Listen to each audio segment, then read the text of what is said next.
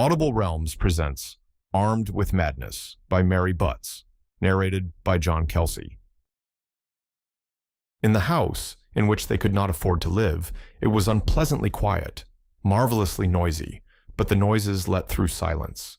The noises were jays, bustling and screeching in the wood, a hay cutter, clattering and sending up waves of scent, substantial as sea waves, filling the long rooms as the tide fills a blowhole, but without roar or release. The third noise was the light wind rising off the diamond blue sea. The sea lay 3 parts round the house, invisible because of the wood. The wood rose from its cliff point in a single tree and spread out inland in a fan to enclose the house. Outside the veranda, a small lawn had been hollowed, from which the wood could be seen as it swept up, hurrying with squirrels, into a group of immense ilex, beech, and oak. The lawn was stuck with yuccas and tree fuchsias, dripping season in, season out, with bells the color of blood. Once the house was passed, the wood gave it up, enclosed it decently, fenced a paddock, and the slip of dark life melted into the endless turf miles which ran up a great down into the sky. The silence let through by the jays, the hay cutter, and the breeze was a complicated production of stone rooms, the natural silence of empty grass, and the equivocal, personal silence of the wood. Not many nerves could stand it. People who had come for a week had been known to leave next day. The people who had the house were interested in the wood and its silence. When it got worse, after dark or at midday, they said it was tuning up. When a gale came, up channel shrieking like a mad harp, they said they were watching a visible fight with the silence in the wood. A large gramophone stood with its mouth open on the veranda flags. They had been playing to the wood after lunch, to appease it and to keep their dancing in hand. The house was empty. Their servants had gone over to a distant farm. The wood had it all its own way. They were out. There were 2 paths through the wood to the sea, a beeline through the high trees, of fine grass, pebble scattered, springing and wet. Then, across the wet ditch that was sometimes a stream, a path through the copse in figures of 8, whose turns startled people. As the wood narrowed, this way ended in a gate onto the grass, the nearest way to an attractive rabbit warren. These were the only 2 paths in that country, except a green road which led from the house over the down to the white road, and from thence on to the beginnings of the world, 10 miles away. There was only one house, except a shepherd's cottage, and a little fancy lodge, the wood had swallowed, which they let to a fisherman in exchange for fish. The fisherman was a gentleman, and a fine carver in wood. The shepherd was a troglodyte. He came home drunk in the moonlight, spinning round and yelling obscene words to the tune of old hymns. They were equally friends with both. They belonged to the house and the wood and the turf and the sea, had no money and the instincts of hospitality, wanted everything and nothing, and were at that moment lying out naked on a rock spit which terminated their piece of land. The cliffs there were low and soft, rounded with a black snout, but based on a wedge of orange stone, smooth and running out square under the sea. Up and down the channel, high cliffs rose, airy, glittering, but some way off. Their headland was low, their valley shallow and open, spiked only with undersea reefs, no less lovely and disastrous than the famous precipices which made their coast their pride. Mare nostrum, they said, in Paris or in London, at the sea's winter takings there. An outlet for a natural ferocity they were too proud to exercise, too indifferent to examine.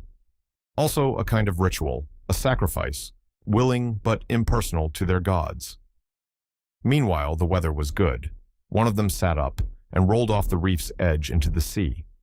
A brother and sister to whom the house belonged, and a young man they had known a long time.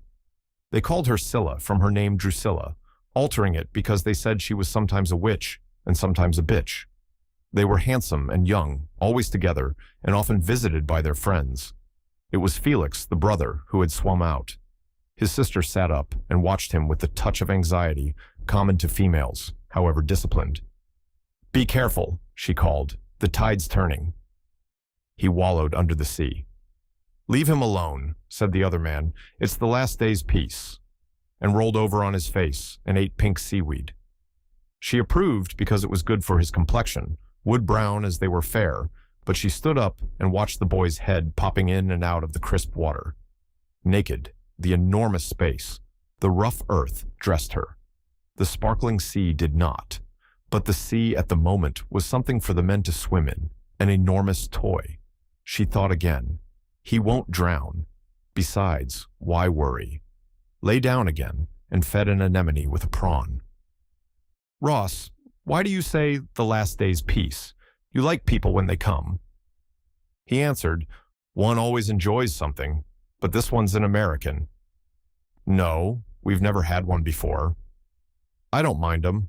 I always like their women, but take it from me, all we shall get out of this one is some fun. He won't like the wood will giggle at him. It laughs at us. We don't mind, it's our joke. He laughed, sitting upright staring down channel, his head pitched back on an immensely long neck, his mouth like a wild animal's, only objectively preoccupied with the world. She thought, grin like a dog, and run about the rocks, accepting him as she accepted everything there. She said, give him a good time and see what happens. That was her part of their hospitality, whose rewards were varied and irregular. None of them, with perhaps the exception of Felix, could understand a good time that was not based on flashes of illumination, exercises of the senses, dancing, and stretches of very insular behavior. Something long and white came up behind them out of the sea. An extra wave washed Felix a ledge higher. Thank you, he said, and skipped across. Oh, my dear, I'm sure an octopus caught my leg. Do you remember, said Ross, the chap last winter who killed them with his teeth and fainted at the sight of whites of egg? The pleasant memory united them.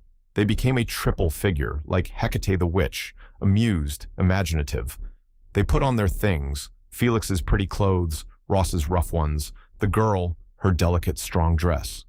With their arms round her shoulders, they crossed the rocks and went up the cliff path and through the wood to the house. They woke to a clean, superb day. The high trees broke the sun, and Scylla admired the form of them, standing straight to the east in the natural shape of trees, their tops curled to the west, tightened and distorted against the ocean wind. Below them the copse was a knit bundle, almost as firm as stone. Still there were long shadows as she dressed, still dance and flash of birds. The wood was innocent, the house fresh and serene. At breakfast, in a quicksilver mirror, she saw the men come in. The eagle over it had a sock suspender in its beak, but between the straps and the distortion, she did not like the look of them. They meant not to help her with the American, whom they had ordered like a new record from town, who would have to be met. They were like that. She was like that herself, but did not manage to give in to it, which made her despise herself, think herself too female. All three had work to do. She got hers done, and at the same time believed herself the sole stay of her men. Separated and bound to them because of her service, they seemed unable to do without. Ross was saying cautiously, "That man's coming today." She wondered what he was thinking about in the train, staring about and trying to remember the name of the station, a name as familiar as their own, nothing to him. Fun to make it part of his consciousness, fun for them. The men were saying, "We really ought to go over to Tollerdown and see if the others have turned up." Ross's hair curled like black gorse, Felix's spread like burnt turf. "And not to starn with me?" she said. A long day off they would have on the turf together, Ross poking about for rare plants, Felix making up a tolerable poem. 10 miles she would walk, also alone in the hills. At the end, there would be a point of human life, a station shed a stone's throw from a crazy square, old houses tilted together, the gaping tourists, the market day beasts, the train poking its head suddenly round an angle in the hills.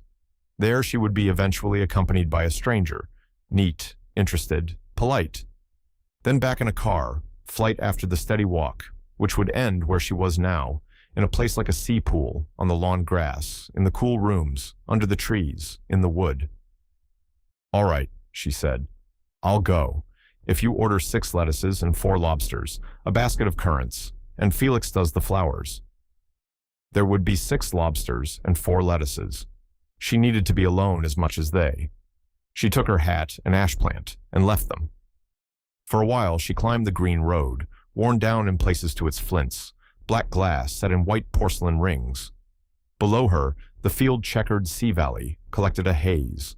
The sea was a hardly visible brilliance. On the top of the down, she looked inland, across another valley to another range, and far inland to Starn on its hill, the hub of the down wheel, set in its cup of smoke and stone. A very long way over the grass, a very long way down a chalk road. A longer way through a valley track, called 7 Fields into Starn. 7 fields, because Felix said there were 7 different kinds of enclosures, all unpleasant. A yellow field, a dirty field, a too wet field, a field where you stubbed your feet, a field with a savage cow, a field with a wicked horse. Always something wrong, whichever way you walked it, except the 4th, which was not a field, but an open copse, treed and banked and prettified. Midsummer Night's Dream, true greenwood, and hope, one way, of Starn in a mile and a half. She needed it by the time she reached the copse, in spite of her light stride and airy dress. The boys were off by now, somewhere on Galt Cliffs, which was not a nice place, but a wonder and a horror, overhanging a gulf over a wood full of foxes the surf lapped, where even she had never been. The boys would be sitting there, dangling their legs, the gulls fanning them, an unsaleable bay under them, transparent, peacock-colored, where under the water the reefs wound like snakes. It was all very well. She had told Felix to collect mushrooms and not allow Ross to experiment. He could get them in Ogham Meads. What was she worried about? Money, of course, and love affairs. The important, unimportant things. Hitherto God had fed his sparrows, and as good fish had come out of the sea. But everywhere there was a sense of broken continuity, a dis-ease. The end of an age, the beginning of another. Revaluation of values. Phrases that meant something if you could mean them. The meaning of meaning. Discovery of a new value, a different way of apprehending everything. She wished the earth would not suddenly look fragile, as if it was going to start shifting about. Every single piece of appearance. She knew it was only the sun, polishing what it had dried, including her face. Her makeup had made pasty with sweat. There was something wrong with all of them, or with their world. A moment missed, a moment to come, or not coming, or either, or both. Shove it off on the war, but that did not help. Only Ross was all right. He never wanted anything that he did not get. Life had given it up and paid over Ross's stakes, because once his strong appetites were satisfied, he did not want anything in human life at all. It was something to eat and drink, to embrace and paint. Apart from that, he knew something that she was only growing conscious of, and wouldn't tell. Not he. Laughed at her for not knowing, and for wanting to know. Felix was quite different. Felix was scared. Fear made him brittle and angry and unjust, without faith. Faith was necessary for the knowledge of God, only there were 50 good reasons for supporting the non-existence of God. Besides, no one wanted to believe that anymore. That was the point. And it was a shame for those 2 men to make her go all that way through a valley while they were grubbing about in the wind. The next stile was a beast. She crossed it heavily, a long corner to turn, and there would be Starn to look at. There was that horse again, knotted and stiff and staring at her. It was too far to come. Miles behind her, a white road stood on its head over the hill that led to the green road that led to their house. She had come down that road a long time ago, turning her back on the sea, to get to Starn, to meet an American who would like her, not for long, and no one else. Someone had barbed-wired the gap, damn him. She flung herself on her back and wriggled under, jumping up with too great an effort. What was she really doing, out in this burning valley at midday? They force me with more virtue than is convenient to me, not innocently. How can we be innocent? I am going to let things go. A witch and a bitch they call me. They shall see. She flung into the inn at Starn, ashamed of her appearance, red and dusty, and ordered a long drink. Cool, rested, made up, she went to the station. It is always pleasant to collect someone expected out of a train. She wished it had been someone she wanted, someone known or necessary to be known. Michael, who went with the house. Tony, she wished to know better. Vincent, she might get off with. The peacocks of her world. Then she reminded herself of the pleasure it would be to show a stranger their land, as they knew it, equivocal, exquisite. From what she had observed of Americans, almost certain to be new. Then she was flying through lanes, an attentive, intelligent, old young man beside her.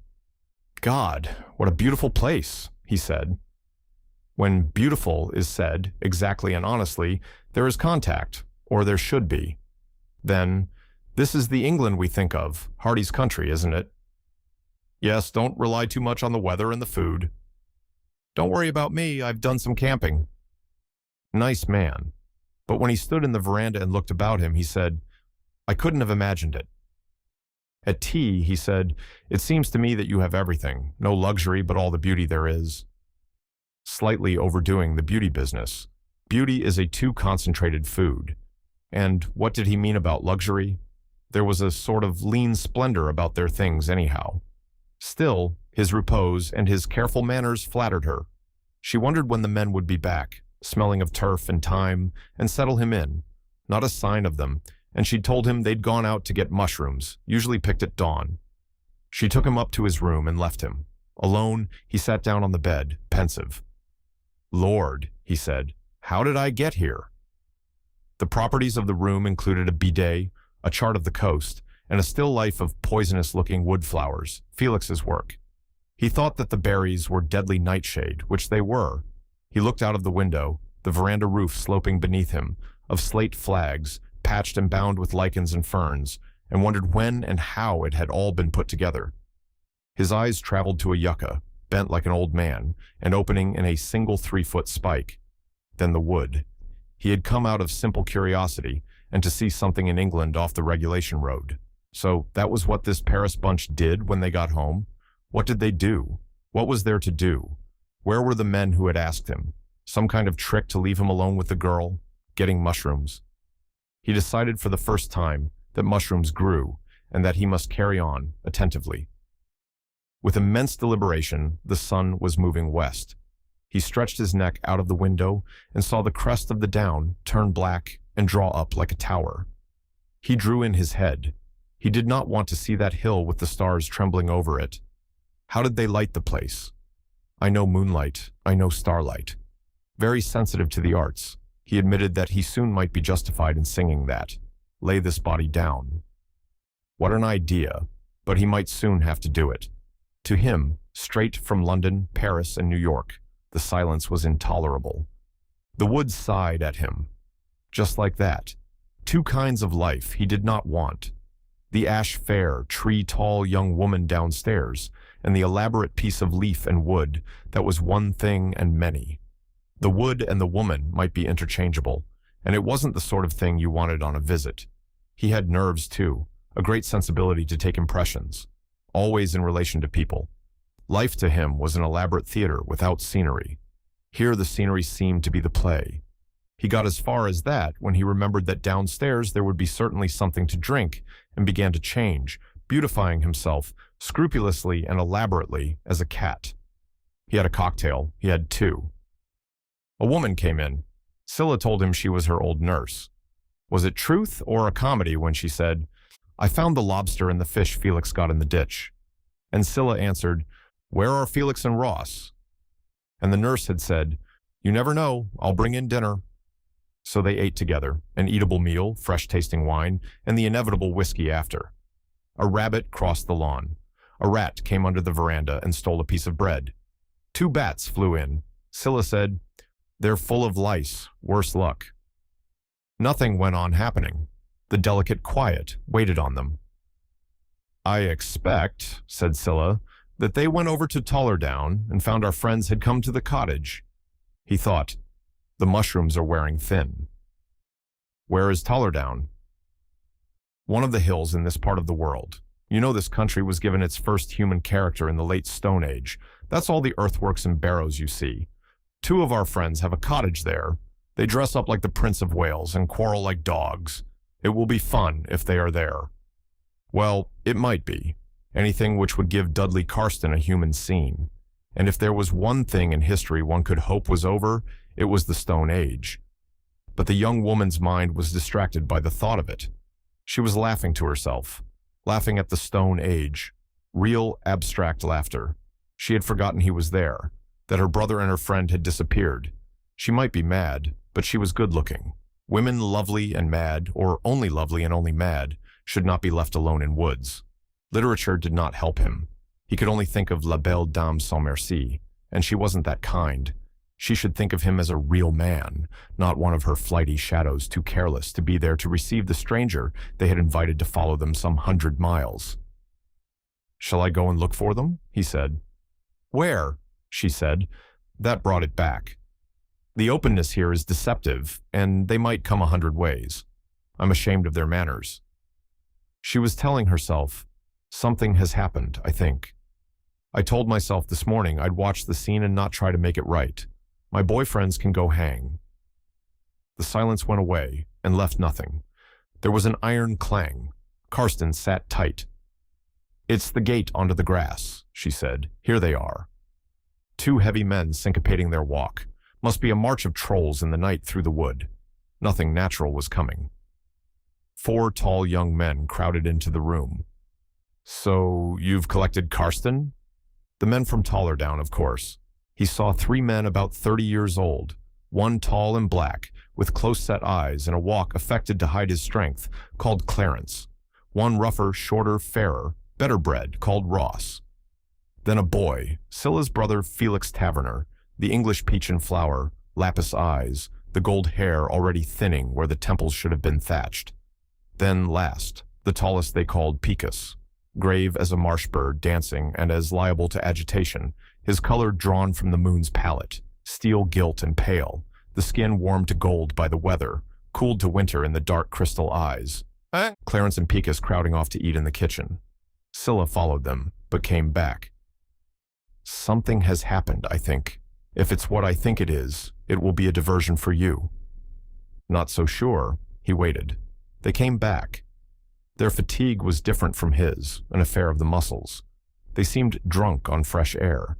He found himself faced with his usual problem, how to make a fresh event serve his turn, related strictly to personalities, especially his own. That was the situation for him as he listened, translating, to the story Felix had to tell. Felix said that Ross and he had been to a place called Galt, and he'd sung to it, presumably a dangerous place. They had then decided to call on distant friends, who might or might not be inhabiting a cottage on a place called Tollerdown. Anyhow, supposing they were not there, a rare species of hawk known as a honey buzzard might be observed in the vicinity. On arriving, they had found their friends. Scylla seemed to be the only woman in the group, a point for reflection. In difficulties, owing to their well, shrunk by the drought, yielding nothing but dead hedgehogs. A digression on the use of soda water to make tea. An excursion down the well to clean out the hedgehogs had led to a discovery. An odd cup of some greenish stone had been found, rather like pea soup carnelian. The state of the well had necessitated the transfer of Picus and Clarence for an indefinite stay. "You're done in this country if your well gives out. Wait till ours does." Karsten was not interested. This might interfere with his making love to Scylla, which he had decided was to be his expression of a successful visit, unless he found out how to use it. Then Ross produced the cup suddenly, out of his pocket, and handed it round. Karsten said, "That means nothing to me." "Been cut by hand," said Felix. "Is there a kind of opaque flint glass? Celtic twiddles, I think, very worn round the rim." A good deal was told Karsten, casually, about Celts and Saxons and Romans and early Christianity. Things completely over so far as he knew. Not that they talked about what he hadn't heard. Only they talked as if there was no time, no progress, no morality. He knew, of course, that there was no progress and no morality. Then Ross said, roughly and softly, as though he was loving something, "The thing was that we fished it out with a spear." Scylla said, "Ross, that's odd." Clarence fidgeted attentively. Felix stared, and Karsten saw the boy's tricky, brilliant eyes light up. Picus was grave, a man so tall and thin, he seemed to go on forever. Unnaturally supple, he had seen him pick up something behind him as if it had been in front. He tried to think what a spear had to do with it. Felix said sharply, "Good old Freud." "Idiot," said Ross, and turned away furious and contemptuous. "It seems to me," said Scylla, "that people had to start some way of thinking of things. What they saw once they'd learned to think might be quite different from the things they'd learned on." Then, to Karsten, she said that odd things were always happening, and old patterns repeated themselves. that it was sometimes alarming when they did, and Freud very useful in the case of irrational fear. Very true, too, when there had been a row and no one could feel what was just and what was not. Always look out for the suppressed wish that's taken a wrong turning.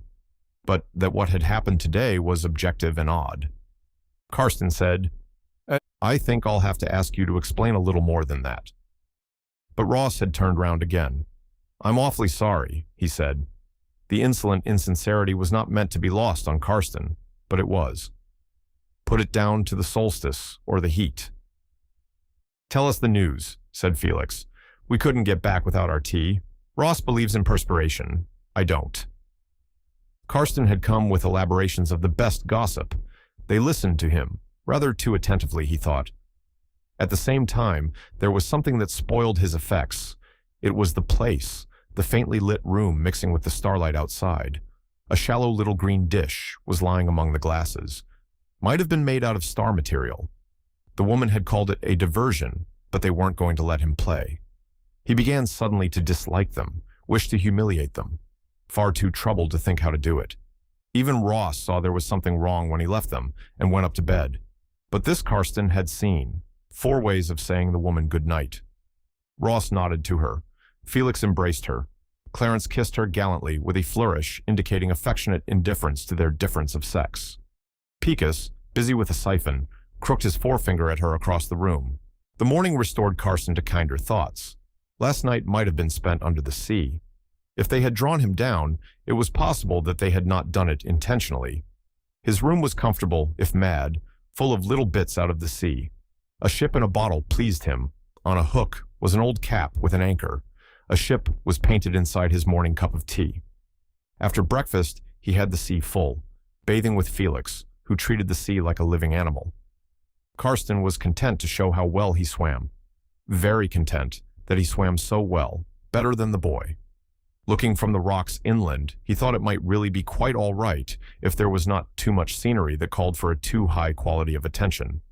At least he could not go back next day. Pride forbade it. He must stay until he had some power over them. That would be his compensation for a week's boredom and acquit him. Scylla he was reconsidering. To make love to her would be too hard work, too easy. The sort of woman who forgot all about you next day. To have power at a moment's notice, it is as well to begin by knowing a secret. He remembered the cup still on the table at breakfast and used by Ross as an ashtray. Then, that Felix had not used it. You know, he said to the boy, that I was very interested in what you were saying last night, but I didn't quite catch on.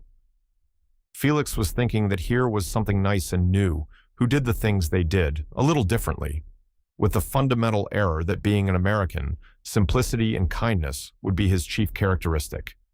He surprised Karsten with his quickness to explain. We got over there, and found Picus saying he was ill, and Clarence doing all the work, as usual. So, after tea with soda water, I went down in the bucket.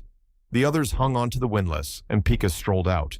Got a fishing spear with him, because he said high hedgehogs aren't things to handle. They smell water and fall in, poor brutes. I raised that cup along with the corpses. We were looking at it, and Picus began to whistle. You must hear him whistle. It's like Mozart. Said he was perfectly well again. He and Ross are mighty queer birds. Tell me more about your friends. Picus is Clarence's old man of the sea, only he's young. Clarence doesn't know it. Scylla says I'm hers. He only does 1 or 2 small things like whistling, but he does them perfectly. Riding and blowing birds' eggs. You saw how powerful his body is, but he's like a bird, off in a flash. Hence the name. Picus was the woodpecker. Clarence fights for him and with him. What he fights for, I don't know. Clarence is quite all right. A bit insincere because he's afraid. And what he's afraid of, I don't know. Karsten could only say, tell me more. Scylla's a different egg. If there is anything wrong about my sister, it's everything. I've said the word fear at least 10 times lately. This time, it's my own.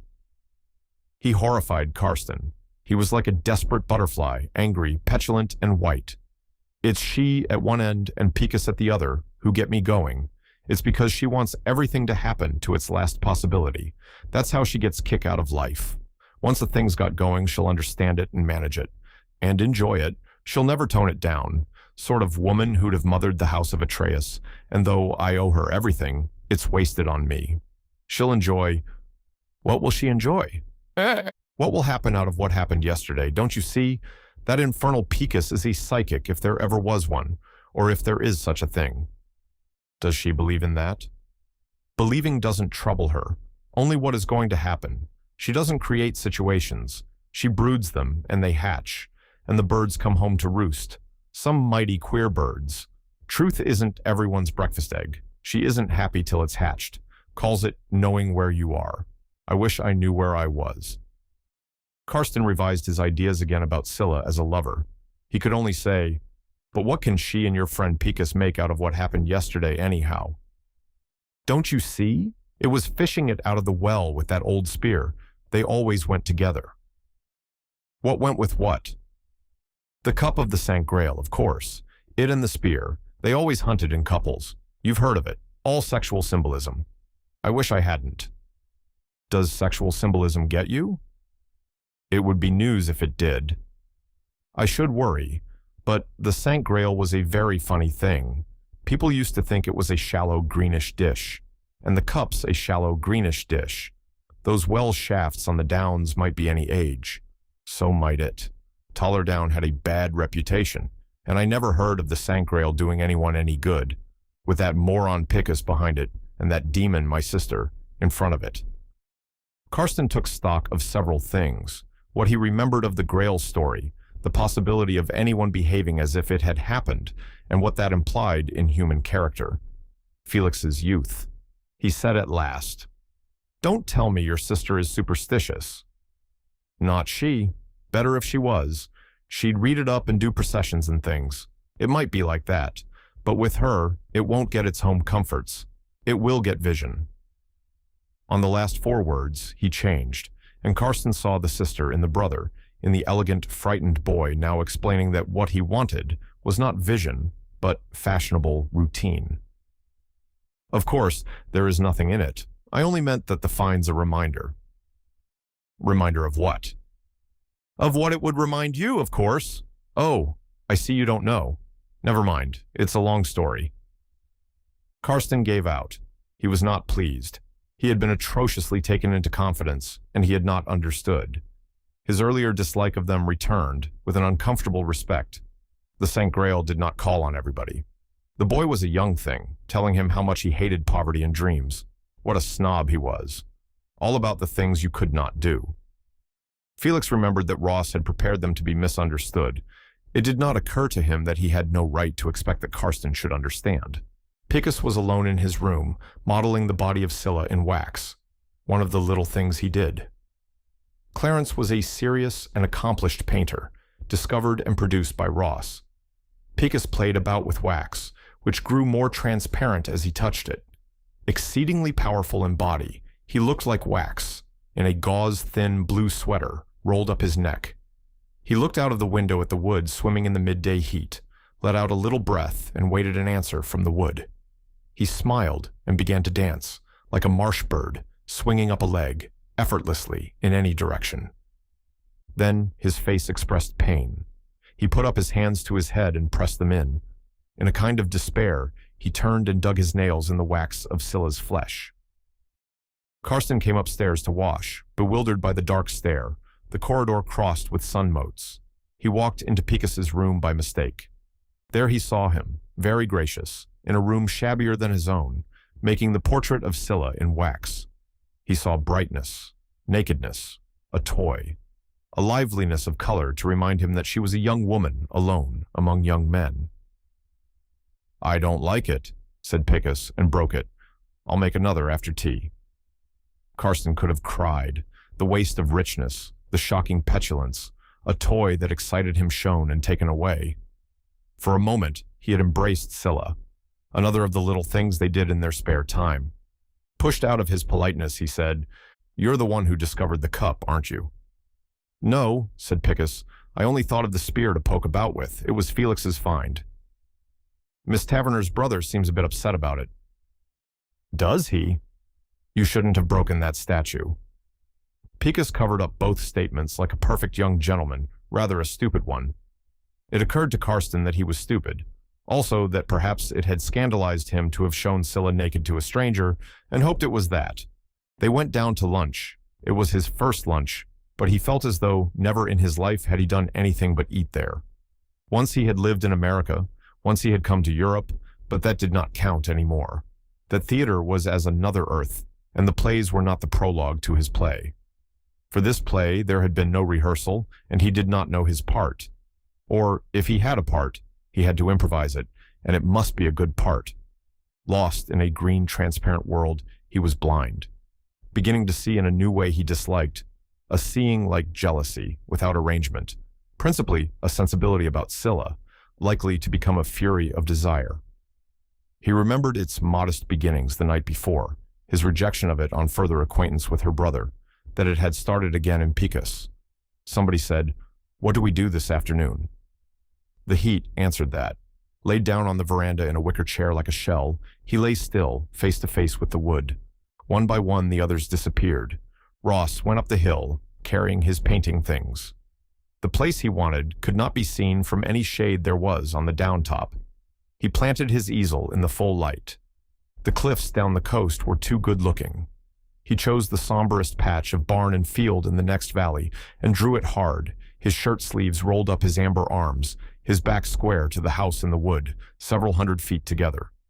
Presently, he noticed that it was becoming difficult always to distinguish between a sheep and a shrub, and that meant thunder. With his back to the house and the wood, he was being stopped working from the other side. He drew in a tree shape rather hard. The white haze gathered. The more he looked, the less he saw. Instead, he began to see shapes in his head, not outside it, an exercise he avoided because it interfered with precision of hand. Unwillingly, he felt that he would have to return before he meant to a place where there was a martyred ass called Clarence, lying alone for a moment in a veranda, a little distance from a young American, who was keeping remarkably silent, whom his instincts were against, not because he disliked him, but because the town-bred contact between them had died. They were all stuck down there in a bewilderment, which had happened because they had forgotten the duties of hospitality and had left it to Scylla to fetch the stranger from Starn. If they had not done that, 2 of the party would have died of the hedgehogs, or else come straight over to them without raking up a well. Not that he was sorry that it had happened. Then he whistled as he drew, out of tune, but as though he was loving something. No nonsense about being the thing he loved, but like a lover, aware of the presence of what he loved everywhere. There was a hard, explosive sound, several mixed noises. A bird tore out of a thicket and crossed an open space, indirectly, frantically, and disappeared. He imitated its call and burst out laughing. "Woodpecker up to his tricks again." Then he went back to his work, straining his eyes. In the veranda, Clarence slept. He dreamed that he was walking, at night, on a thin spit of rock across the sea, Picus's slender height and great weight against his shoulders, in his arms. Picus was dead, and he was glad he was dead, and it was over. The difficulty was to get rid of the body, which was coming alive somewhere else and following him. It could only be got rid of at the end of the rock, and he could not go on much longer like that. There were dark hills round the sea, and in them was the living Picus, not his at all, but another, the real one. It was such a bother. His feet were covered with blood. It wasn't till the dead Picus was in the sea that the real one would come out of the hills and play with him. No use waiting for day, because it was always dark in that country. He often went there when he was asleep, often with a dead bird, Picus the woodpecker, in his hand and in his arms. Sometimes it was an image for Picus, sometimes him. There came a point when he would say, "This is a play made out of my wishes and my disappointment. Truth is quite different. I am unhappy because the boy has things wrong with his character, because he has things wrong with his inside, or because we all think, somehow, that Picus is a bad lot." After this correction, there would come the final idea that saw behind these images and their rationalization another truth. He stirred, shifted, and fell asleep again, not knowing at all that Karsten, awake, was wondering why he seemed so wretched and why he had dictated them and taken offense at lunch. That Karsten liked him and admired his good looks, who could only see how worn they were beside the American's ageless set trimness. He dreamt again. Another Picus came walking up the rock spit, carrying a glass dish which was the cup of the Holy Grail, saying, "It's the lapis exili, the stone of exile. What I'm walking on is the lapis exilis, the slender stone. All the same, my dear." Then the neat reminder that no Grail texts were clear what the thing was really called. Then his private fancy to call it the lapis exultationis, the stone of joy, that the thing had never existed, the joy stone, Freud again. Had he ordered more wax for Picus to play with? A letter with a stamp like a black star, shifting along a river which carried the London post. Too slowly. It must get there quick, or Picus would be angry and say he hadn't sent it. He woke to remember that that had been an old quarrel, and the stuff had come.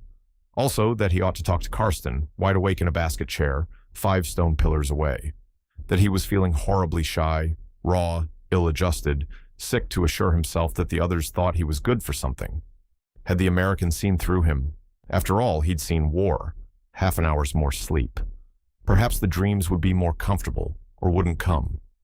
Karsten was wondering if he was expected to come over and talk.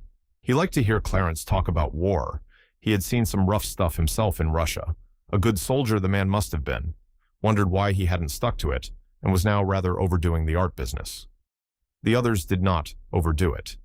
Quite a good painter, too. Then he saw Scylla in the treetops, a limb of ilex, detached from the main height and formed perfectly, lifted up, glittering in the insolent sky. She was upstairs, broken in pieces, in preposterously pretty sexual wax. Picus might be there, making another. He'd go up and see. Creep in if he wasn't allowed to enjoy it. Almost as good as having the girl, to have that thing of her in wax. This was as far as he got. It was quite true that the statue would have done as well. Desire in Karsten was almost mental, a redecoration of his memories. Only at the moment he was between the two, the statuette and the girl, the shoulders he saw in leaf and wax and flesh, and was troubled by the repeats. While Clarence, asleep again, dreamed he was meeting Picus as he had met him in the war, wearing his shrapnel helmet, a queer glass dish someone had found in a well. Rather a worry. "Big magic," said Picus. He was a boy then, his smile already gracious and timid, contrasting with a loose, haughty walk. He had said, laughing, "If you take it off comes my hair." That was important. The queer fairy cup his bird wore. Someday Picus would take off his cap to him. He woke up. Something had broken in him. The sense of wrong adjustment was easier. It would come back, but now it was perfectly easy to talk to Karsten, by this time also anxious to bridge the gulf between lunch and tea. Tea was a reasonable meal, with a real human being at it, the doctor having come over from Starn to attend to Picus's health. Karsten held his attention, improvising brilliantly on aspects of his native land, wondering if he could interpret Scylla's cordiality into the beginnings of desire. Quick work, he knew, but life in the infernal stillness was going at a pace that had New York beat. It became the doctor's turn to talk. Karsten noticed how they played in turns, the second guest after the first. "Pass the buns," said Felix. That was the cue. Karsten listened to stories of medical practice in a remote district. After a time to an accompaniment he did not at first locate. Later, that it was Picus ringing with a spoon on his medicine glass. The doctor said, "I don't wonder you two left Toller down. It's a cheerless place at best. I only knew it in winter, going out there to deliver the shepherd's wife. So I think of it as the darkest place that exists." Scylla answered, "I know. Even now when it is burnt white. I think of it the only time I was there in winter, in a storm. Wind roaring over the flint crop and snow whirling, lying an instant and vanishing." Ross said, "Be prepared for lambing. You hear them mewing in the dark, and see a light in a wooden box on wheels, and out comes a shepherd with his hands covered with blood." The doctor said, "Show me the cup you got out of the well." And when he had looked at it, "The luck of the country's with you. I'm glad to find a few Roman pots. It isn't glass at all, too heavy. I think it's jade. It may have been set once. I tell you, it might have been the cup of a chalice." Intelligent interest. Karsten felt quite friendly now towards the thing. The others were giving polite attention. 5 people at once thinking about a spear. No, 6. He was. One has time to remember things, shooting about this country in a Ford. Do you know it makes me think of what I remember of the cup of the Saint Grail? Picus said meekly, what was that? Karsten thought, how was that camp, or wasn't it? Would one of them pick up the challenge? Of course, it was a challenge.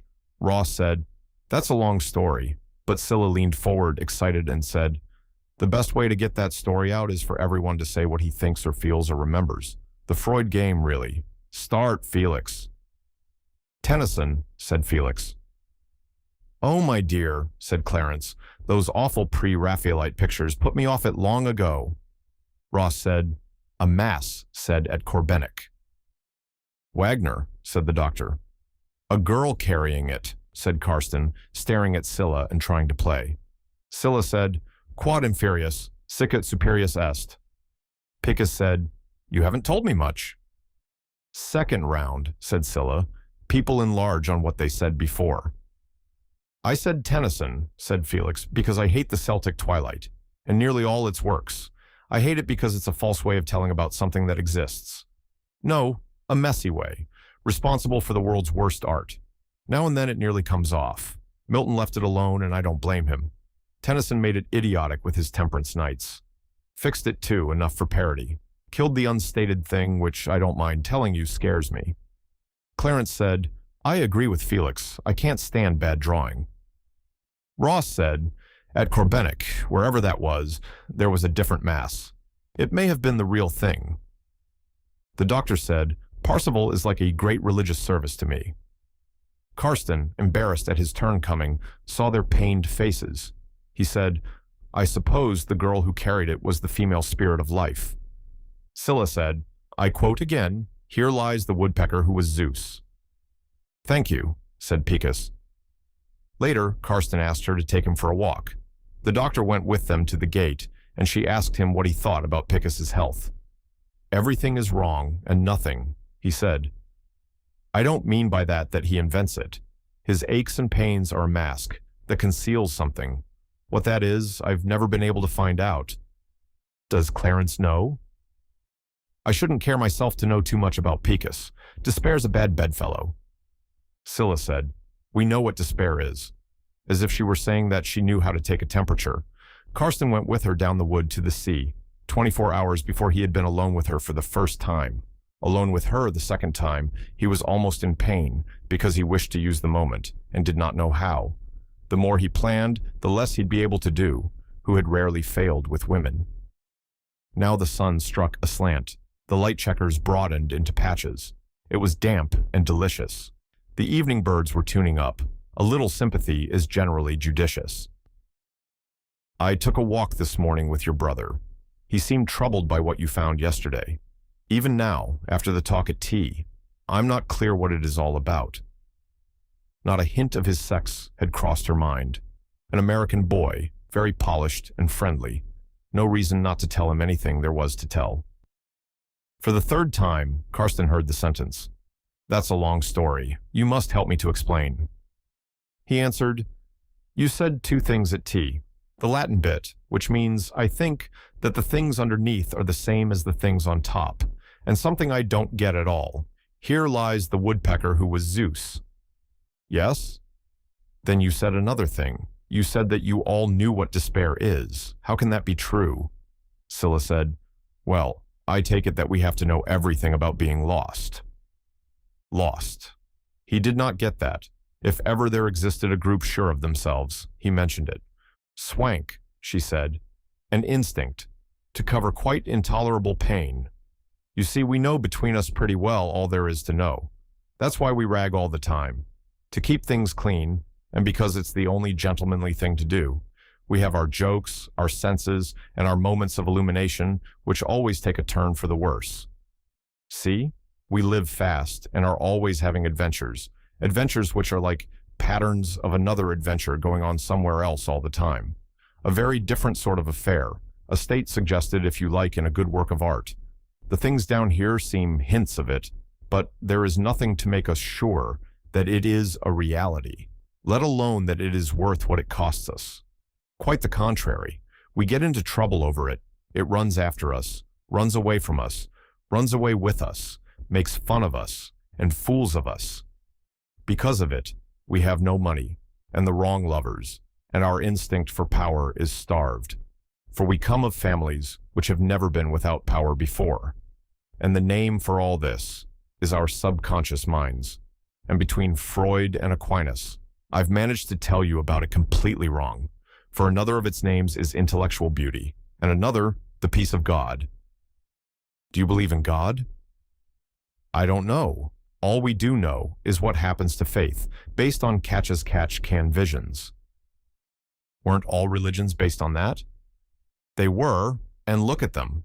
But now you see why we felt we were being laughed at dangerously when we lifted that cup out of a well on the point of a spear? Karsten pulled himself together. What did you mean by the other thing? Here lies the woodpecker who was Zeus. A little poetry, a little witchery, a little joke. It's the same thing as I said before. Now, I'll tell you something worse than what I said before. Along with faith fit for people like us, and good taste, which are where morals end, there is no goodwill left anywhere in the world. Which started to go first, or if they all went together, or which pushed the other out, I don't know. I've an idea that something else, a principle we haven't named yet, got rid of the lot. Beginnings for an erotic conversation. A turn of exasperation seized him. She was leaning on the red arm of a pine tree which stood by itself outside the wood, a crooked blue mushroom molded by the wind. The scent from its cap mixed with the smell of wind off the tide-stripped rocks. Now, you see why that cup upset Felix? If it is anything, it is only a Celtic mass cup. And that, perhaps, is not certain. I don't think you do see. As Felix would say, I don't blame you.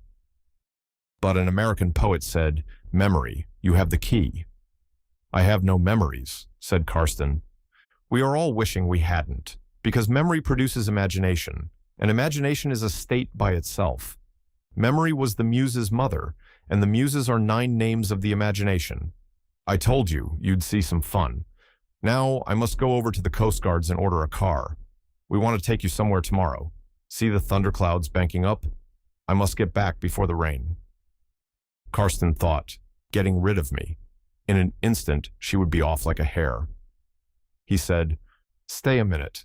Maybe it's because I have no memories, but I don't see where the fun comes in. Don't you call it fun to watch how violently, strangely, and in character people will behave? Watch Ross, watch Clarence, watch me. He was watching her. Green, pointed feet in plaited shoes, bare arms, pointed breasts, under a dress full of air. Blow away the morning dew. That was remembering something. Like open fir cones dipped in fire and cream, the thunderclouds were piling up the sky. Mounting the hills, a wing of them rising out of the sea. Inshore, a breath of wind clashed the pine needles. Another memory.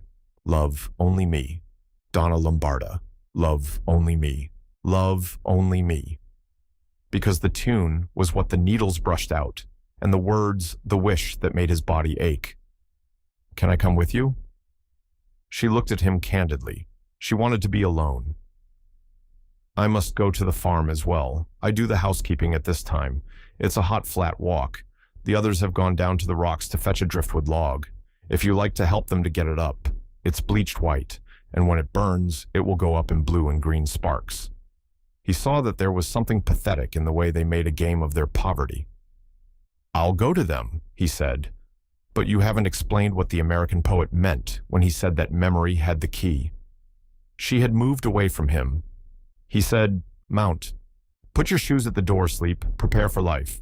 And called it the last twist of the knife. Adieu.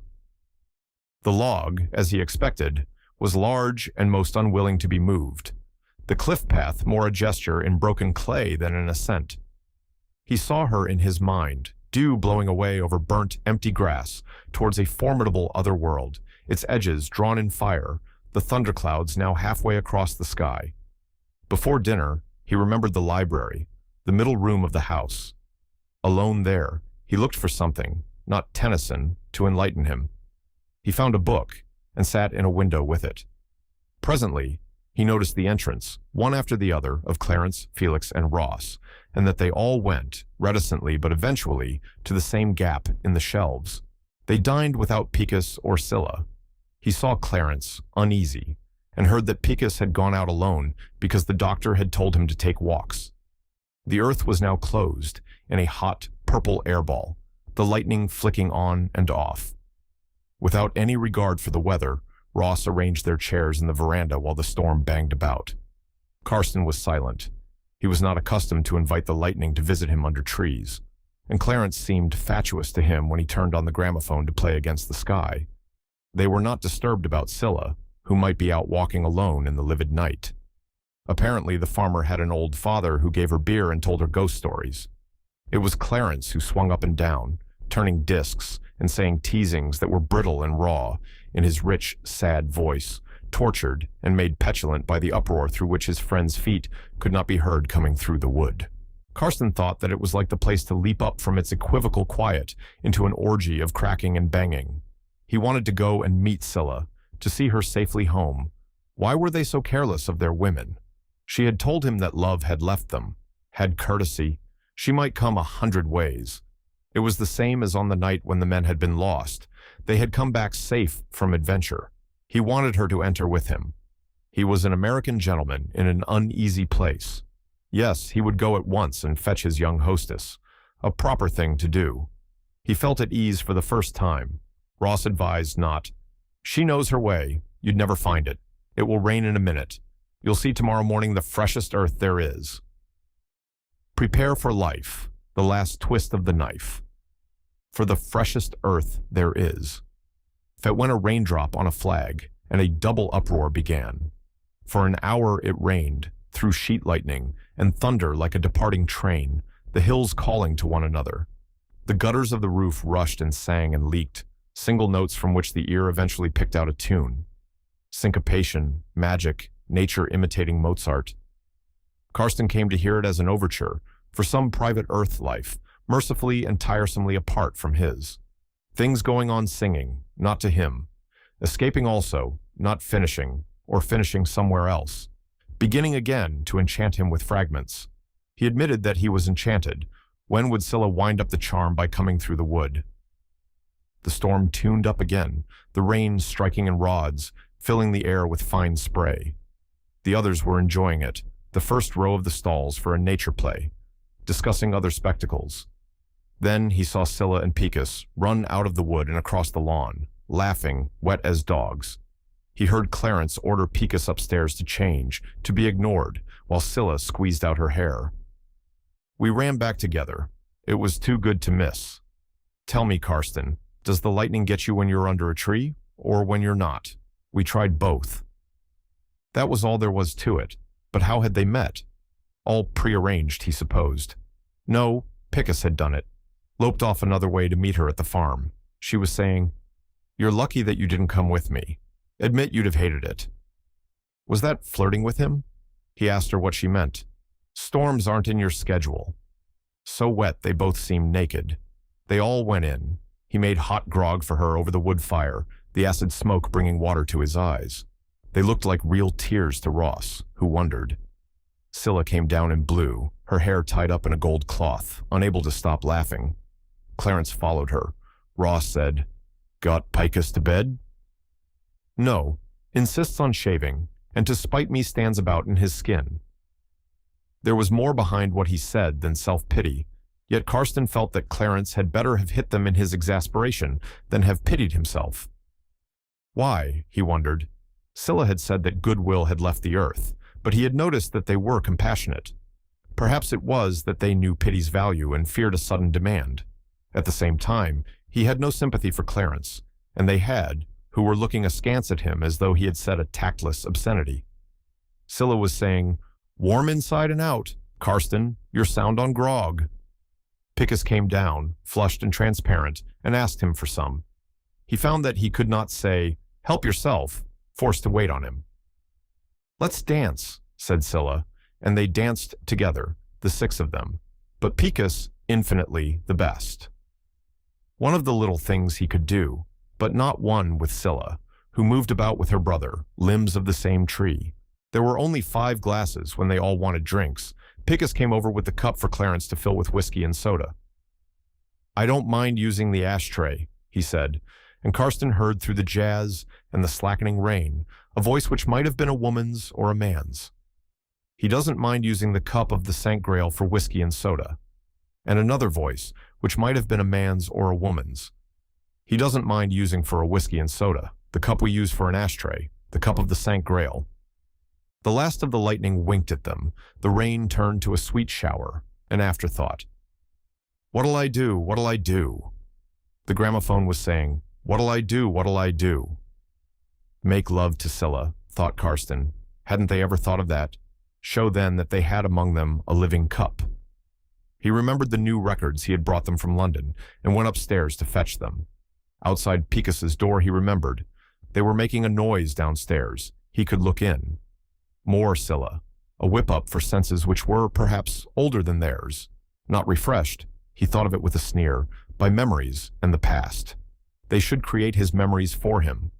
He fetched the records and, a little elated by drink, opened the door of Picus's room. The draught from the window made his candle stream. He saved it and looked. There was no statuette. Even the broken pieces had been cleared away. His light under control, he looked round. Clothes in exquisite order, chaste ivory dressing things in rows, scent bottles with a silver strainer, a hollowed bunch of grapes. Nothing to read, like Ross there. The other went about weighted with books. Something to read. Somebody's book on early church vessels. So Picus had a rationalist mind? Not much read. Time to go. Below, he was greeted with cheers. Airs went to his head. Waiting for the moon to rise and show me the way, to get you to say I love you. Will there be a moon soon? He asked Ross. After the storm, I mean? Sorry, she's over. To do her tricks, I mean. Aldebaran's very bright just now. Damn the stars. I know starlight. And the penalty. Leave the stars to them. Karsten turned to Disk. I think you'll like this. Not come to London yet. They did. Incarnated him responsible for Oh Lady Be Good, as for everything else in America. Scylla, dancing with him, smiled as he sang, I've been so awfully misunderstood, with candor, with friendship, with something spilt over from a reserve of joy. He derided the men because not one of them knew what she was, because an American would discover a treasure worth 100 sunk grails. There was Picus, dancing about like a marsh bird courting, with an old cup on his head, up and down and sideways, and never a drop spilt. Tilted his head sideways and caught it as it fell, and it was empty all the time. Now, I call that cheating. In a moment, it was back again and full, and never a drop was spilt. Then Karsten showed them the Charleston, and tumbled with them up to bed, shaking hands at doors, easy at last, and full of goodwill. The air that filled his room was moist and strong, preparation for the freshest earth there is. The elation went out of him and left content. The visit had given him wonder. That was good, because one got brittle and lonely traveling round, and quick to mistrust. How simple it had been to win on these lordly young men. Love their women. Their place was his now. And the wood. It stood like something punished under the rain. He blew out his candle and lay down in bed. A minute later, the tail of the lightning winked. The rain quickened. The door next, his opened. The gutter outside began to run fast again. Through the finale of the storm, he heard a gull crying. Then, outside his door, he heard a whistle like a glass flute. How loud, how long he could not judge, startled by it, teased by it. It was outside the door where Scylla slept.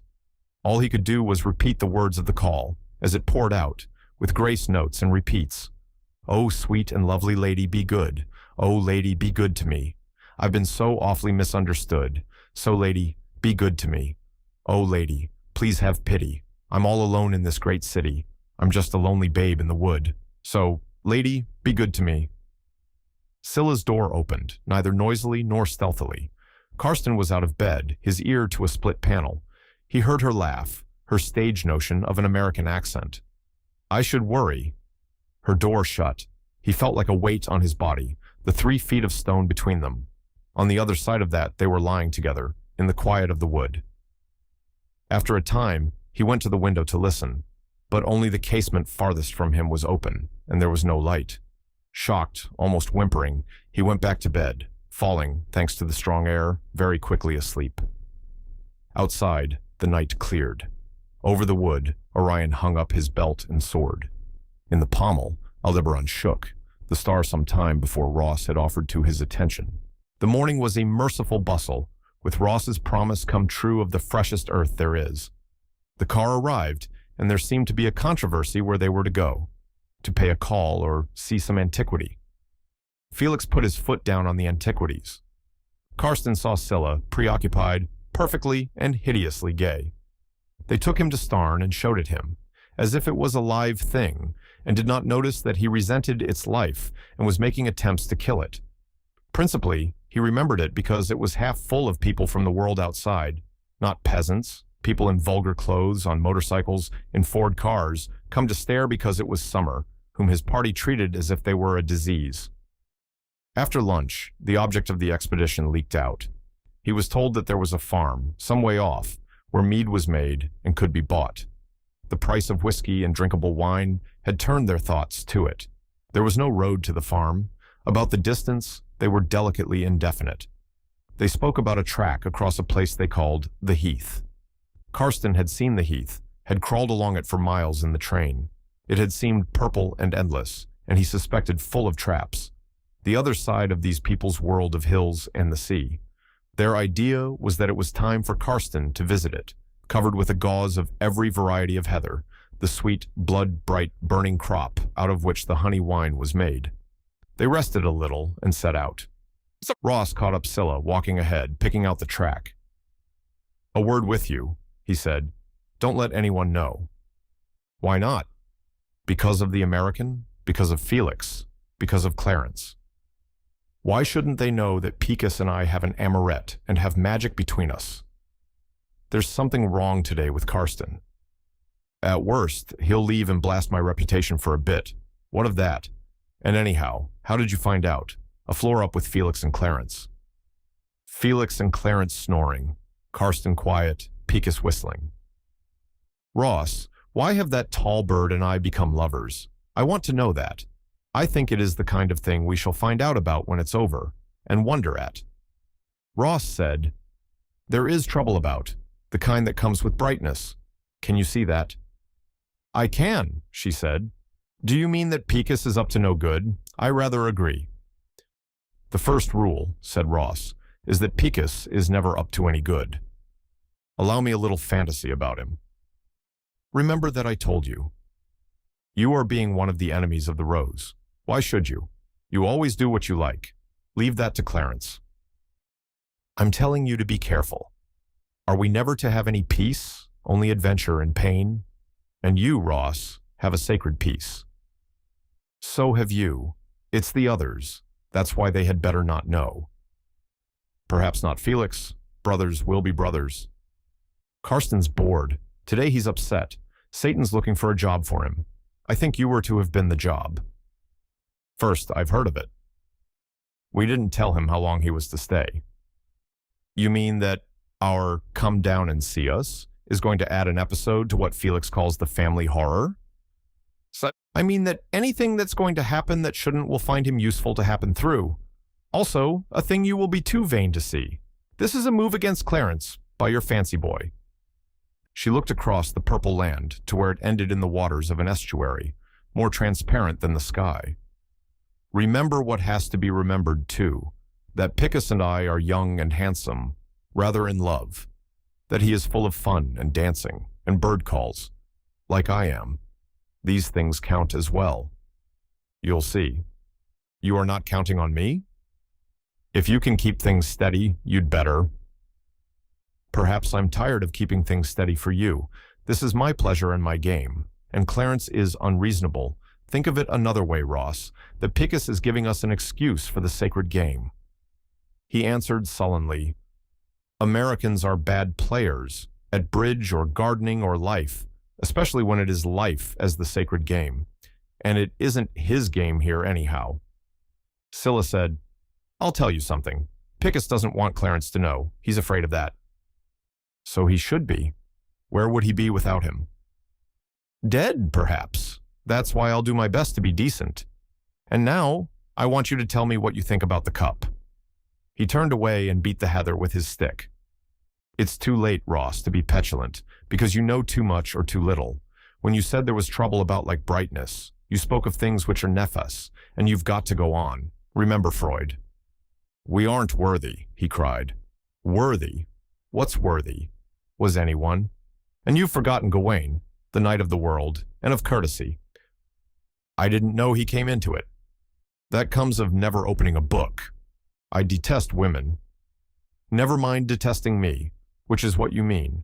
If that cup is anything at all, if it was once an old cup of the sacrament people called big magic, if it's anything or nothing, we can't hurt it, and it can't hurt us. We have our courage and our imagination. We have to be as subtle as our memories, that's all. But one thing, Picus has given the cup to me. Considering your relations, I suppose he had to. Then forward, damsel of the St. Grail. How dare you, said Ross. How dare you?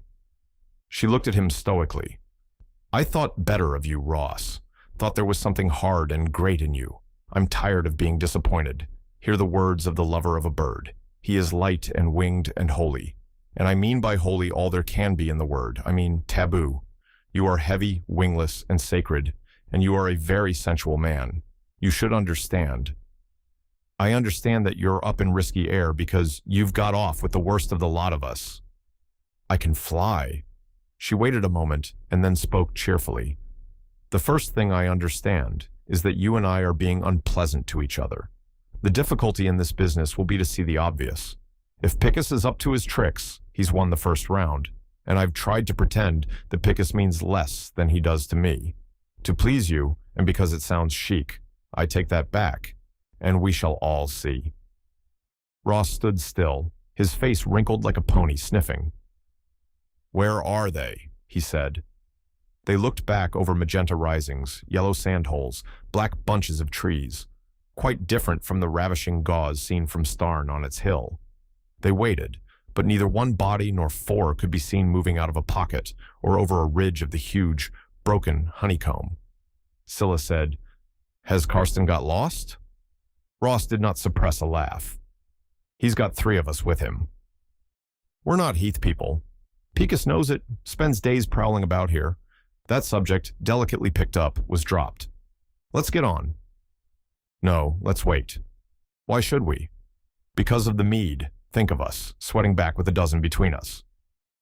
Bing. A large black bee slapped Ross's cheek and swung out along the ribbon of sandpath across which the heather stalks whipped their ankles. Follow the bee, he said. It won't be the last walk we shall take together. Good, she said. At worst, they will only be lost. Who minds being lost when there is so much to see? They can steer by Starn. We'll collect what we can and get home with some martyrdom in hand. For the last time, she looked back over the blazing plain from which an army might pop out. Ross did not look back. He stood with his head flung up, his mouth stretching into its wild animal smile. With violent, silent amusement, he said, It's beginning. At a choice of tracks, apparently parallel and similar, Picus had led them to the left. He had trooped them through a wood and sweated them over a crest, to drop them again in a sunk road, made for running contraband a century before. He was asking, Where are the others? I want my mead, said Felix. The farm's ahead on the water's edge, where the heath runs out in a point. Sunk roads are filled with loose sand. They go from nowhere to nowhere now. They trap the sun and keep out air. Their banks curl over in a fringe of heather wire. Adders bask on their striped sides. From this one, Starn was invisible, and the eventual blue water bright as dew. Karsten plodded beside Clarence, his feet chafing with sand. They left the wood and crossed another ridge, and saw on their right a creek of yellow grass, running inland behind them. They walked another mile till they came to the base of the point and saw cottages under a crest of dark land. Felix cried out, We were wrong! Look over there! They looked across the creek, now filled with water and only bordered with its grass. 2 miles on the farther side, on a patch of green land reclaimed from the heath, was a noble group of trees round a white farm. We should have gone there, said Felix. This comes of Picus's swank about knowing the heath. This leads only to a place we called Misery, because they starved their dogs. "I saw no tracks in the sand," said Karsten. "I supposed you knew the way." He heard them screaming like gulls over dead fish and would have preferred the birds' company, abusing each other for what they would forgive in 2 minutes. Consider rather a joke. Forget. They none of them saw that Picus had done it on purpose. Then Karsten admitted that he might not have thought of it himself if the night before Picus had not slept with the woman he wanted. Why had he done it? He had separated himself from the woman to mislead them. They were lurching back through the sand the way they had come. But they had forgotten where they had entered the sunk road that led nowhere in particular, followed it as it wound into exactly the middle of everywhere, and looking over its bank found the airy roofs of Starn lost behind a line of high black trees. Forgiveness woke in them, and fatigue. Picus had been mocked for vanity, had mocked back, and set them off laughing. They were nervous, sweating, flushed. Felix shrieked when a snake flicked across his shoe, but it was all part of a game. Hardly able to see more than the sky, they trudged the road the sun had made into Danai's chimney, down which God came in a shower of gold. Clarence led them. Picus followed. He had deprecated Karsten's suggestion that they should try and cut across the creek and make for the farm. "Bad bog," he said. "Marsh king's sons," said Felix. "That would be the end of us." And Clarence that he had seen a pony lost there. At this choice of pleasures, Karsten had followed them, and the sunk road, having come to the middle, stopped in a circular sandbank round a foul pond, bordered with marsh grass, where there was no way out. They flung themselves down. It occurred to Karsten that it was all nonsense. They had only a few miles to go. Keeping towards the long hills, they must strike a road, and eventually, Starn. At Starn, there was water, tea, lime juice, gin, champagne. The liverish grass and thick water displeased him. "We can't stay forever in this cup," he said. Picus was asleep, Clarence bending over him. An odd sort of pietà. Felix was sinking in the mud, collecting a plant he said was for Ross. All careful of each other's needs and pleasures. He heard Clarence call softly, "Wet a handkerchief, Felix. I want it for his head." Saw it brought over, and Picus jump up in a flash. "None of that sort of water for me, thanks." To spite the men who took care of him. Probably. Karsten felt that he was being given an opportunity to hate, and that was good. "Hadn't you better try and get us out of this?" The tall creature looked at him sadly. "I'll try, but you'll have to leave it to me again, you know." He sprang up the hollowed bank, kicking mouthfuls of sand into Karsten's face, and vanished. Karsten crawled up to watch, hiding behind the heather rim. He saw Picus run a few yards and fling himself down on his face. He waited and saw him get up, heard him call, "It's this way," saw him glance round and make off. Karsten called back to the other three, heaved himself over, and they set off on a slight track towards the belt of wood. They went in.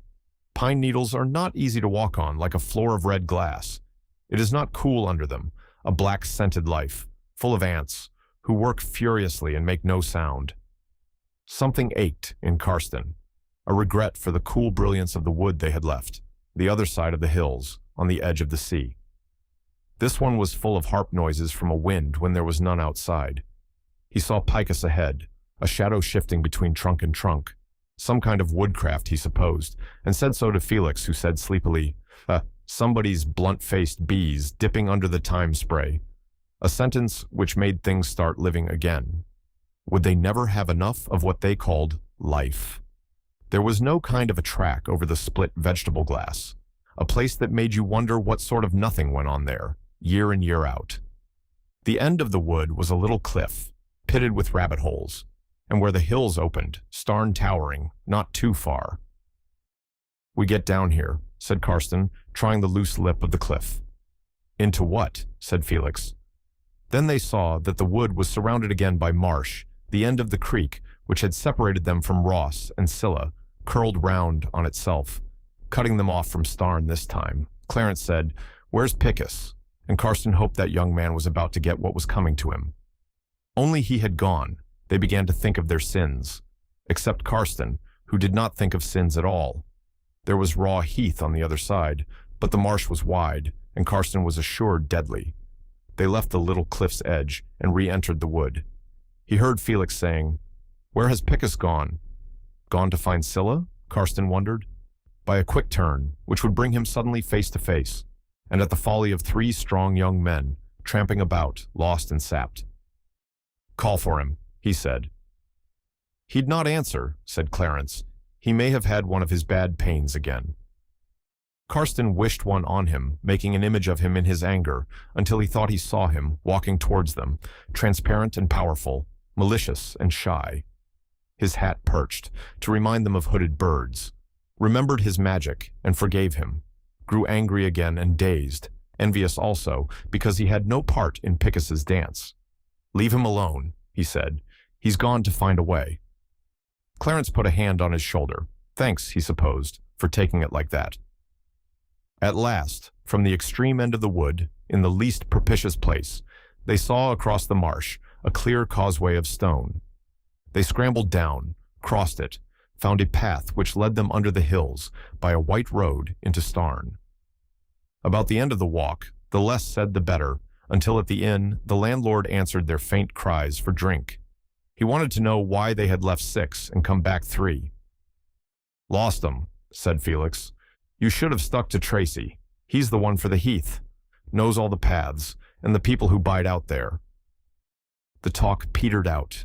The evening marched gravely down. The 2 undoubtable shops put up shutters. The tourists had gone. A man came through with a bunch of sheep. The bar of the laborers' inn turned on a gramophone. From time to time, a huge man came in from the fields, making for his beer. The cries of children stopped. Mothers came out. A fast touring car shot across the square. A mist rose, an intangible gauze, refreshing them. They dined in the inn garden. When Karsten saw in the west a large star watching, he thought of the lights on Broadway. Felix saluted the star. Clarence worried, but without, for once, worrying them. They set out to watch the square again. Then Scylla appeared, and Picus and Ross. "We found him sitting on a stone saying he had lost you, that you ran away from him on Hanger's Ridge." "He lost you first," said Ross. "I don't blame you."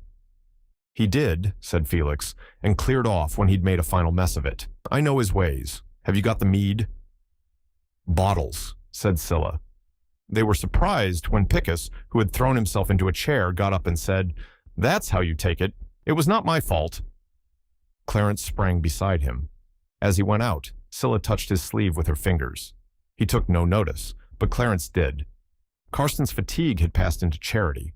They were all overtired, of course. The developments of over-fatigue were caprice and anger. What had Picus been up to? Helping himself with accidents, of course, but exasperating himself. "There were no bones broken," he said. "You've got the mead, and we've all got back." He was furious when Clarence ignored him and went out into the half-light after the man who seemed to combine all the elements of a family curse. Felix began, "God, I'm sick of this. Why can't we be at Biarritz leading a reasonable life?" A Negro song came into Karsten's head. Bear your burden in the heat of the day, but it did not occur to him to tell it to the boy, whom it would have helped. Clarence came in again. "I've ordered the car. We ought to get back. I'll tell the others." Karsten saw him go into the dining room and heard Scylla call. "Well, we want to eat. Tell it to wait." "We must go home." "Take it home then, and send it back for us." Silence again. Question of expense. Karsten saw Picus come into the dining room from the garden and sit down at a table by himself. He heard Scylla call, "Clarence, leave your fancy boy alone." That had done it. Picus was eating alone. Anything might happen, only it was time for sleep.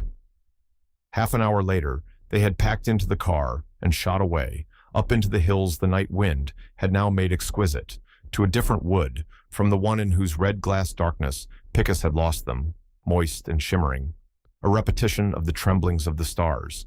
The next morning the sky was white, round a blue zenith. Karsten came down, not pleased, because through every discomfort of soul he was feeling well, his body content with itself, a steady animal health. He should have been all of a tremble, and he was hoping that there would be fish for breakfast. Lots of fish.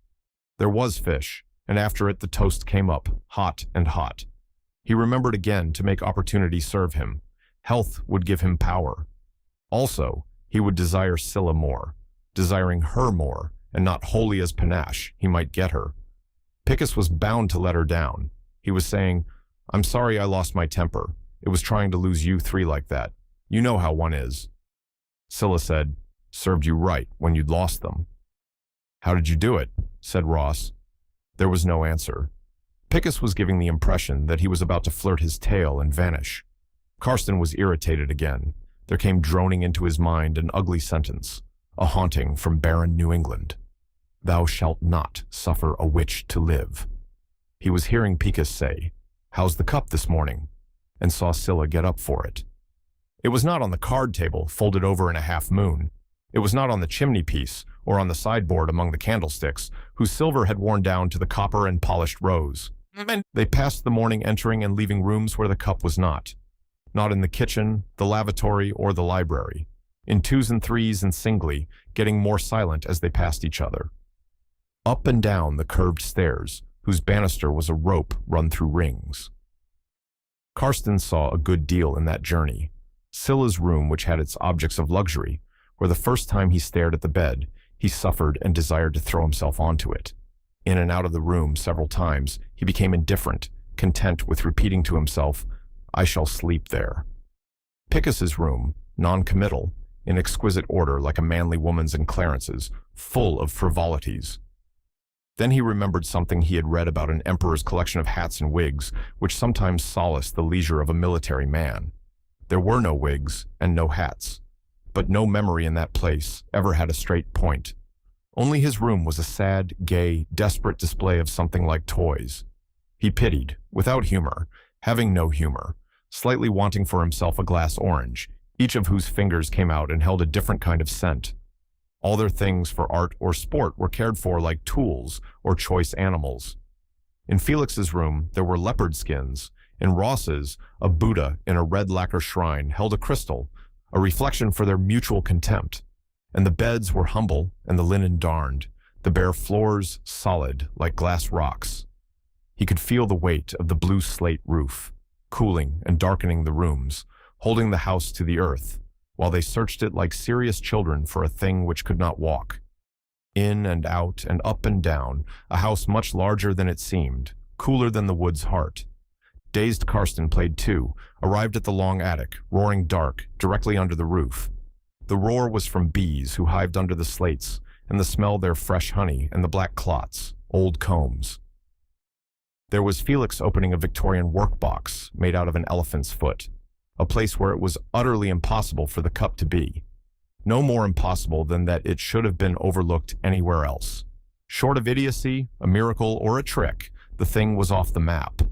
A conclusion they had reached by lunchtime after a morning's exercise indoors. It was a quiet meal. Two things had been lost, Picus and a cup. Picus had found himself. As for the cup, they had reached the time before the time for real consideration, when the instinct is to find something else to do.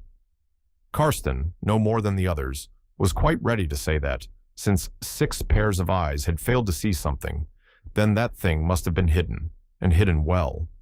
Instead, he was made unhappy, because he heard Picus say to Scylla, "We don't want to bathe today, do we? Come over to Galt Cliff and I'll show you something." "Birds?" He nodded once. "I'm coming." They were in the library, the sacred neutral zone for arrangements that had no reference to their life as a group, an arrangement Karsten could not be expected to have understood. It was a very dark room. From a window seat, he saw their bodies straining to be away, and hated it.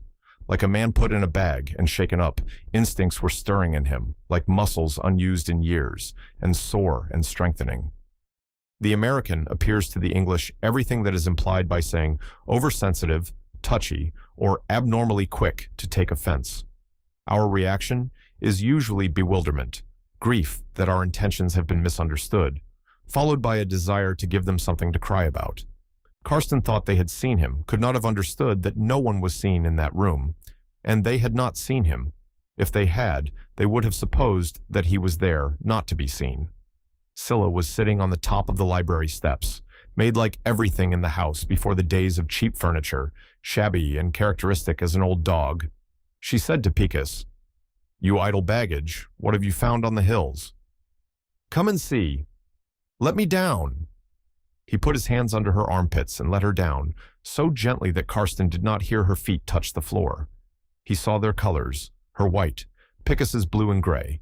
He saw their beauty, their own, and the beauty of their passion. And another thing, that the man's right hand ought not to belong to his body, that it was red and thick and swollen at the joints. He remembered the delicate adaptability of Ross's, Felix's, Clarence's hands. This gave him a key to a very old feeling about sin and fleshy lust, a refinement on sensuality, he knew, but an excuse for rage, and a warm feeling that what would relieve him would be right for him to possess Scylla if he had first rescued her. That would give him the claim on her body. Rescue her from what? From passion for a tall, delicate man with coarse hands. Also because he had glory, a kind of lost god. From what was the glory? From the devil. How did one shame the devil? By taking the honor out of his sufferings. Thou shalt not suffer a witch to live, and the reward would be Scylla. What would he give her? Respect, for he did not respect her, or at least admire. Sincerity, loyalty, virility. After what? He was sure Picus did not respect her, was not sincere with her, had no loyalty, and he didn't know about the last. The fantasy in this sequence escaped him because of the naivete of his cult for women. He had made a martyr of a person who was not a martyr, or to nothing which would have moved him.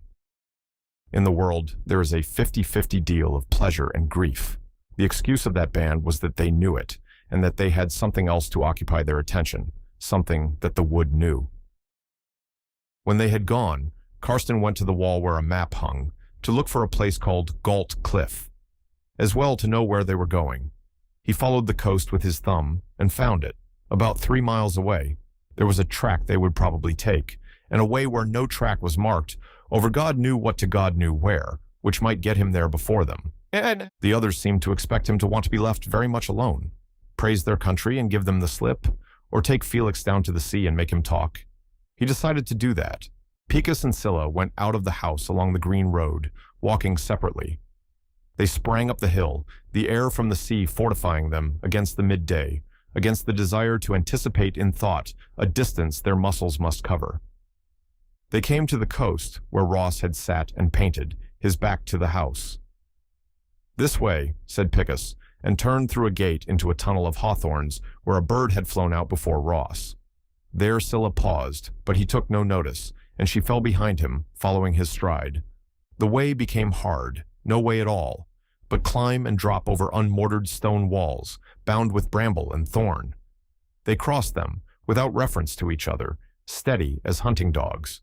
In time, they came to the edge of Galt. "Let's go down." "How?" "On the soft side, where the landslide was last winter. Can you do it?" "I suppose so." She looked where a coast path ran to the edge, straight out into midair. Some time later, they were in the unvisited wood under Galt, where the low trees grow to the edge of the sea, where there is no bay, no beach, no landing place, no way round. Taking advantage of a great fall of earth, Picus had created a way down. From the immense crag water dripped and ran out under the roots of a thorn over the tide mark of the open sea. They followed it up to where it ran over pebbles, across a circle of grass, enclosed by low trees. Greenwood, within whispering distance of the unharvested sea. She said, "What have you found here?" "What do you mean?" "The way down, and this." "Foxes, badgers, 15 ways of looking at a finch. They don't mind you here." High over them, the gulls squalled like sorrow driven up. At long intervals, the water tapped the rocks like memory driven away. She knelt over the stream and washed dust and clay and a smear of blood from her bare arms and neck, pulled a trail of thorns from her skirt, threw away her hat. "This is Bari," she said, "the warm wood." "Which one was that?" said Picus, off his guard. "Baldur's wood," she said, very carefully, not to make a mistake with him. Galt Cliff hung over them, a terror to look up at, its seamed head raw in the light, but dark underneath and broken into bog and scree, interlude between the earth of pure stone and the earth of wood and spring. No interval between the wood and the sea. It was that made the place incomparable. They lay on the grass on each side of the foot-wide brook, paddling their hands. "Not bad for a naked sword," she said. He kissed her over it. "Hush." A bird appeared. She cried out, "That's a great black woodpecker." "I've been looking for it all my life," he said. "Chuck," said the bird at them and went off. They saw the scarlet ribbon on its head. "What else is there here?" "There's a badger that bit me, and a vixen I can almost nurse. There's the skeleton of a man. We won't look there now." "Not today, love." She crossed her hands on her breast. He had given her all he had. This place, a fountain where saga and love were mixed. She looked up into the sky at Galt Cliff, where the mica glittered like sweat. Again, Picus said, "Hush." She listened, loving him. The bird was back, the largest and rarest of the woodpeckers. "I saw him when I was looking at the skeleton, in a tree." She said, "He was a famous bird once, Picus Martius. He was Zeus." He nodded, as if he was saying, "I thought as much." But she had turned the corner where love sees, when she saw that she was lying by the same thing, that what she had said to confuse them prettily, to hide love by revealing, had been about this. Between the tree and the skeleton, there had been the bird who had been God. He had seen it, who was called Picus the woodpecker, who was a man, who was the same thing. Now she knew who was her lover. And what was she now, the lover of a bird? Even Leda found a blue egg. She laughed. How long was this going to last? What was this? It was all right, worth whatever it hatched. Only he must make love to her there. He had rolled up the sleeves of his blue sweater. He put out his arms, one marked with a badger bite, across the stream and slung her over. It was late afternoon. They were lying again on either side of the stream, Galt over them, a little blacker with the sun turning behind it. "How did you come to find this place?" "Last spring, looking for young gulls. I looked down and thought if I found a lover." "Any lover?" "I have only found one." She kissed him over the ribbon of water. He said, "There's a nest in every crack of the rock. It's still pretty full."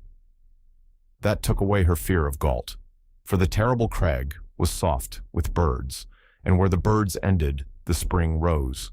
None of the sequence without grace. They were coming out of the trance of love into a time which would have to be put up with until luck turned them birds again. He had given her his treasure. If he rose and strangled her, she had that to remember to him. There was trouble in his face, the old trouble, Picus's grief. That was not named or rational or tamed or shared, untractable, inexplicable, near to wickedness. The water divided them. She crossed it. He moved his hands as though he would be rid of them. "Show me the skeleton." He shook his head. "Make the bird come back. I want to see him again." "Woodpecker Zeus," she said, "leave your skeleton under the tree. Stop flirting with us. We know who you are. Eagle, kingfisher, swan. We have met you before. I am Leda. You know best who he is." She waited, hoping for the best. "There it is," said Picus. She could not see it. The shadow of the cliff was moving towards them. "In the thicket." She clapped her hands, and the bird flew out. "There," she said, and saw him suddenly pleased and changed. Then he said, "Wonder what that chap Karsten will make of it." "Make of what?" They were looking at the other out of the corner of their eyes. Picus paddled one hand in the stream. Scylla said, "There is one thing which may have surprised him already. His room's between ours." "Well, that ought to interest him." "Only," she said, "if he wanted me." "He may be wanting you. Perhaps you'd better sleep with him. It would be better than his coming down here, where nothing has been spoiled, love." "I see. Mais comme tu taquines éternité." She thought again. "I have no business to be glad that Clarence does not know, nor ask if he will be taken here.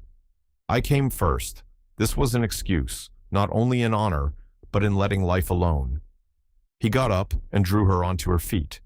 He walked her along the grass between the thickets and boulders, so that her feet never touched a stone.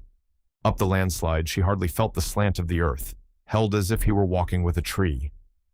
At the top of the cliffs, he gave her no time to look back. In their triumph, they walked alone, a little separate from each other. At a gate, he caught her up. "What you thinking about?" She saw his head on one side. "Karsten and the cup. That ought to get him going more than us." "Perhaps it will." "Picus, demon, where did you hide it?" "Hush, love." After an accident in the sea with a small octopus he would sooner have avoided, Karsten returned to the house. Felix had not talked to him, said that it would be wiser not to talk, because there might be big magic about. Could not Karsten feel it cooking up? Convinced that the boy was enjoying himself, he went up to his room. And what was there to do but think of those two, up somewhere high in air, kissing, or finding some strangeness in nature and forgetting to kiss? He lay staring and fretting, until with slow alarm growing like a dream, he saw the lost cup by itself on the end of his mantelpiece. And earlier in the day, they had passed in and out of his room looking for it there. His first impulse was to run downstairs with it, crying.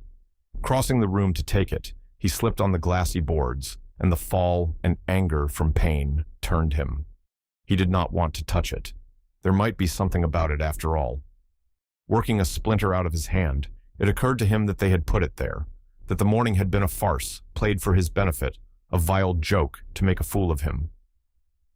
Those people who made love under his eyes, who had lost him on a moor, they had not let him into their lives. They would not believe his innocence.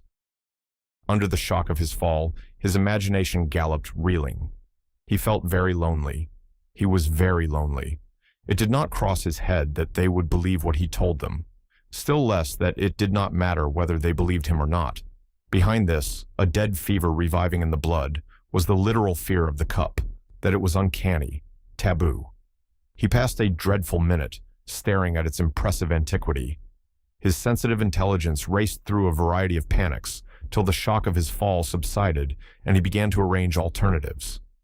To go down to tea with the cup and say, "I found it in my room, I don't know how it got there." To hide it in his baggage, in the house. To put it somewhere, say, in Picus's room. To destroy it. The first would make a fool of him, the second a thief, the third impossible, the fourth a trickster. The fifth might bring him to a bad end. This was what had come of his nosing round for power. Scylla would be coming in, burnt with kisses. Perhaps she had played off this trick on him. How many years had he been living in this Chinese box of tricks? If he could have believed in their belief of the possibility of a possible sanctity, gone down to them and said, "Here is something that may be precious," he would have walked into their hearts. But that would not have served him, because he did not want their hearts. Did not want hearts, wanted scalps. On a final sweep of rage, he went downstairs with a cup in his hands to Felix and Clarence and Ross. He said, "Here's your cup. I should like to know which of you played this off on me. I should like to know who put it in my room." "Oopsie daisy," said Felix. "If that's your notion of hospitality, it doesn't coincide with mine." Clarence said, "If you don't like us, what do you come down here for?" "What we mean is," said Ross, "that we don't understand why you should think such a thing." "Are you trying it out on me that the thing got there by itself, and that none of you knew?"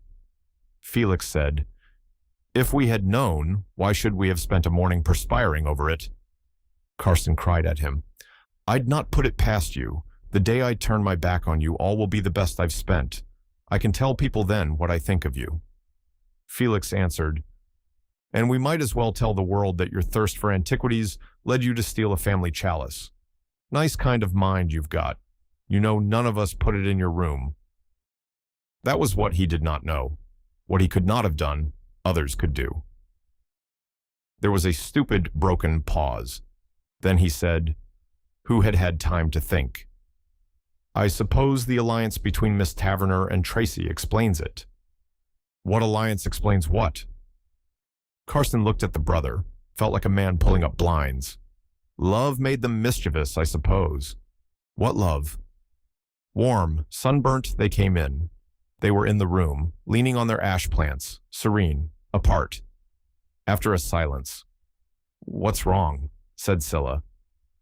"The cup's turned up," said Ross, "in Karsten's bedroom. Did either of you put it there?" Knowing Picus behind her, she laughed. Lovers' jokes are sacred, pleasantries of a man who discovers the seawood, the rocks soft with birds, the meeting of pure water and salt. Come down out of that to enchant and rule her equals. "Count us out," she said. "What's biting you, Karsten?" If she had shown a little decent concern, it might have recalled him, but he went on. "Then I suppose your friend did it, not content with keeping me awake all night." They stared at him. Clarence was practically invisible with frightful emotion. "Put what where?" said Picus, laughing. "Four mysteries," said Karsten, "since I got here. First you found that thing. Then Tracy vanished after leading us a dance in an infernal prairie. Then the thing vanished. Then it's found in my room. I'm waiting your explanations. I've gotten my own." "Let's hear 'em," said Ross. Scylla spoke. "It is my cup, my lover who gave it me. We who have enjoyed it. Karsten can think what he likes. I did not put it in his room. It is he who will not play. If he wants to find out what has happened, he will find out. We will tell him when we know. Which we don't at present. Don't be a fool, man. No one has tried to trick you here." All fairly true, but Picus had done something, just a little devilry. Her heart caught at a beat. She tasted something in her mouth, salt like pain. Pain so soon after. Other side of the halfpenny. She sneered and sat down, tapping the bright boards with her stick. Karsten felt disintegrating, sticky, a loser, afraid. Still standing, he stared out at the wood, at the ilex limb, each leaf a white fire flame. He became aware of all the noises of the wood, that it was cackling all the time, a frightful old long gossip about dirt and the dead ends of lies. His subtle brain raced on, took a glorious chance. He said, "I can tell you something then. Tracy has a book up in his room, on somebody's collection of early church ornaments. He brought the cup down from London to work this off on you all. You remember how he stunted his ignorance? Just a little game to make you think something of yourselves and let you down. You may like being kidded. I don't. I reckon I've done you a service." "Bright idea," said Felix. "True, Picus." He flew at them with the menaces of a bird. "What do you mean? Scylla's been talking. You are all a pack of old women intriguing against me, making my life hell. Like Karsten, I'm sick of your hospitality, especially when it includes him." "Our hospitality," said Felix. Quotation wasted on Picus, caught Karsten. "Yes, a decent vendetta would be better than your poisoned fun." "We don't seem to have cleaned up anything," said Clarence. "Cleaned up," said Picus, chattering at them. "Accusing me, boring me, interfering with me." In this, there was something that was not comic in the dis-ease he imparted. "An aborted thunderstorm," said Scylla. "I'm going up to change." 5 left, hating each other. Then Felix modestly, like the youngest. "I'll go down the wood and see about the dinner fish." 4 left. "Work to do," said Ross. 3 left. "Have you a timetable?" said Karsten. Clarence said, "Hadn't you better stay till we know the truth?" Karsten turned his back on him and went out neatly through the library door. 2 left. "What is this about you and Scylla?" "I suppose I am free to sleep with whom I like." "Why her?" "Why not? You don't want her." "God, no, but you might have told me." "I thought I heard her tell you." "So you and Scylla are one voice then?" Picus laughed again. "She shouldn't have told." Clarence smiled back at him faintly, as if he had to smile under pain, his own, anyone's. And Picus chattered on, all of him dancing together, subtle, venomous, absurd. Clarence listened, till the time came when he could listen no longer, and hid his face, the awful pain rising in him, drowning Picus's presence. And he was thankful for it. Escape into infinite suffering, a deadly gray land, and he was thankful for it. Away from Picus forever, not even to meet the true Picus, but to the country where there was no Picus. When that had gone away forever, that nerve dead, free among the dead, he raced away on that black heath. Of course, the place where Picus had lost them the day before. But that country had been sapphire and purple, wild with bees. He was out there now in December. The north cannot undo them, with a sleepy whistle through them. True for trees, but what about the gentle girl and boy? He had hidden himself a long time in the pain.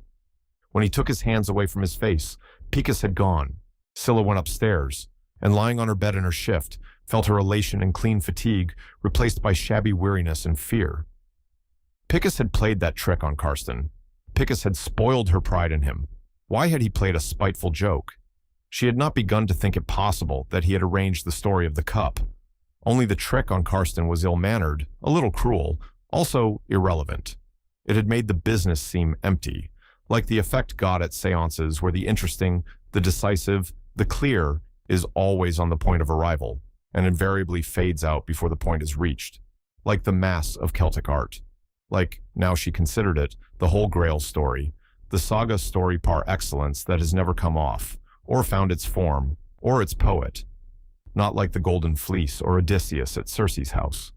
There was something in their lives spoiled and inconclusive like the Grail story. It would be her turn next for Picus to insult, as he had played a pointless joke on a foreign guest. A number of unpleasant emotions followed that thought, chiefly disturbed sexual vanity which sets the earth by the ears. Life was ice-bright and disagreeable as flint. It was a maudlin dream. Chance couplings, little minds setting to partners, victory of ants over the sphinx in flesh, over birds. She watched the flies flashing across the window, a bee searching a flower head in a jar of mixed wild stalks Felix had put there. Then, to detach herself, she played an old game that she was lying out on the wood's roof, translating the stick and leaf that upheld her into herself, into sea, into sky. Sky, back again, into wood, flesh, and sea. It did not work, as it was meant to deliver her from herself, but it made her see Picus's proceedings diabolic. Why so? Parody of a mystery none of them believed. That reduced it to a bad taste. They did not quite disbelieve. Dangerous fooling, then? Parodied also in her bed. Very cruel and so wrong. But under Galt Cliff, there had been no parody. That she had to love Picus by as much of a creation as any growth in nature. Or ritual, or rite, produced by the imagination. As little symbolic as the result of any mystery propitiously performed. As she attended to what she was thinking, she laughed, her immense vitality racing back. Her entry had made his trick glorious. Dinner would be difficult. What had been wrong with Karsten? She would go and talk to him. What about? She would propitiate Felix. How? They will all hate me. Without whom Picus would not have turned creator. Woman's place indeed. Clarence wanted that job. He did the work, and I wear the crown. Not my fault.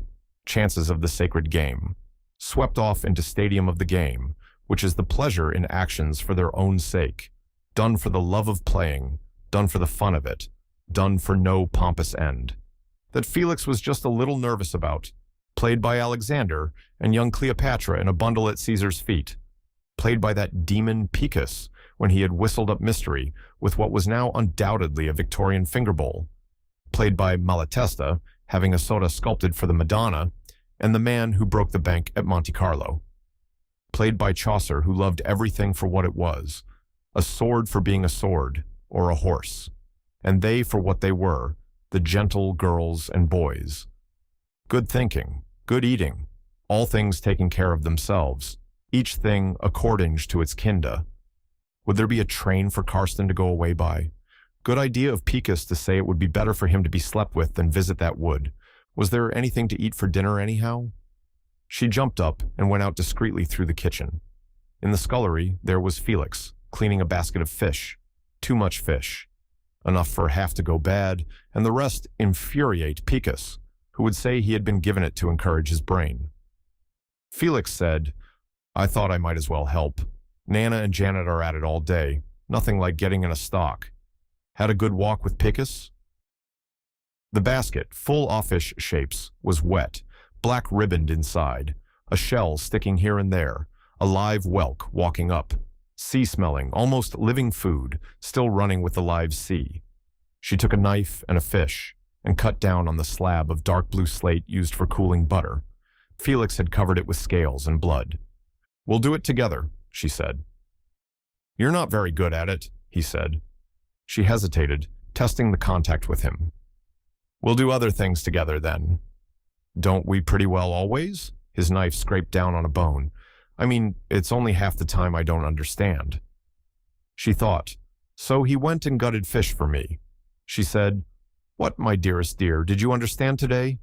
He answered, When you came in with Picus, I saw your beauty, After Karsten had been talking, and surprised me rather, after the things which have happened lately. It was a kind of answer, a sudden opposite to what I was thinking, to what the world is usually, I suppose. You see, I would sooner have you or even Picus in the right. Only I haven't faith. She thought, try and have faith. No, don't try and have anything. Be with me. And in answer, she told him about the wood, the bird, Picus. Oh, lady, be good, everything, that she could not have told the others. She heard a thought in his head. I shan't be able to keep this up, but today I am my sister's. More love for her now, handed back through Karsten's spite. Peace in the scullery with her flesh and blood, fish blood and flesh on a stone between them. In one day, two kinds of perfect love, life with Picus, life with him. He had understood love for Picus. Picus would not understand love for him. Life without Picus, life without him. She remade Antigone's discovery that you can have more lovers and more children. Not another brother, once your people's bearing days are gone. Life with the two gone. Life with Clarence, Karsten, Ross. She thought she heard a voice saying, you will soon be left alone with them. You will be without Felix, because there is coming to you the opposite of what you've had, must come to you. More than separation, avoidance, treachery, equal to what you've had. At one point, life without them will mean that. Not if I can help it. Behind this, somewhere, was an immense discovery, a huge principle which made it immaterial if she could help it or not. She rested in the knowledge that it was there. Their nurse came in, and they thought at once of washing and going away to change. Mounting the stairs, their arms round each other's shoulders, Karsten saw them from his room and was inexpressibly shocked, unable to understand how Scylla had persuaded her brother that her relations with Picus had been misunderstood. As Felix said, Pep had been the mot juste for the way Karsten behaved. When he had found that there was no train that night, he had walked across the valley. There he had discovered a coast guard, and practically unaided, the system by which the station wireless picked up the lighthouse, and from there communicated by telegraph with Starn. From this, he produced a taxi and a lodging for the night. He walked back and packed vigorously, kneeling on the floor, his back to the window and the wood. When he had seen Scylla passing upstairs with her brother, he had shut his door, ceased to hear the silence of the house, heard instead the wood, a little restless, its branches changing places in a wind risen suddenly off the sea. Odd that he would not see the place again, have no part with its men, or possess its woman. Never found out what had really happened. He was still on the crest of the energy he had spent in denouncing them in a general sensation of burned boats. There had not risen yet doubt of himself, scrutiny, not of his motives. He knew better than to do that, but of the figure he had cut.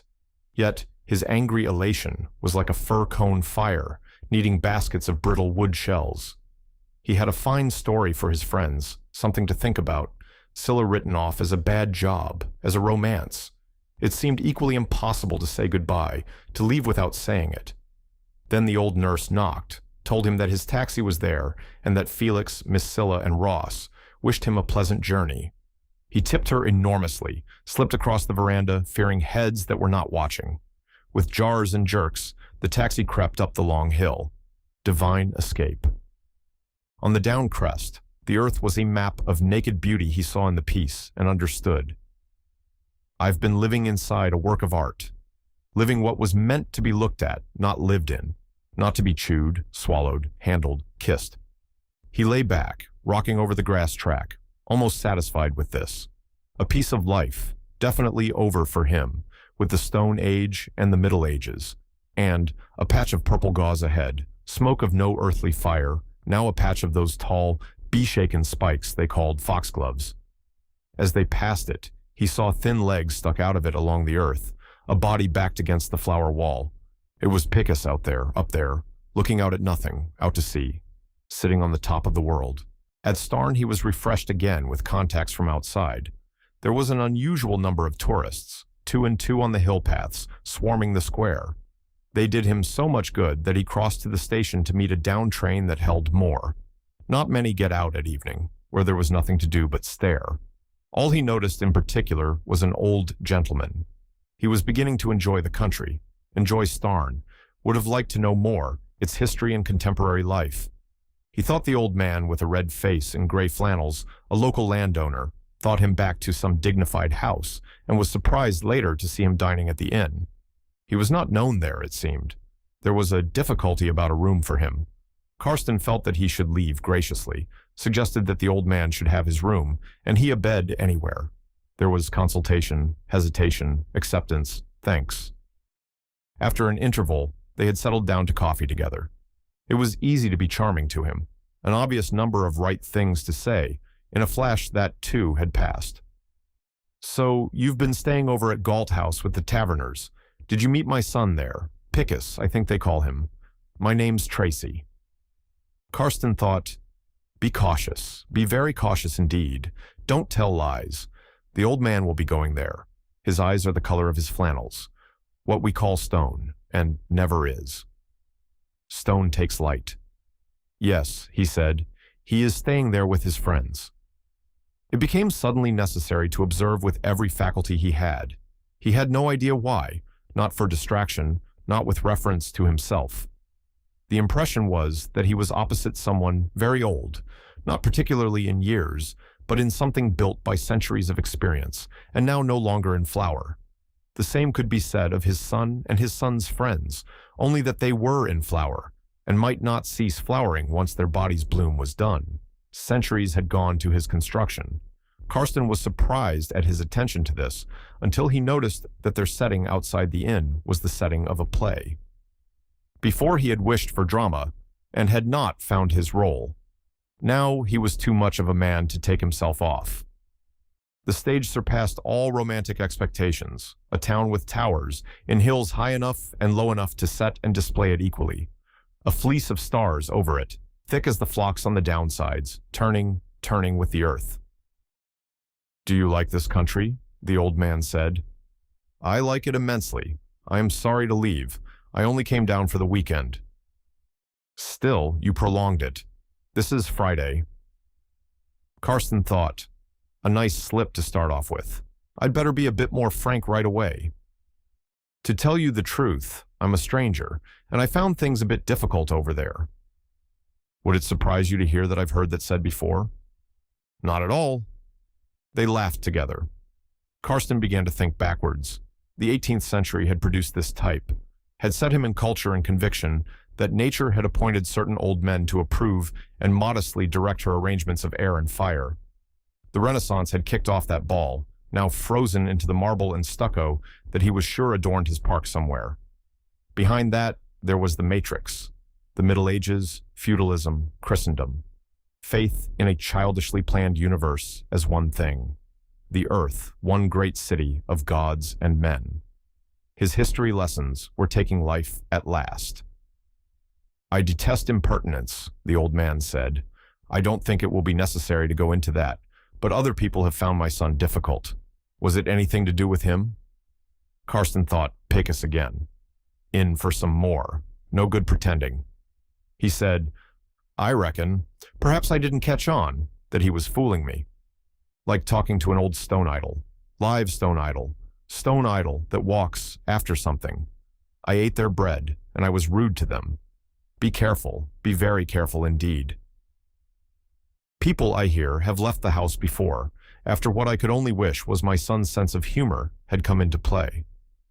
Karsten saw that it was a question which was going to lure the other on, and he longed to tell someone something.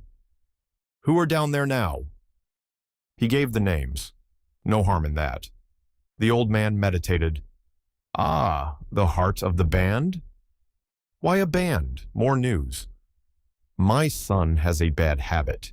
He is fond of other people's property, which may never be his. In this instance, I am speaking for myself. He has a book of mine that I want. Also, it interests me to know why he should want it, and I may say that your quarrel interests me, whatever it was." "Don't call it a quarrel.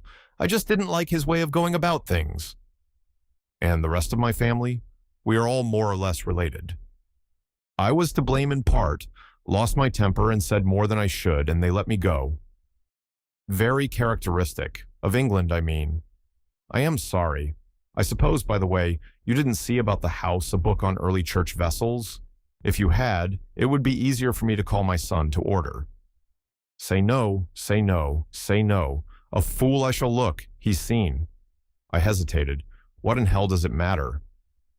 I sort of remember a book like that in the library. Not in my son's room? No, I was never there. The old man did not seem pleasant, silent after he had been told a lie. Then he began to speak fast. As you have acknowledged a difficulty, I feel that I might as well tell you why I have come down, at least to find out whether that book is there or not. Why should he want it? He's quite illiterate. Only if he has it, I shall be on the track of what may be cropping up again. You know what I mean. Romantic ideas, now that we know they are lies, which are liable to fall into very silly and very evil practices. Excuses for perversions. Karsten thought, it's coming out. The old man has a drink in him. In vino veritas, good old Montparnasse. Again, his curiosity, he said, there was nothing like that down there. The old man said, my book's gone, and if he has taken that, he may have taken something else. There's his cousin Scylla there. She is beautiful. I am glad to hear she is up to your New World standards, but an affair with her mixed up with superstition and theft. What is superstition over here? A disgusting relic of non-understood natural law. I'm at sea. Of course you are, and I'm glad to hear it, and that you saw nothing objectionable, in spite of your little difficulty, whatever it was. Tell me, said Karsten, what do you expect me to have seen? The old man considered. A strained, shall we say, morbid situation between my son and Scylla Taverner. Repetition in another key with Clarence Lake. Remember, the idea of the first comes from you. The latter I have frequently observed with disgust, so long as there has been no mention of a cup. Cup, my God, and I'm half in mine. Karsten heard a noise like bells he distinguished for the blood in his ears. Then there rang over Starn a variation on 3 notes, flood tide pouring into the hill circle, passing out down the valleys, striking and hushed at once on the grass cloth of the hills. Don't tell, said Starn Bells. Don't tell, don't tell. He thought, I must tell something. I need to. There must be something I can tell, not tell on them. The old man was talking with something in his voice of a stallion's scream. My son's after Scylla Taverner with a piece out of my collection, as if I didn't know where I got it and all about it, and what put him up to it, and what'll that neurotic hussy make of it. But if he did it, I've got a surprise for them. Its story'll be the surprise, if he doesn't mind being turned out with his fancy girl. Not tell on them. Karsten said, It isn't what you think at all, Tracy. I've nothing against your son in general. I reckon now that I was jealous. You see, I'm in love with Miss Taverner, and his easy ways angered me. That's why I left. At once, he ceased to be an object of interest, but he was believed, fooled the old man who was down there, up to less good than anyone else. The bells stopped. There was a feeling that the air had been emptied forever. A cow mooed. Life started again. He went on easily. Funny how a love you feel is hopeless, spoils your judgment. Goodness knows I never noticed anything of what you suggest. I just couldn't get inside their life, and I wanted to get into hers. There was that book in the library, said the old man. Inspiration came lighty. You have talked me into that. Now I remember it had a bookplate in it, Felix Taverner's. If I fool him too much, he'll go to bed, and I ought to warn them. Warn them of what? That the old man knows the cup's gone. Certainly. Pickus is the sort to take it out on Scylla. The St. Grail theory's bust anyhow. Tell him that. He listened to a theory of the rights of owners to their property, which sounded exaggerated even in the mouth of an elderly English collector. The old red lips moved unpleasantly in their thatch of dead white hair. Property, property, property. The earth, one great city of gods and men. He began to live again in moments of insight. They were exceedingly unlike the flashes by which they are generally described, more like obstructions removed, revealing a landscape that had always been there. The old man seemed to have come out of the Roman world. That was difficult to understand, except on a theory that times are grouped otherwise than in sequences. What had his kind been doing at the time of the Roman world, when they had been pouring out of Britain? Who had been pouring in? the ancestors of the peasants Karsten had seen, but it was not a question of ancestors. There had been a story then of a king, a comitatus called Arthur, whose business had been divided between chasing barbarians and looking for a cup, a kind of intermezzo in history, in a time called the Dark Ages, which had produced a story about starlight. Sons of centuries had succeeded it, while the story had lived obscurely in some second-rate literature, and more obscurely, and as an unknown quality, in the imaginations of men like Picus and Scylla, Felix, Clarence, Ross. A very bad old man was putting an unpleasant finger into that pie. Karsten was sure of one thing, that he disliked him more than his son.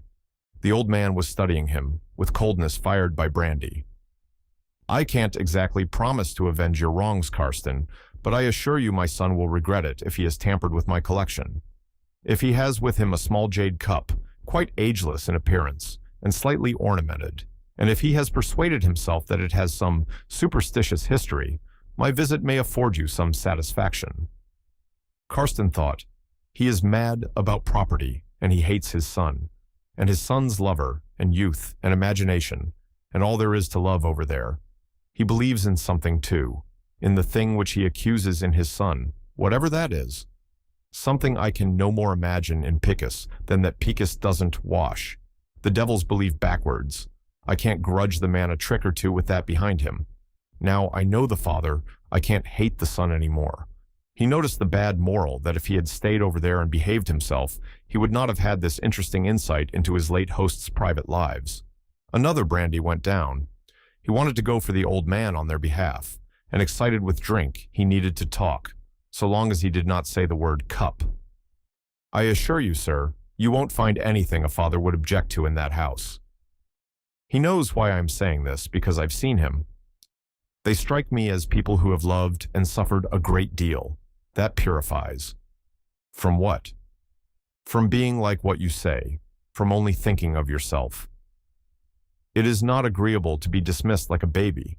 He had to remember that the old man hadn't seen through him. If you were to ask me, I should say that they were looking for something. Miss Taverner told me one day that what they wanted had been lost out of the world. "When and what?" said the old man. "I don't quite get their dates. Might have been any time, the Middle Ages, or the day before yesterday's, a thing that's been lost." "There was only one thing lost of a symbolic value in the Middle Ages," said the old man. Then Karsten's cups influenced him to obvious caution, then to dreams. He saw Picus making pretty things, Felix laughing, Ross painting, Clarence sleeping, Scylla running away into thunder over burnt grass, running in love, through a rain wall. The energy that had got him away must get him back, and damned early. He arranged to be called, arranged for a car, without question that the morning would find him in the same mind. Next morning, Karsten was by no means in the same mind and hardly in the same body. It occurred to him, as he looked out onto a village square full of bellying sea fog, that sleeping above him was an impeccable old gentleman of considerable resource and command, tracing a son who had robbed him. At the same time that the old man would be making an early start, or might be watching him from his sleep, that in going back, he would be taking sides in a peculiarly unpleasant family row. If there had been a train before midday, he would have taken it. Instead, he took exaggerated precautions, sure of only one thing, that he did not want to meet the old man again. Told the boots he was driving to a farther village to see the church, hoped he bribed the driver of the car to silence. Not until he was on the down track again by the foxglove patch did any of last night's elation return. He yielded to the idea that he was on a pilgrimage, dismissed the car, left his suitcase under a wall, and walked the last mile. Overdue, through gauze and long sun shafts, down to the house. 7:30 o'clock. The old nurse in an older dressing gown was waking up the kitchen life. He asked for Scylla, the easiest and the hardest person to see, and waited for her below. She came down, heavenly sleepy. He told her that he was sorry, and what had happened at Starn. "That's all right," she said. "Everyone gets worked at times. I only wish you had not sprung it on Clarence. I'd like you to be sorry for that. No, not because it was bad manners, but because it was cruel and damn silly." That punished him, though he did not understand her aversion to cruelty that kind. She went on. "But a worse thing has happened. It may be for the best. It usually is. Suddenly, the complications of the story came over her, and he heard a sort of cry. "What is it all about? I don't like this." And he saw that he meant to stay if he had to sleep out on the earth and gnaw grass to help her. Then she told him to go down and bathe before breakfast, while she told the rest, and gave his case to the old nurse. "Take it up to Karsten's room. He did good work for us last night at Starn. A little breakfast with the Borgias. Poison anyhow, hurrying up over the hills. No woodpecker, no appetites." Clarence handing back with interest his insolence of the day before. Scylla said, "Clarence, we must be practical. Go and find out what Picus has tried to do." And Karsten could have kicked the man when he assured her that it was now her business. "It's not become that," she answered steadily. "Go you and manage him, as you have always done." No, Clarence would not. Waited to be entreated to have more fun in refusing. "Are we going to lie, or aren't we?" said Felix. "That depends on Picus." It did. "Whatever we do, he'll do the opposite." Felix got up and put the cup in a drawer. The book goes on the fire. It is not easy to burn a book. He was banging it down on the kitchen fire when Tracy walked into the house. Karsten retreated backwards through the kitchen, where Felix pushed him into a cupboard and kindly got him out again, and up the back stairs to the attic, and left him alone with the bees. There he meditated on what was going on below, whether the bees would attack him, and what it would be like if they brought the old man up there. Below, Scylla thought, keep things amiable, keep things casual, pay out what rope we have. She constrained Picus's father to breakfast because his son was unwell, and noticed how Clarence slipped away to warn him, now that the worst had come to the worst. "It was nice of you to come," she said, "just as the place is at its loveliest." Ross despised her for that, and Felix admired, while her spirit was falling away into pockets of pain, like dropped heartbeats, because in everything, Picus was a lie, excepting under Galt Cliff, and they would never go there again. Never again. That brought up bubble upon bubble of agony each time they rose, with attention to the unpleasant details of his father's visit. That sinister antique was saying, "Call that old nurse of yours. I want to ask her a question." And she did not dare to be anything but unspeakably civil, while he said, "Did you unpack for Tracy, and if so, did you find a green bowl in his case, or a book that wasn't a novel?" Trust Nana. She almost put Picus's father in his place. Felix's business to have done that. Felix had gone out. "Oh God, to collect more fish?"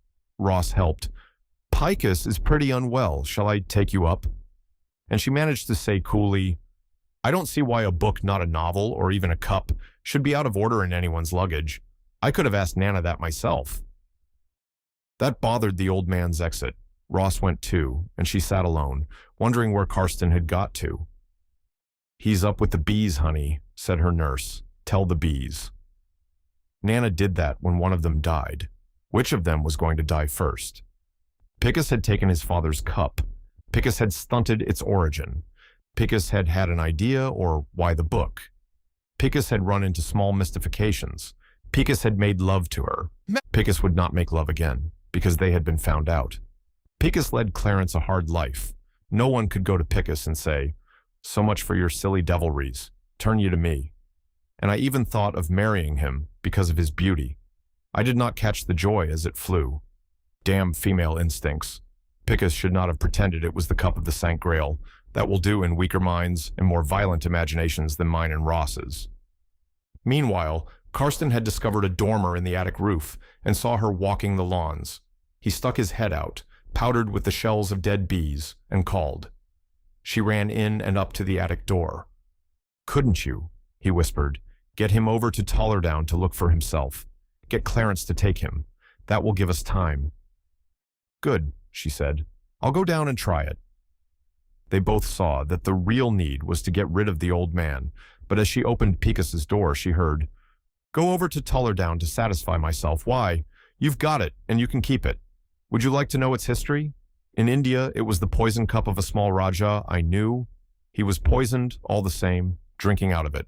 I saw him with a yard of froth bubble coming out of his mouth. Burnt up inside, I believe. I brought it away and gave it to a lady who was frequently at Tambourne when you were at school. When she contracted tuberculosis, she had a fancy for it as a spitting cup. That is, so far as I know, any interest that attaches to the thing. Your mother drowned herself, didn't she, Picus? Said Ross, with that impersonal interest in the event which was sometimes too strong an antiseptic, never a poison. Yes, said Clarence. You see, said the old man to his son, since that is your selection from my collection, you may as well know your choice. You know now, and that your efforts to identify it as a mass cup will hardly succeed. Picus, said Felix, it is up to you to tell us if you have this thing. You fool, said the old man. I saw him take it when he thought I was asleep before the fire. Say, what does it matter if he did, when we have none of us seen the thing? Picus raised his shoulders out of the sheets. Oh, cut that, Felix, when it's where you put it, downstairs in the bureau drawer. They noticed the father in the son. Then Scylla's turn came, from the bridegroom to the bride, hardly as propitious as one would like. That is superstitious, said Ross. Scylla's no bride for any son of yours, and the cup's bitter history concerns no one but the dead. Why did he pretend it was the cup of the St. Grail, said the old man. How did you pretend he did, said Ross. A snip of an American called Karsten told me last night at Starn. Another candidate for your rather second-hand beauties, Scylla. Felix, will you fetch him? Said Ross. Upstairs, through the bee-roar, Karsten heard the boy say, So you did give us away last night at Starn. I'm damned if I did, that's his bluff. He thought, I knew I'd have to go down. I'm in this. How life arranges itself without our tugging and kicking. Give me a run over what's been said. He wants us to have it, said Felix. It was a Raja's poison cup. Jade is supposed to show poison. Of course, it doesn't, and the man died. I shouldn't be surprised if old Tracy hadn't a hand in it. He brought it back and gave it to a female tart. That was a bad story, because Picus's mother pined about it till they found her in the stream beneath old Tracy's house. Picus was a kid at the time, and he adored her, and the old man had the woman to live with him at Tambourne, till she died of, and the cup was one of her belongings. Sort of thing which wouldn't work out so badly today with divorces and fresh air. The old man's loving it. Spotted that Picus has given Scylla the cup. Then why on earth the stunt about the spear and the well? I don't know. He's the old man's son. Come down. Karsten felt his position false again. Somehow he had given a clue to this hag-driven ancient. He was a little in alliance with him. He protested. Picus's father said, Quite enough, my dear boy, quite enough. You were obviously startled, and I had my theory of what startled you. I'm sure Scylla will forgive you in time, and I must be off now. I'll leave you your treasure, but I should like my book on the mass cups back. You see now that it will be quite useless to try and identify it from that. Ask Felix, said Picus. No one knew whether to help him out or not. Karsten thought of its boards smoldering on the kitchen fire, making it, as Nana had pointed out, unfit for proper use. Scylla said coolly, I can't part with the other half of my wedding present. And this infuriated the old man. It was evident, even to their over-hurried perceptions, that he was more than insulting and exultant. He was in earnest. He began to frighten them. They could not decide whether to economize the truth or not. The old man seemed in need of exorcism. A bib. Altogether too gothic now. Then Felix cried out, I burnt the damn thing when Karsten told me that you and Picus were playing us up. The old man began to laugh. That'll do, he repeated. And quite soon after he was gone, and they dragged out chairs and lay on the lawn at different angles, no one wishing to speak. Clarence figured it out. Picus had done this to get away from him, falsifying the devotion of years, flaunt a pretty cousin, marry a pretty cousin, because she had some money, because she was a bird and bee woman, because Karsten was after her, must be after her, or he would not have come back from Starn. Or why should any man run back after such an exit, to help a woman, a mime, a baggage, a bag of excrement?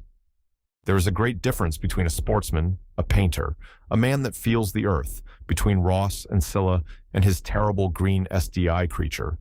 And Clarence's feeling for decoration best served by cities, a blasted heath, no more than a site for his palace. He was on Karsten and Felix's side, never satisfied with the earth, sacrificed the others munched, wanting fausse rote with his friend, because his education was insufficient for his abilities. Not for the first time, he did not try to correct himself. thought about his wounds and his wishes until they took phantom shape and he slipped off uneasily with his gun down the wood. Scylla made a face after him. Ross shook his head. Karsten had an impulse to follow. "Gone off to invent excuses for Picus," said Felix, "for you to listen to. It's the occupation down here." "Come and pose," said Ross. "I want a model." Karsten was alone with Scylla. He said, "I think I've an excuse now to say, explain a bit." It was parching hot, gritty as if a storm of microscopic dust had filled up the holes in the leaves, in the grass blades, in the skin. "Reassure me, at least," he said, "that this would have happened without me." "Of course, much worse if it hadn't been for you."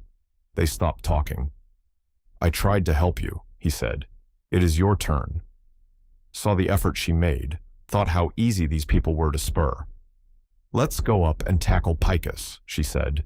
"There is one thing about staying in bed. It runs to earth." "No," said Karsten. "You must excuse me. I've had about enough of that chap." "So," said Scylla, "for the moment have I. Seems to me he played a mean trick on you all. What I don't see is why, or why it should have got you." The other side of the house, Ross was seeing Felix flung in a chair, hearing the nervous sobbing his own cool voice could not control. Nor could he control in himself his aversion to speak or to help. "What in hell do we come here for? I told Scylla to sell those shares, and we'd have been at Biarritz." "It would have been the same at Biarritz." "You might be. I should be different there. You're looking for something. I'm not. And I hope when you get it, you'll like it. Looking for the St. Grail. It's always the same story. The Golden Fleece, or the Philosopher's Stone, or Perpetual Motion, or Atlantis, or the Lost Tribes, or God. All ways of walking into the same trap. And Scylla gets into bed with old Tracy's son." "That is not the point. What is it about a trap?" The boy got up and looked a little madly and very insolently at Ross, the blue eyes cold between lids red with weeping. Ross was surprised to find himself edging away like a man who is to be shot at. "We're through with the baby brother business." Upstairs, Picus had finished shaving. His body worked on as delicately and scrupulously as a cat, whistling to himself while Felix was sobbing, whistling back his power as their idol, like a god summoning an element, or in confidence, like prayer. He set his tie for the last time, shook himself, laid himself down on the window seat, and drew a ring with a pearl onto his atrociously powerful hand.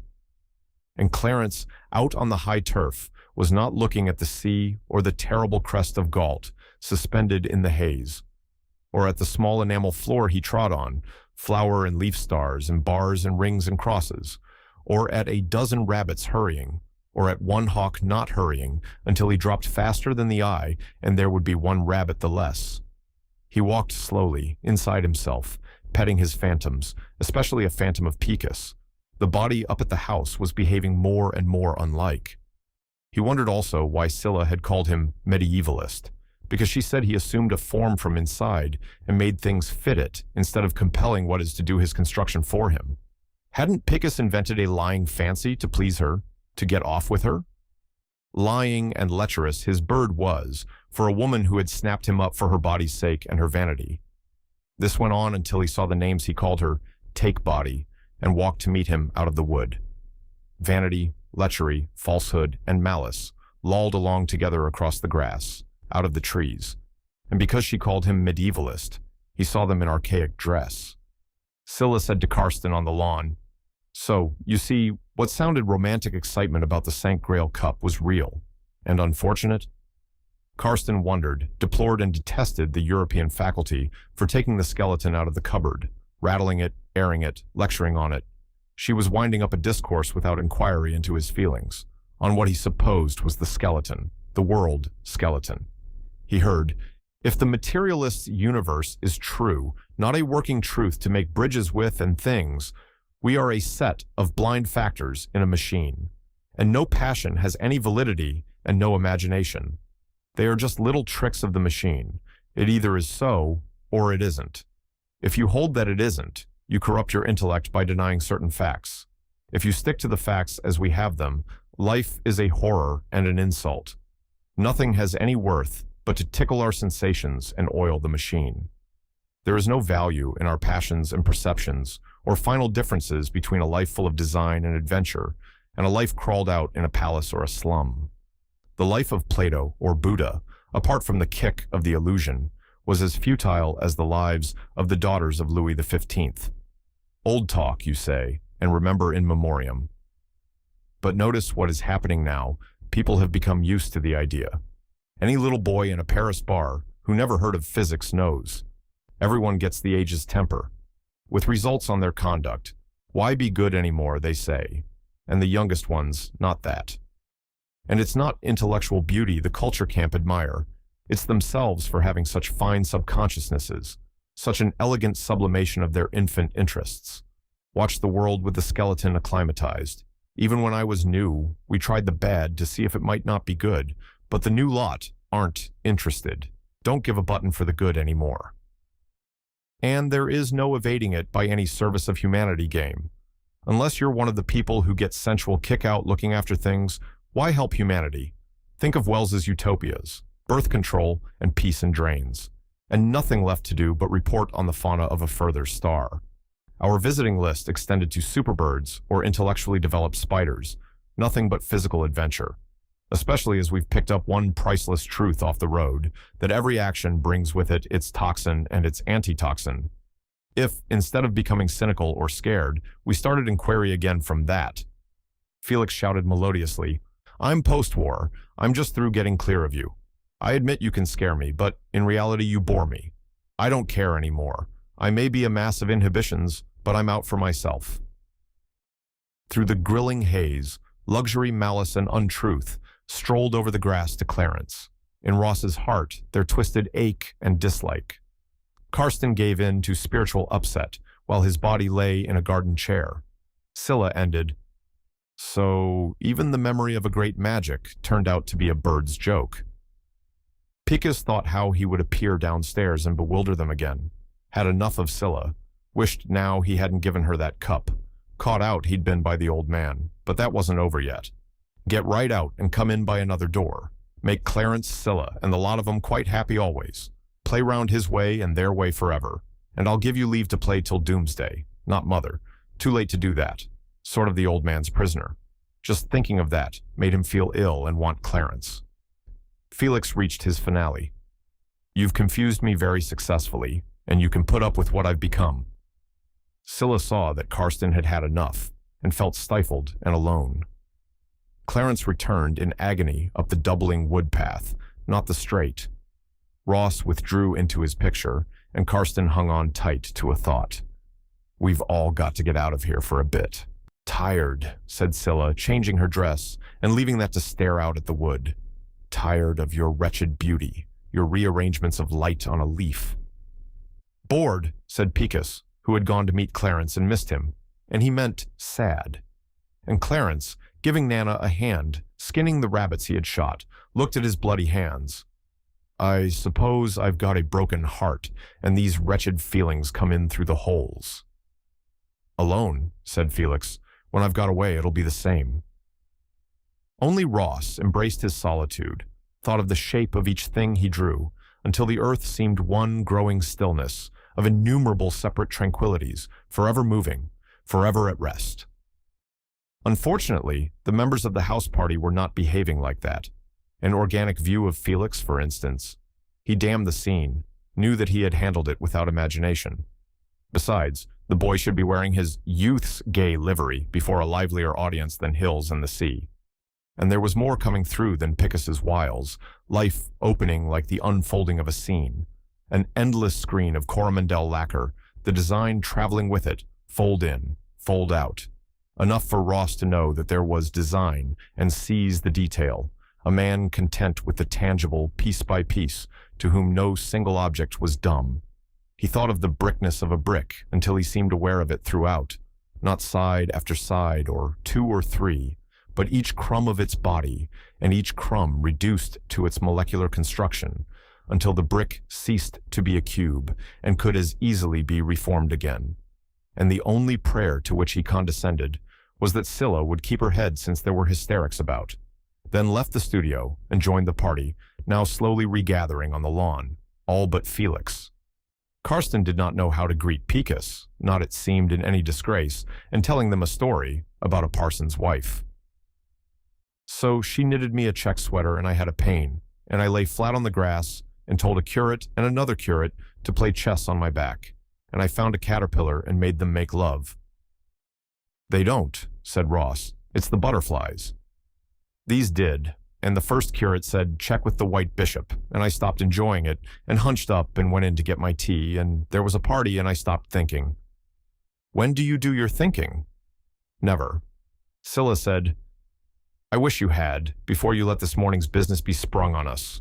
What did you do it for? They all waited for his answer. It came. Mind your own business, like a rude boy, and then, it was my mother who was driven to death. That's nothing to do with it, said Ross. Pawn your father's collection, throw it into the sea, but don't what, said Picus. Felix came out. Here's what's left of your bloody book. Nana took it off the fire. Ross opened it with kind hands, not afraid of char black, and turned the middle pages the fire had not curled up. He stared. Look at this. The book was open at a full-page photograph of the cup. Underneath was written, Early English Altar Vessel, from the collection of Christopher Tracy. While the cup was fetched from its drawer and passed from hand to hand, Karsten appreciated Picus's blissful look, untouched by relieved anxiety, not too elated or even too absorbed. Picus, said Ross, in common decency, tell us what you know. Now that I've been asked, listen. I took the cup. Mother and I used to pretend with it. Not this time, but when I came back to Tullerdown last spring. The well was brimming, and I took it out to get a drink, and it slipped through my fingers like a fish. It couldn't be got out then, and I didn't want Clarence to fuss. He didn't know. Once it was gone, I wondered what it was, and I this time told my father that I hadn't seen it lately, and something he said put me onto that book, so I left it to see what would happen. And Felix fished it out with Clarence's spear. It may have come from India. The whore who killed my mother may have used it. It suited the old man to palm it off as a church vessel and to tell you it was a poison cup. He's lived in India long enough, and his best friend is an archdeacon. That's all I know. Oh yes, I curled up behind an anthill on Hanger's Ridge, Karsten shied at, and I stuck the cup in his room to teach him that ants don't bite and give him something else to think about. Oh yes, I made love to Scylla because she is a darling, and usually I'm afraid of women, and... Hold up, said Ross. It was a great blessing that the old man had done the lying. Put untruth away in a far corner. Far corners are more difficult to get at, but what they needed then was Picus's brightness restored. Karsten said, It seems to me that your father's story was a lie, because he wanted the book back. Trust Nana, said Scylla blissfully. She wouldn't have the kitchen fire put out. The kitchen fire, mark you, said Felix, suddenly interested again. Hestia is an old goddess. I think she had a name written under her altar, not even the Romans might know. And in her case, their lives, the sap of their bodies, was nourished at Nana's fire. There the sea bubbled in butter, the meat dripped its red juice, birds split into white shreds.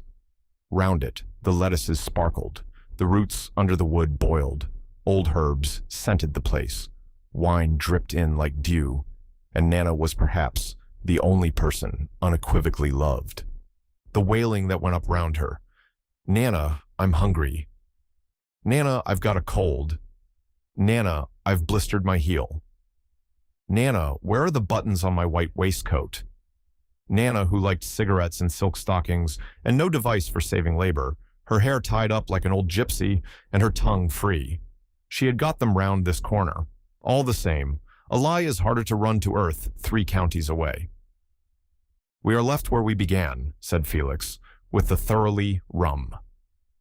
Also, as Karsten noticed, with the thoroughly boring. The adventure of the cup had happened. It had been complicated, violent, inconclusive.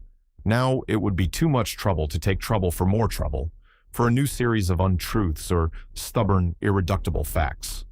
Not much chance of them, and difficult to get. 3 counties away.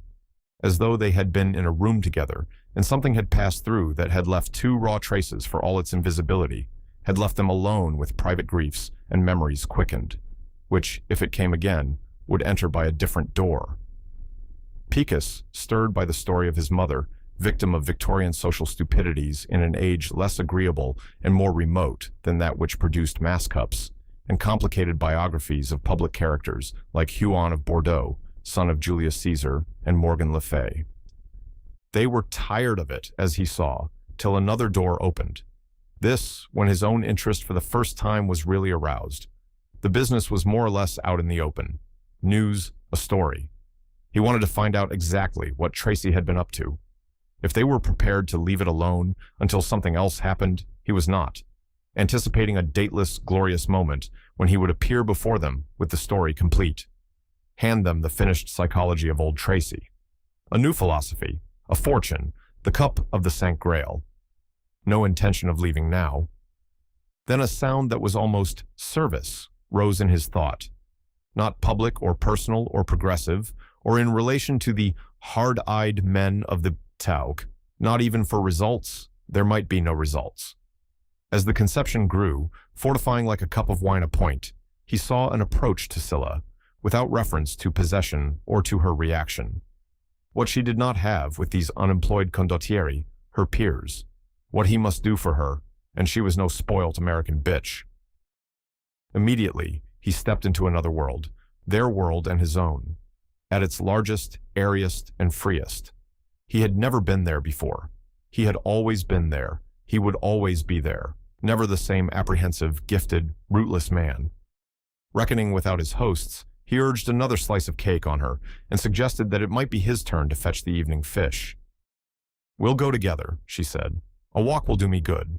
It was perceptibly cooler, stale cool, uneasy air threads stirring in the straight wood drive. No sun since 3 o'clock, but a glaring gray gauze overhead. Outside the wood, below the little cliff, a small scoop of bay protected the fishermen's boats. From the edge, they could have stepped onto the roof of his hut, whose tarred shingles were frosted with salt. Set on a ledge out of storm's reach, brambles padded it from the cliff's side, and it was reached down wooden balks, steep set and built into the clay. It surprised Karsten to see the egg blue and peacock water change to the color of a gun barrel. Little wind, but the sea was twitching, slapping against the rocks. The colors inland, neither light veiled or shining, but off a new palette. Scylla was staring out to sea, and her head lifted in profile made her look at the sky, where it seemed as if some mathematical monster had risen out of the west. For where the sun was turning down channel, a ball glared, surrounded by ranks of rose bars, and out from these clouds radiated that reached over to the eastern heavens, across whose spokes strayed loose flakes dipped in every variety of flame. The triangles of empty sky stained all the greens between primrose and jade. "Herring sky," she said. "What does that mean?"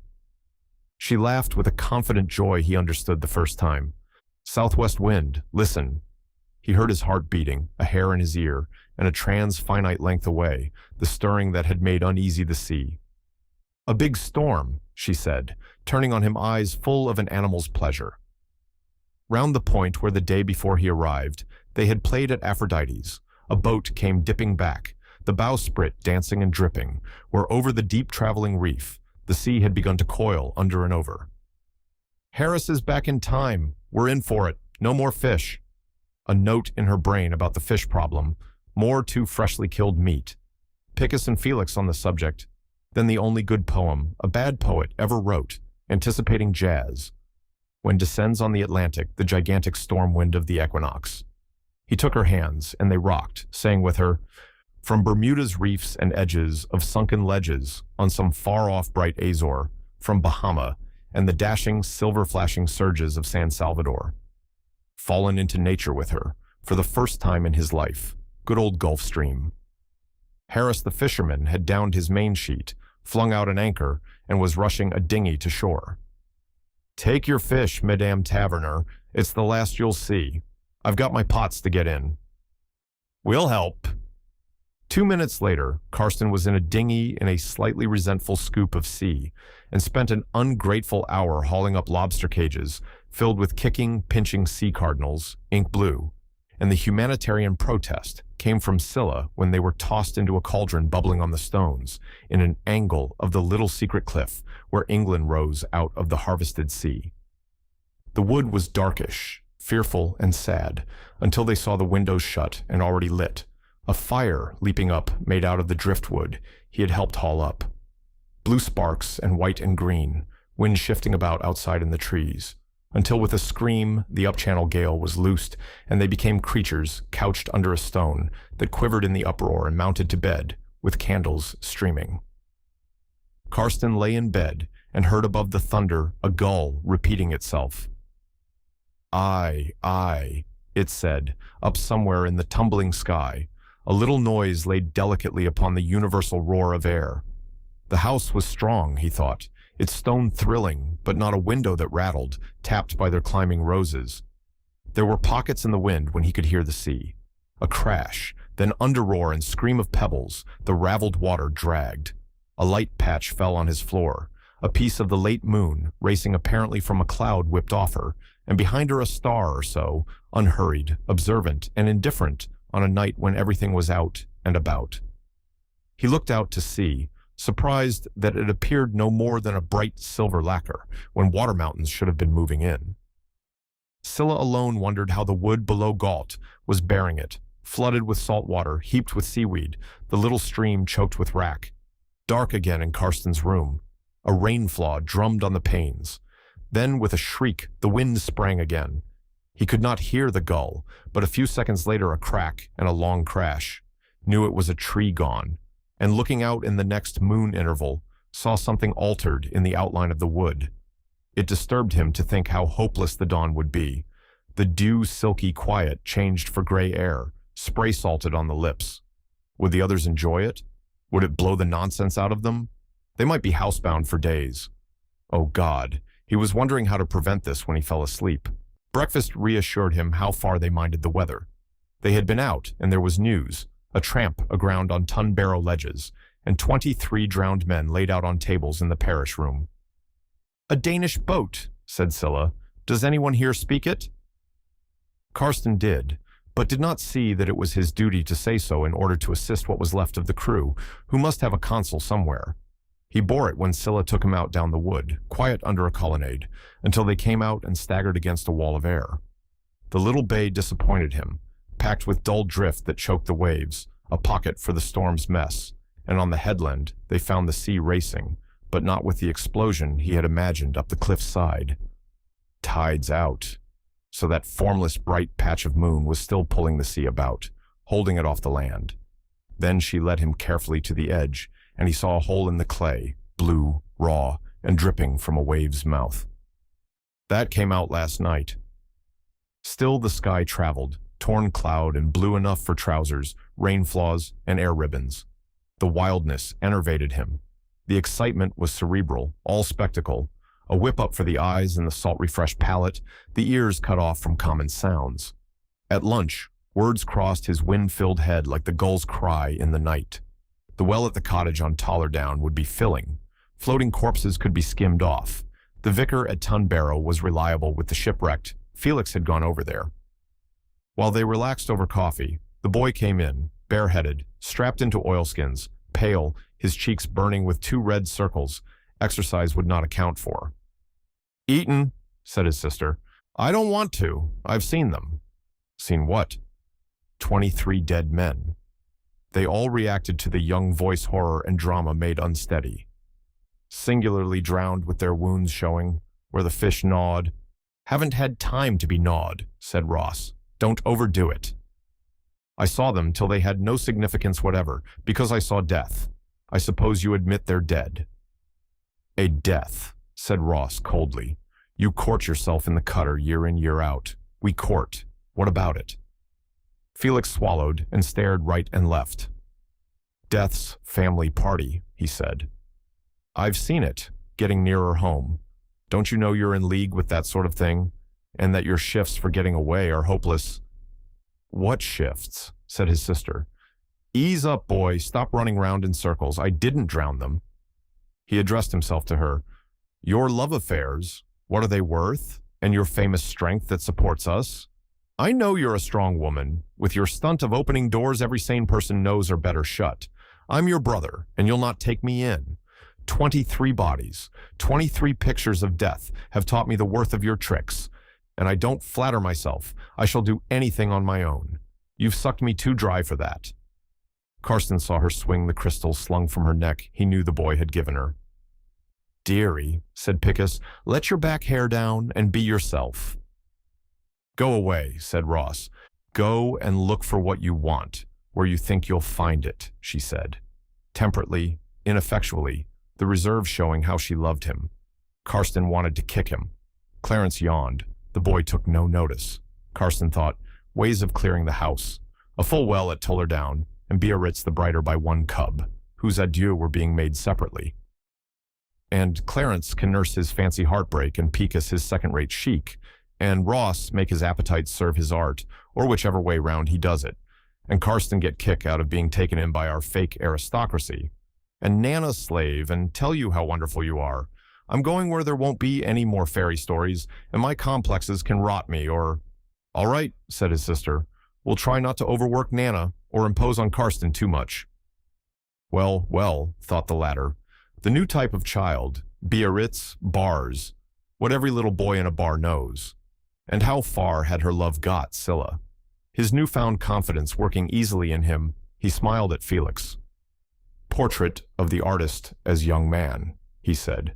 Good luck. But the boy answered, Do you fancy my sister so much that you've learned her tricks? She's keeping them for someone else than me, that's all. She wondered as she left the room, and for once ordered Nana to iron his linen immediately, if his version of the truth was refreshing him, as any contact should, and, pitifully, how long it would last, and anxiously, what he would do, and maliciously, until she felt better, what sort of a fool he would make of himself, what gaping mouth would snap him up.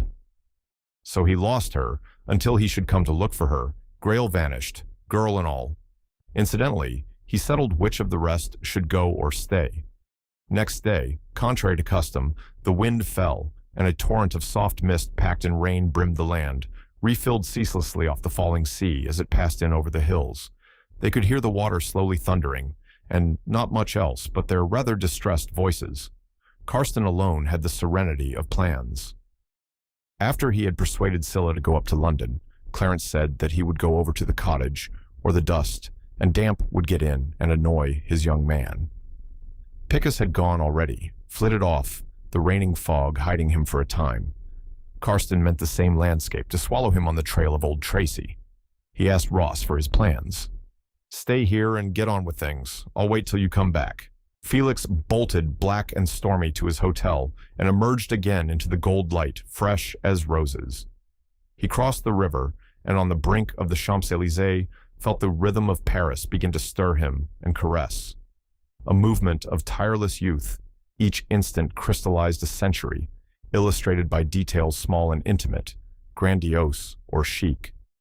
His lost goodness returned, recomposed out of adoring attention, until like a polished bay, the Place de la Concorde opened before him. There, the fragile Paris facades grouped themselves round the bronze ladies washing their faces, round a boy wandering out among the skimming taxis, in love. He walked some way before he remembered that he had a rendezvous with a person as well as Paris, and turned back along the Rue de Rivoli, drowned in the evening sky. He had forgotten what he had left behind, novice at his first ceremony of mystery. He turned up the Rue Boissy d'Anglas and found himself indoors again. His friend was with a band. Felix hated bands. No setting for him when he felt that he was not really there. He knew he had an inferiority complex, but there were too many draped legs and wrapped coats, and he might not have heard the last story, would have to pretend it had arrived stale from London. He would be found out, and no one would care how he loved Paris, or how much he knew about art. And with what was left of his generous simplicity, he did not count at all on his clothes, which were the original of many replicas, or on his money, which was not borrowed. Here was a different kind of loneliness. With his own generation, not as at home with the half-generation ahead, loneliness all the same, self-imposed. In the French-American group, he was a distinguishable figure. Boys fresh as roses in a shop window, as picked and perfect. Only a close observer might have said that Felix was still on his bush. or having left it, that his stock was not down in the water. How to pretend to be the devil you are afraid to be. How to be a grand seigneur on nothing a year. How to be yourself when you do not know that self and are afraid to find out. How to get tight when you don't do it regularly. The cafe walls were black, filled with mirror panels squared with small red and gold lights. Like an old mirror that has a circle of miniature mirrors inlaid in its glass, the place reflected and repeated a great deal of what is going on in the world. And Felix, with his letter of introduction, could not pull it out. With his past behind the scene over his heart, could not present it. He forgot the walk he had taken, fell back into the easy trick of disapproval, mask for longing to be a little king in that bright crowd. King over a French boy, penciled like a Persian miniature, discreet and gentle as a cat.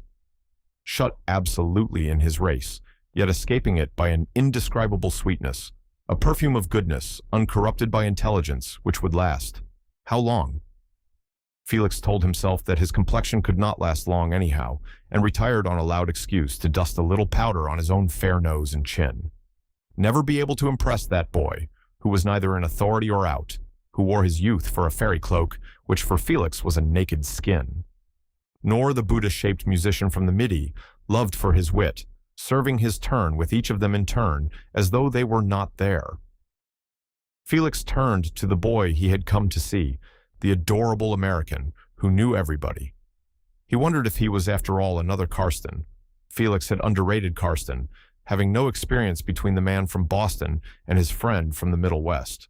He was smarter than any Karsten, brimmed up with sap and impudence, a boy who, if he had come from the moon, would have made his friends dream until he taught them not to, on whom, if Felix had known it, Scylla reckoned for vengeance.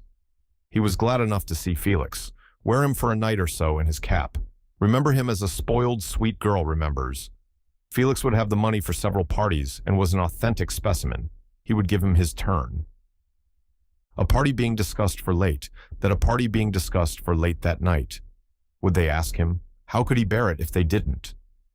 In reality, it did not occur to the Frenchman that he would not want to go to Montmartre and did not know how to take care of himself. Not that they were interested, the brandy mounted darkly. Nobody was interested. Their pure speech hummed like a dynamo. He stretched himself insolently and spoke to a bulb-cheeked, yellow-haired child there pursuing the career, and impressed by Felix's obvious need to do nothing of the sort. The party began to discuss a well-known eccentric who had just left.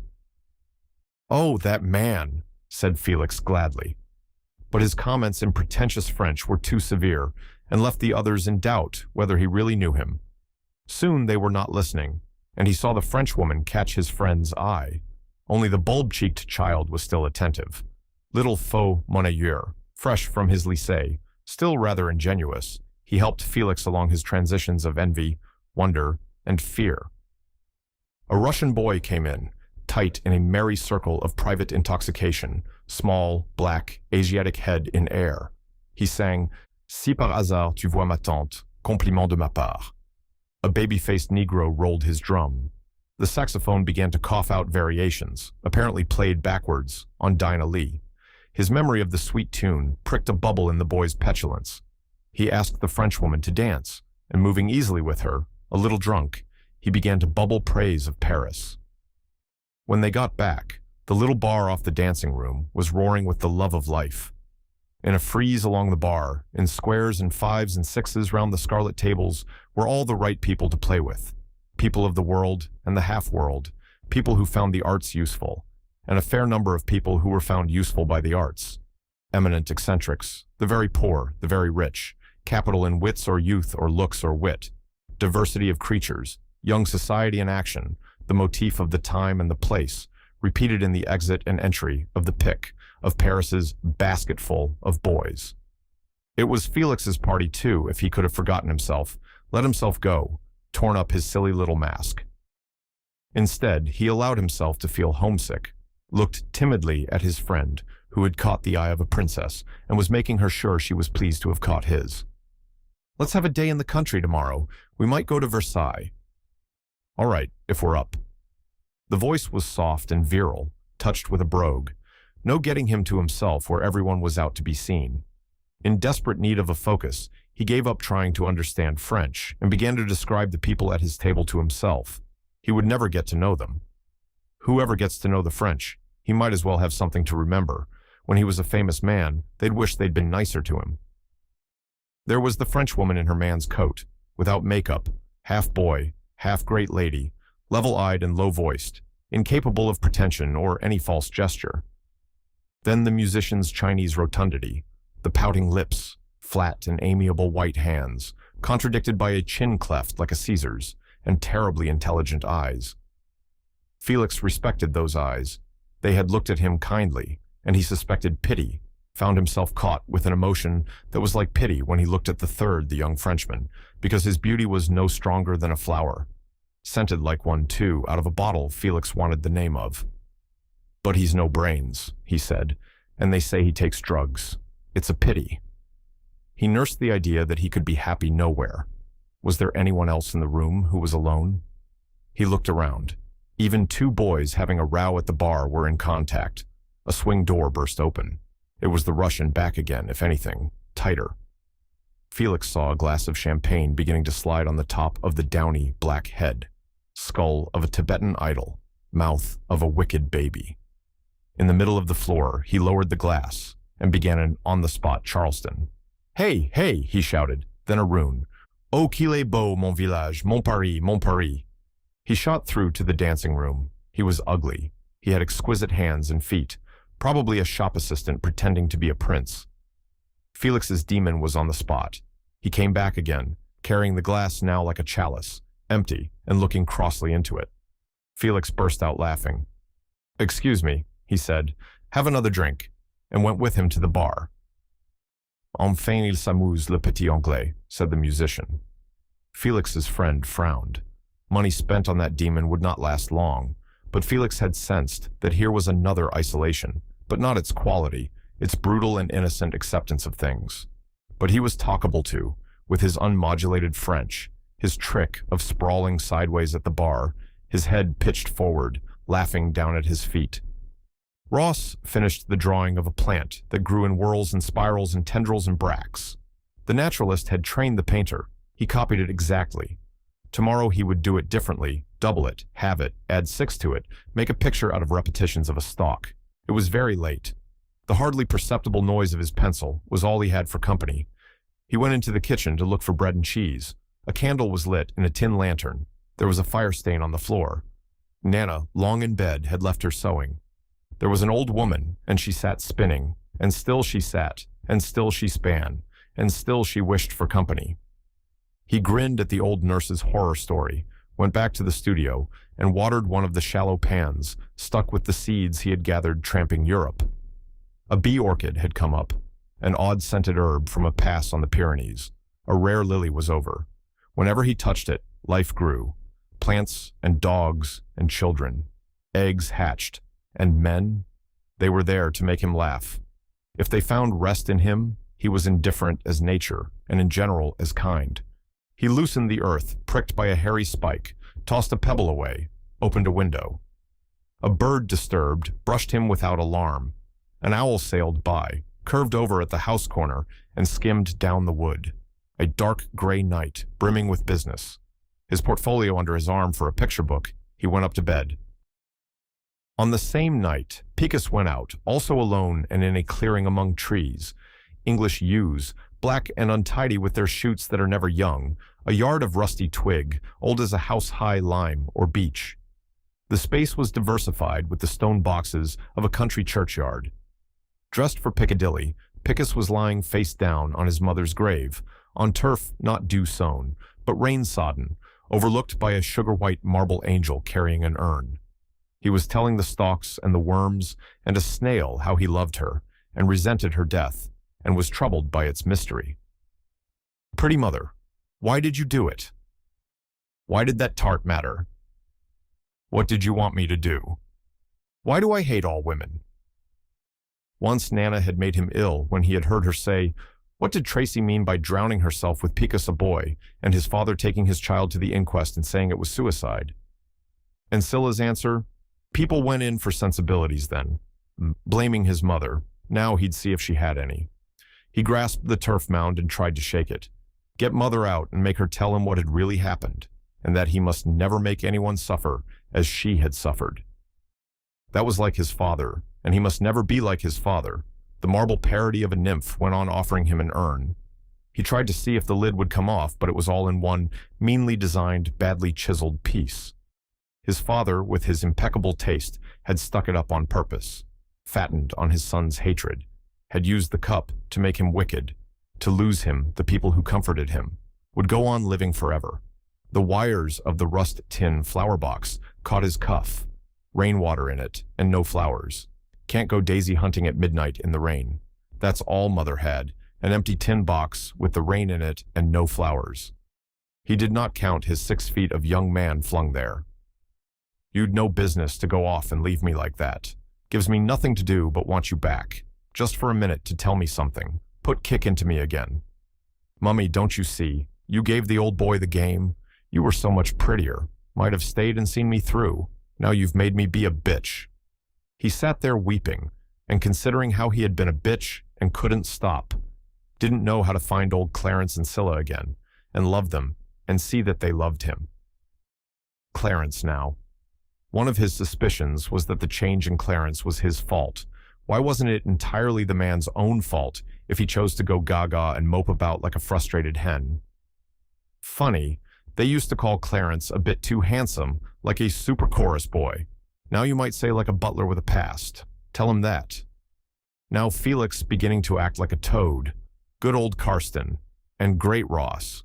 Hats off to Ross, doing nothing at all but what he had to. He remembered their old conviction that Ross had some sort of stable tip in invisible affairs. Won't tell. Says we can look at his pictures. We should have been all right together, Scylla and I, and now the sight of her scares me stiff. Lovely and witty and decent and passionate and kind. There's a figure that stands sentinel before her. I can't see its face. Not a chap you'd care to meet.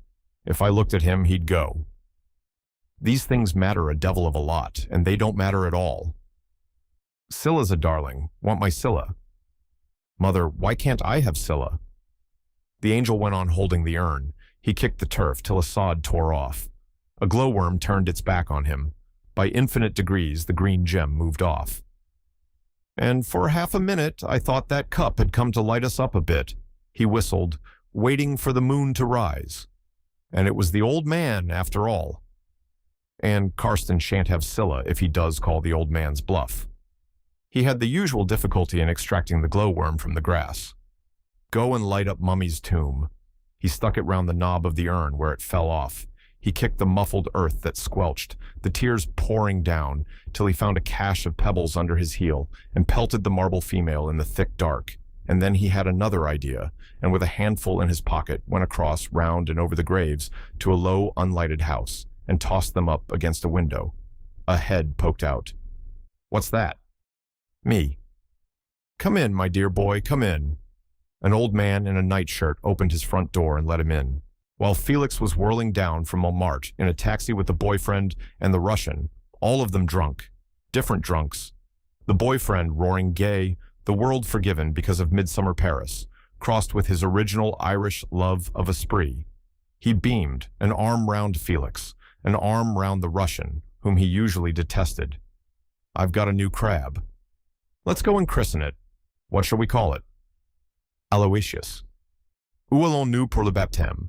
Felix suddenly pitched sideways, his forehead on the Russian's knees. I speak it a bit, Boris, he said. It was true. The American felt too jolly to be angry even at the unknown tongue. And Felix knew that he had found what he had come for, this slip out of Russia, a burning black pillar of congenial romance. Birth and ruin and exile, and a name not like Green Hills, but a wild, snow-crested tree. He would take Boris away. He would go back with Boris into Russia. He would take Boris home.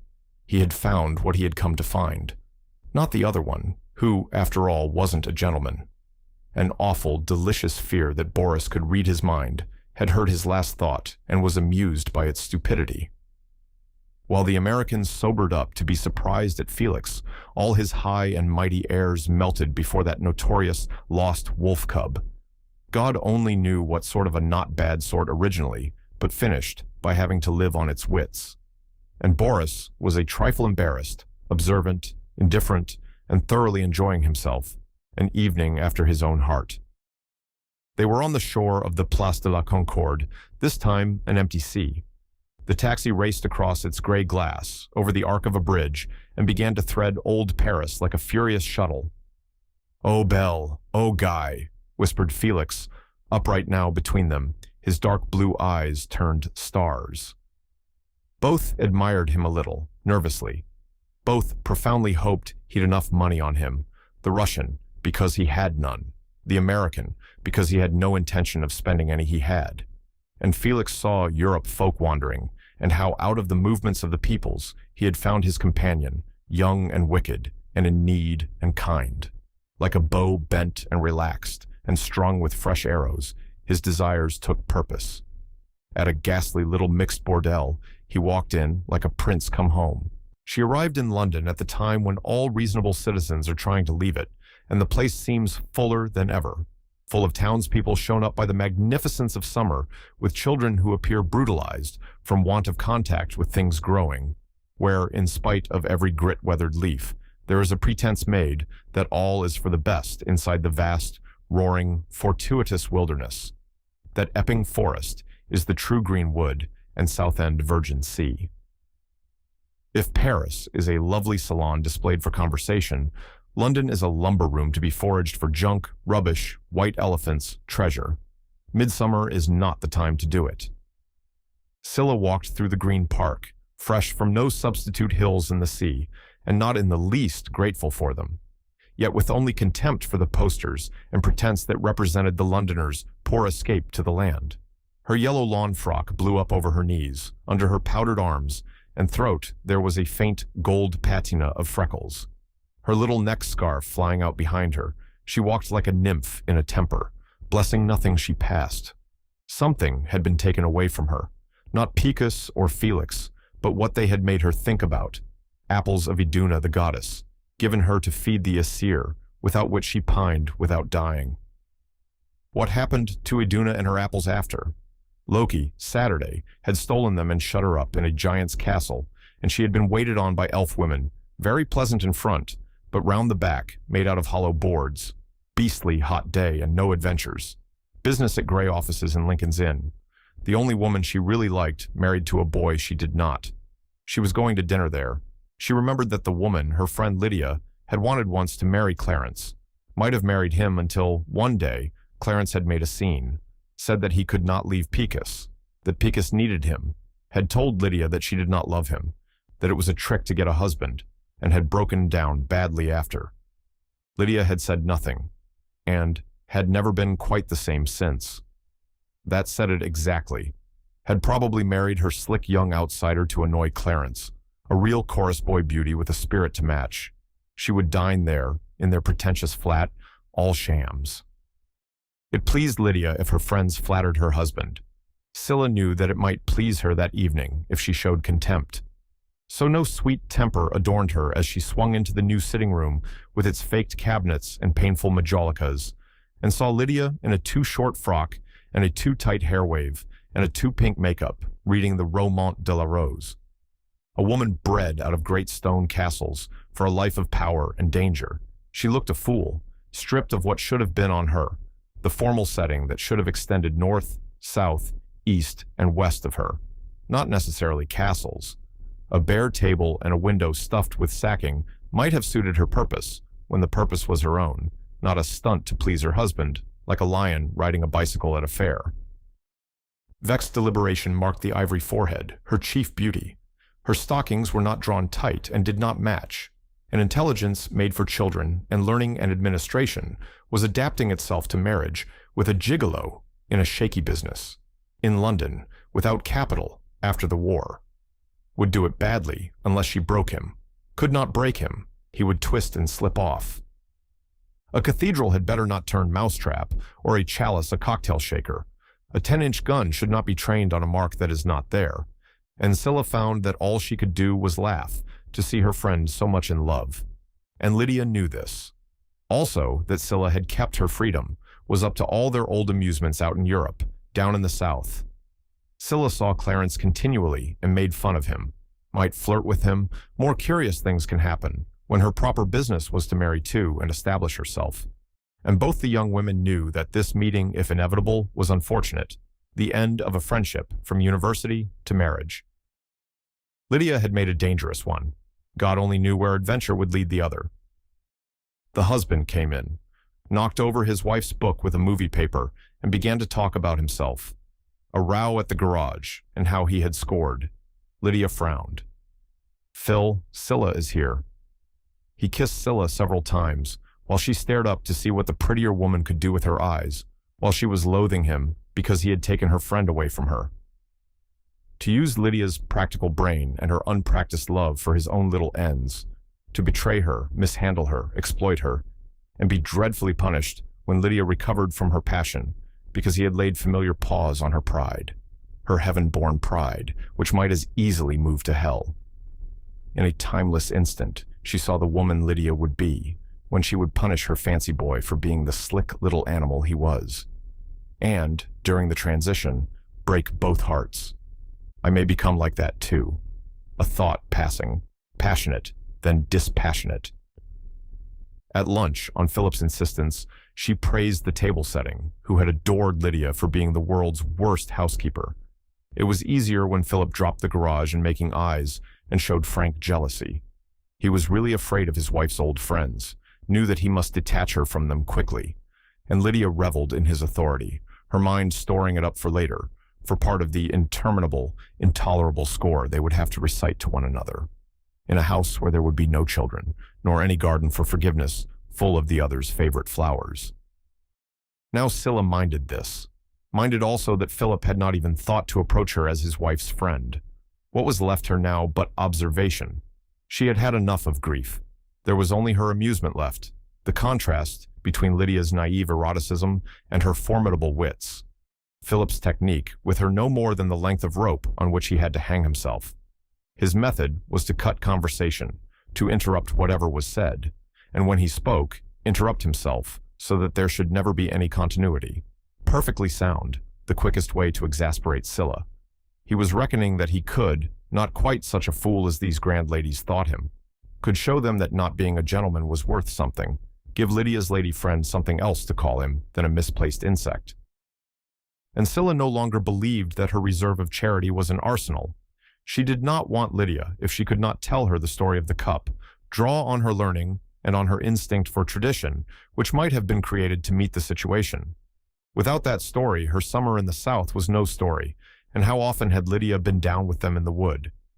Philip once had followed her there uninvited and found her singing them troubadour songs, had bawled jazz and almost dragged her away. Impulses cold, cruel, and insolent grew in Scylla, along with understanding perfecting itself.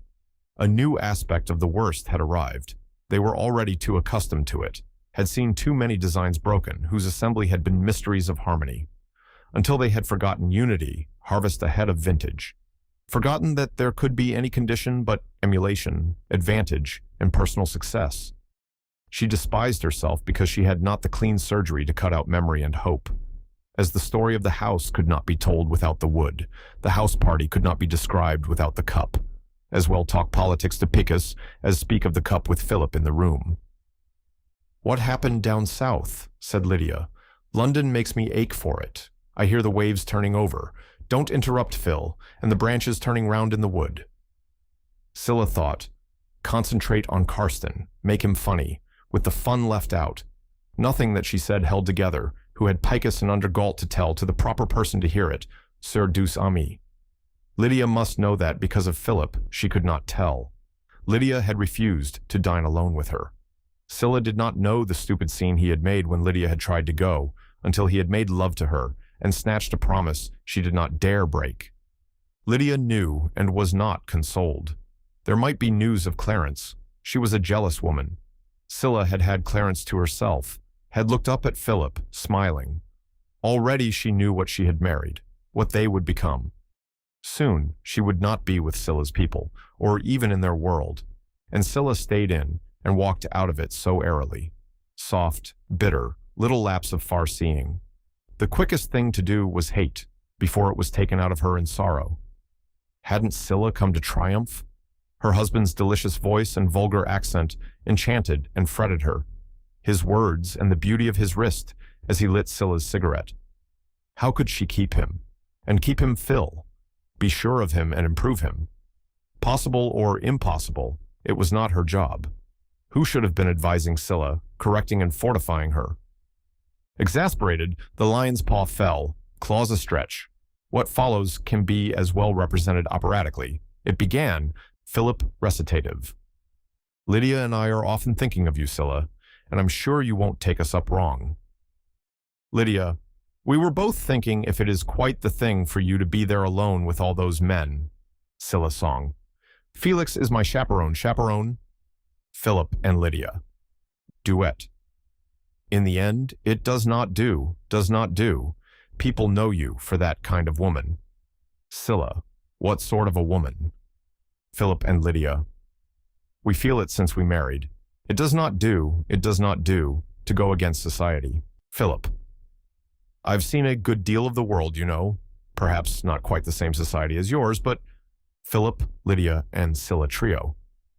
People say, what do they say? You know the things they say. What have they said? We'd rather not tell you and go into details. Go into details. You're doing it for my good. Philip and Lydia, duet. Of course we are. We wouldn't hurt your feelings, but... Philip, I'm so fond of you, Scylla. Lydia, we're so fond of you, Scylla. But we've found it out. The world has reason on its side. Scylla, solo. What is the world? Lydia's world was my world, and I don't know Philip's world. What reason has the world got, anyhow? Philip and Lydia. Anthem. It does not do. Philip and Scylla. Duet. What good do these men do to you?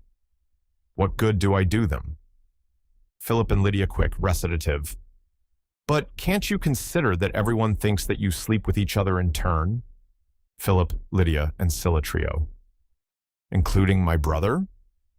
Now, Scylla, be decent. I am learning behavior from you. You're so young, so attractive. I am several years older than you. Lydia, you were always a baby. Philip, and always the lady. Philip really said that, and when Scylla giggled, the string that tied them burned through and snapped. She remembered Picus at home, under Galt, a cup in a well, in a house, out of India, in a book out of no man's land. A shore like that, my dear, lies where no man will steer, no maiden land. Most men steer there, and away before they have properly landed. Land me where my friend and her fancy man are waiting to bite. She noticed how they hunted a single line as a double technique, Lydia wanting to find out, Philip to defame. It infuriated her that she should be hurt. Lydia was saying, I am awfully fond of those boys, Scylla, but they're malvus. What is that? Don't defend. Well, you know. No, I don't. Try again. Lydia did. Why did you break up so soon? You said Felix had gone to Paris and you don't seem to know about the others. Where's Clarence? If she knew even that, she would have something to keep the old heartbreak company. Philip was saying, Scylla, why don't you marry Clarence? People say he's a beauty, and it's time you picked up a husband. She wouldn't, said Lydia, despises Clarence, but she can't go on like this. Go on like what? Philip answered her. You know what people say about a set with no real men in it. What is a real man? They don't amount to anything, and you know it. I've seen the world in my little way, and that sort don't count. I think I've got Lydia out of that kind of thing. We mean to make a good business of things as we find them. Can't finick about with white hands, old standards, and fancy words these days. Don't mean to, do we? And we shan't get into quite the messes we might find if you asked us down south. Perhaps that's why you don't. And honestly, I don't know if I'd let Lydia go. If you mean that you'd find Ross having an affair with Nana, you can go and look. Philip went on. You know we don't mean that. If you'll excuse me, but Lydia said the other day that you're getting to think of nothing but sex. Insolent little cub. She had a last look at Lydia twisting her wedding ring. "Of course I am," she said. "I know something about it, very naturally now. I've been trying to tell you. We have all separated now because, not my brother, of course, we can't decide which one of them shall marry me, and we've run away to think. I can't make up my mind, not Ross or Picos, but I've decided not to look outside our set." She saw the blood rising in Lydia's face. Not a blush, a tide to the brain. "Now I've done it. I've lied. I've hurt her."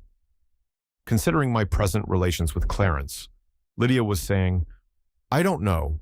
There is something fatal about your life, Scylla." She noticed that it excited Philip to think of her desired. A gulf had opened between them, on whose widening edge they shouted brutal farewells. They were telling her that her brother had given dishonored checks, that Picus had syphilis, Karsten blackmailed, Ross was a satyr and a stunt painter, and Philip that Clarence had shown cowardice at the front. Then his wife turned on him a look of insanity, and Scylla saw a tiny thread of blood run out of her nostril. A posy stood in Felix's wedding present, a bowl of flint glass. Philip dashed the water of it on her forehead and held the sweet-scented names to her nose. Lydia struggled up, and the bowl was knocked out of his hands and splintered. Scylla had to force herself to laugh and not to say, "It's a camp story I told you, invented it, spite for spite." "I'm going," she said. Lydia cried, "Is that all that happened?" Again, she almost meant to say, "No, it's a long business. I came here to ask what you thought." Then was damned if she would. She said, "What's the good of my staying here? We shall all be back there soon. I'll ask about the syphilis and the satyriasis. Does one put a notice in the papers about Felix's checks? Shall I tell Clarence to let you know how he escaped court-martial in spite of his 7 wounds? He was struggling with the branch line of a remote English railway. He got to a place where people changed, and was in the mood to bear with the proceedings of another century. He had plenty of them before he reached the village called Tambourne. Plenty of fine old women in black beaded bodices, one button always missing where the strain came over the breasts. Plenty of young livestock being shifted up and down the line, plenty of the porter's family party, plenty of a plate of macaroons locked alone in a glass box in a deserted refreshment room, plenty of superb trees and white nettle-scented dust. At the inn called the Star at Tambourne, plenty of regret for Nana's fine darned linen and china tea. A night of stars and bats came very slowly. Once out of the wood and away from his relations, he asked himself why in Christ's name he had come to see old Tracy. An ancient of days was living a stroll away from him at Tambourne House. He fetched the cup from his suitcase and put it on the red baize parlor table, a dumb circle of pale green. Why couldn't the thing speak, just once? Dumb was the word for it. He got rather tight, all by himself, but without inspiration.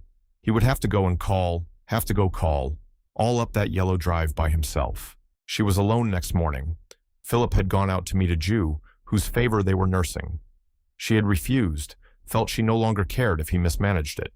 She had not spoken since an hour after Scylla had left, and in that hour they had said worse things to each other than they had said to her. But Philip, who had almost cried with fear, in the morning was not dissatisfied. One does not leave the gutter without a few knocks. He had his own plans, his own adventure. Hoped from his heart Scylla was marrying the man. That would get them out of his way for good. Lydia sat at her writing table without her mask, either of love or makeup. Her head, still disfigured, did not belong to this age. She wrote, "My dear Clarence, how are you all? Scylla is up and dined last night.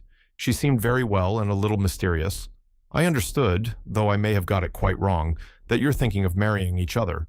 Please let Phil and me know if it's true. It almost hurts one's feelings not to be the first to wish you luck. No chance of getting away until Phil has pulled off some more business, and then he wants to go to Eastbourne."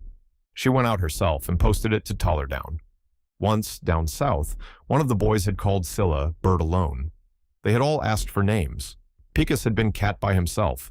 Felix, l'œuf sur le toit. Ross, birdcatcher.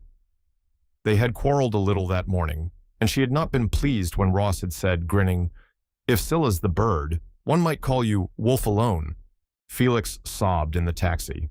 "Can't you see we are all damned?" And that love and death were one.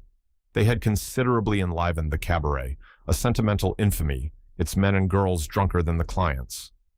Among their slobbering, rapacious familiarity, the three appeared like drunk young gods. and Felix, a young king receiving his subjects, was courtly to the fawning, swarming band of both sexes in changed clothes. Proud of his companions, unconscious that he was paying for the party, he did not know that Boris owed money there, how he balanced the chance of being dunned with his worth as conductor of a rich client, and hoped that his debt would be put on to Felix's bill, a thing he would not arrange. He had not yet come to that. Round their table moved the herd of painted animals, Felix's subjects, their tongues parting their lips for what they might get out of the flower-skinned, sapphire-eyed boy who looked at nothing but Boris. Black Briar Rose, he called him, who saw Felix an absurd young splendor. Felix noticed him strange, observant, a moon baby. Not how the infant was putting two and two together, nor would he have cared, lifted above any complex of the shopkeeper, to be paid in any kind of thanks. It was the American, later, who developed an intoxicated conscience about Felix when, in the taxi, romantic metaphysics and song gave way to hysteria. He cuffed him roughly into place. Unfortunately, Felix's head broke a window, and all he did was lean out and cry, "I want to suffer as you have suffered, Boris. Police, police!" The taxi slowed round a corner. He was bleeding from a cut. Boris alone kept his wits. Withdrew Felix's head delicately from the hole in the glass, shouted in Russian at the chauffeur he had picked. Felix had become merely a thing to get home. They pulled up at the foyer and got him out. Out, but not up. The American retrieved the silk hat rolling on the stones, while Boris extracted 300 francs, taxi, window money, and useful change for the next day. Then came the pilgrimage to which they were hardly equal, in the liftless, ancient barrack, their support to each other physical, not moral, an age of social hatred lived through as they hoisted Felix upstairs and round corners, indifferent to his cries that he must fare pee-pee, followed by the concierge jangling the key. Ages of dissimilarity between the American, sudden flower of strength and looks, and the Russian Tartar brat of family, to whom neurasthenia had become a habit. They dumped Felix on the bed. Boris sponged away the blood and got off the clothes that would hurt. The blood sickened the other and made him fretful. He gave an odd exhibition of nerves. Boris soothed him, and they stumbled downstairs. In the street, he said, "I have a little money. Let's go on." The American refused. Boris circled a little on the pavement, and finding himself alone, drifted off to his little hotel and slept face downwards in his only convincing suit. At the cottage on Tollerdown, Clarence began a call to order. He had stayed on a night with Ross, the last of them to scatter. The cottage was indistinguishable from the white, flint-casing chalk rock out of which it was made. God knows when built, its walls sagged in a broken angle with the downslope. Placed at the mouth of a quarry, he lived naked as could be after his late smothering in trees. A single mountain ash at the quarry mouth raised its scarlet against the hot white cutting and the burnt gold grass. From the door, a path of glassy flints ran to the cliff's edge and joined the valley track. At the angle, the cliff broke sheer. 400 feet below the sea, murmured and tumbled on a beach of round yellow stones. Clarence had set the flint path, chipped and cemented them for a touch of construction in an air-haunted land, a place where no sane man would live. But there was generally water in the well shaft, and just then a blood mist of poppies on the stony earth, cultivated to just that level. With an ache that he did not understand was for Versailles, Clarence had swung in. Inside, there was not the mess men are expected to make for themselves. A little art and craft, a little cubism, a little chic, made interesting by one of Picas's amusements, models of all sorts of ships. A Viking boat was a dragon on the sail, a shield wall along the sides, an armada ship, the Virgin all aboard, a lovely proa, a Greek galley, and, the first thing Clarence saw, Picas's card at the mast with "A present for Scylla" on it. Now, where did Picas find out how to do them? A family mystery. History did not exist for him. He hated the sea. And that black open boat might have come out of an egg hatched at Salamis. In the living room, paneled and painted a flat jade green, Clarence plumped the scarlet cushions, making everything gay, while in the kitchen, the shepherd's wife set the water running in the cobble channels, skinned rabbits, polished the blue plates. The particular master was back. Long ago, before she'd married the shepherd and had 10 children and lost but 3 and taken up with the soldiers before he died, and his brother had come along. 'Twas the same name, and they'd a disease in common, and she'd still be walking over to the camp at Chard, and though she'd lost her teeth, and the better part of her speech, the lads would be over themselves with beer in their pockets. She'd been kitchen maid at one of the country houses. She could not read or write, and her time must have been different from ours. Picus gave her port of an evening, but the one she felt about was Ross. This singular fille de joie, over 50, toothless, palateless, type of disreputable peasant hag, when she knew he was in the land, would stand out on the turf and watch for him. Gobble at Clarence, cooking meticulously the food he would not let her touch. Ask if Ross would be coming over. Scylla terrified her. Nana laughed at her and was called ma'am. Clarence strode out, collarless, in riding breeches, to draw water. He looked down into the well, dark, fern-ringed tranquility, round which had happened such a singular little event. He drew one bucket after another and sluiced them over his body, branded with shrapnel and bullet and bayonet thrust. A vast, delicate strength, not used, not properly understood, piteously alone against the white rock and wash of the blue-wrinkled sea. A scarlet coat in a palace and some gold lace on his shoulders would have fitted him better, watched only as he was by a gasping, furtive old woman behind the kitchen panes. If the other had been there, he would have shown affectation, talked about his nakedness and her, while Ross and Picus would have skipped through the house and chaffed her if they had noticed her at all. Such was Clarence's audience, with a scattering of poppies, a house huddled against the ground, and below the Aphrodite sea. Indoors he preened and poked everywhere, exceedingly afraid of the coming night. Then he would be alone, the shepherd's wife off at her mincing trudge to her hovel, where occasionally was heard the roar of a carouse. Ross might have joined it and been the life and soul of the party, or lain out sea and star sailing. Clarence, by himself, was simply and terribly afraid, not of individuals, but of a menace that walked hand in hand with night, joined with the fear natural in remote places to a man not intuitively tuned. First, he told himself that everything would not be ready for Picus, and he would scold him. Then, that Picus's scenes were a disgrace. Then that Picus was never coming back. Then, that it was Scylla who would not let him come back. A rage got him by the throat, shook him, crawled over him. By the time it was night, he was incoherent, and half a dozen times started over the hill to walk 70 miles inland to Tambourne, where Picus might be. It was not his humor that checked him, but fear of the vast spaces under the star-blazing sky. The stars were not his friends. The Pleiades may have been weeping uselessly for him. When he lifted his eyes up the hills, he averted them. Rough, barrow-haunted places. He shuddered and turned back. Only candlelight in the cottage, in the silvered sconces on the jade-blue walls. Casket he had made for Picus, hung with brilliant 18th-century paintings of birds. That woman had done it, the slender, cousinly bitch. Once he had thought of dropping the handkerchief at her, and few he'd ever done it to had said no. His extreme vanity had never surmounted the transition from his boy's beauty, which Ross had taken as a matter of course. Introvert, said his mind, full of fashionable fads.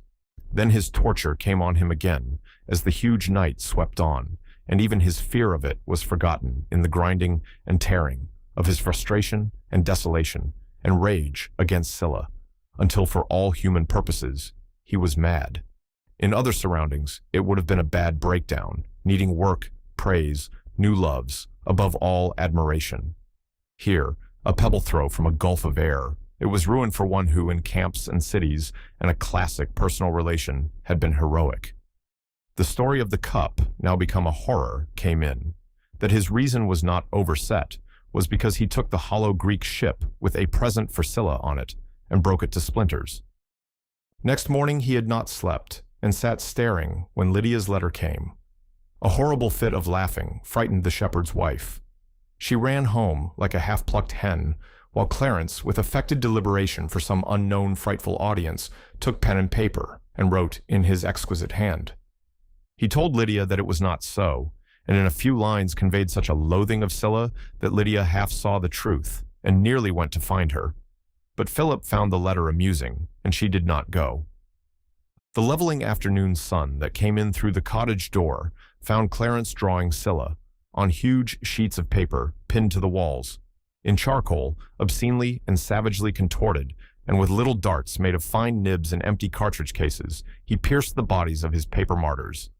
Then he tore them down, finding no content in it, so that ragged strips of paper covered the floor, the silver divan, and the cushions bright as fresh blood. Perhaps he was the man who had suffered most from the disbelief and disuse of all forms of religion. Bred a Catholic, he had left the church and the question superciliously, uneasily. Incapable of Ross's and Scylla's faith that there was a faith with all its pains and invisibility, unquestioned as air. A religion externalized by a powerful discipline might have upheld him, but all that he had then was a suspicion that this was the punishment of a neglected set of gods. The hour came when the light began to show up the earth in relief, with a distinctiveness almost monstrous, like a drug reverie. A little freshness blew in off the water. A cloud or so traveled, teaspoonfuls of fire-dipped cream. Spent with pain, his fear of the night returned. Karsten spent the next morning thinking about old Tracy, or, more exactly, how he would hate to walk up his drive. In his country, he would have faced a dozen of them, but he had been out early to scout and had seen the house up a much too long yellow avenue between high-clipped shrubs, unsympathetic, like a long neck into a trap. At 12:30, he had an idea. At 2 o'clock precisely, he had passed the lodge. At 2 minutes past, he saw old Tracy leave his front door and halt, turning as he walked to speak to someone within. 2 seconds later, he saw a neat, painted gate in the laurel wall, the entrance of a tunnel. 1 second later, he was mastering the latch and had disappeared from sight. We will follow him, as earlier writers say so prettily, as he commences trespasser in hiding from the approaching master of the house. He followed the tunnel about 10 yards, where it led him onto a wood path parallel with the drive, whose principal feature was a pavement of enormous roots. He listened to the crisp sound of Tracy's boots, waited till he had passed, tripped over the roots, slipped down the tunnel again, and reached the house as though nothing had happened. He was ashamed until he noticed that it was a sound instinct that had made him avoid the old man and open. Half an hour later, he was in the library. He heard, "So you want to buy that mischief-making cup for an antiquarian friend in the States, and you want its pedigree? I can write you out the particulars, of course. My name counts for something, but I imagine that I was sufficiently precise last time we met." "No, sir," said Karsten. "You were not. I have its photograph in the book that wasn't burned as thoroughly as you might have wished. There, it's described as a mass vessel, early English, from your collection. Now, I don't give a damn which it is, but it can't be that and a poison cup. And before I write out a check, I want to know which. But in any case, Karsten, while we are speaking of money, I imagine that any check should be made out to me." "No, sir. I and 3 other persons heard you confirm your son's gift of it to Miss Taverner. His reputation as a collector's at stake. It can't be 2 things at once. As to a second opinion, I expect your British Museum could give us that." "I admit," said Tracy, "that it is probably a mass cup. In my horror of loose feeling, I prefer to suggest any origin, however grim or far-fetched, than that my relatives should abandon themselves to superstition." This might have sounded noble, but Karsten kept on. "Bit of bunk. What has he been up to?" "That's what I'm not to find out."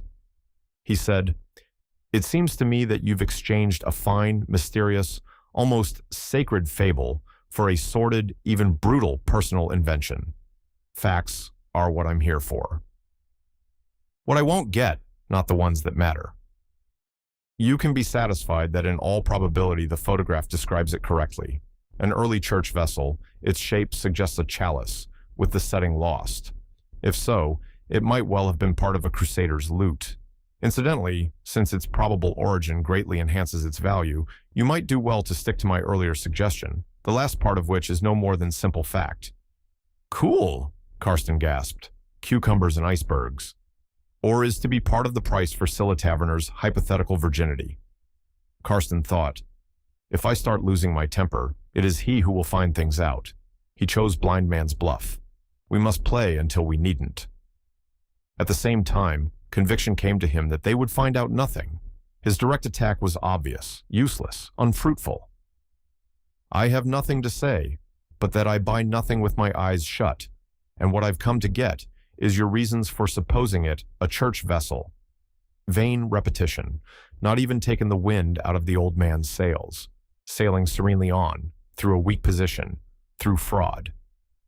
"You shall have them, Karsten, tonight, signed on my authority. You are staying at the Star?" On his way down the drive, Karsten knew what you did. In Trollope, in cases of spiritual difficulty, you consulted the vicar. Whether it turned out well depended on whether you found a good vicar or a bad. The landlord directed him. His way led through the churchyard. He noticed a staring white monument and read on it the name of Pickus's mother. Old devil, to bury her like that and keep it clean. In the flagged hall, he walked up a ribbon of green matting and saw at the end Pickus playing with a blind cord. "Tracy," he said, "I've been trying to clear this up. Any luck?" "None. Have you a good vicar?" "I left the churchyard at 2 in the morning and said, 'It's me,' and I've been here since. Sick of night and mist walking. I've told him. Come in." Felix woke, rolled over in a flood of gold-spangled dust to find himself lapped in faultless health and spirits. Paris's morning surprise for her children, last night's debauch, innocent as a game of kiss in the ring. Last night's resolution clarified and unimpaired. He had Boris to find and explain to him what he had meant, claim his own. He shaved his hardly perceptible beard, whistling an air from Louise. Paris was waiting for him, had given him the day, now in mid-morning, which would only be begun by night. He ran through his pockets. Boris's address was lost. There were names of unknowns, scrawled on the cabaret cards, not the shred off a bill he remembered. The splendid name scrawled in sucked purple pencil. He rushed out to find his earlier boyfriend. "My dear Felix, how should I know?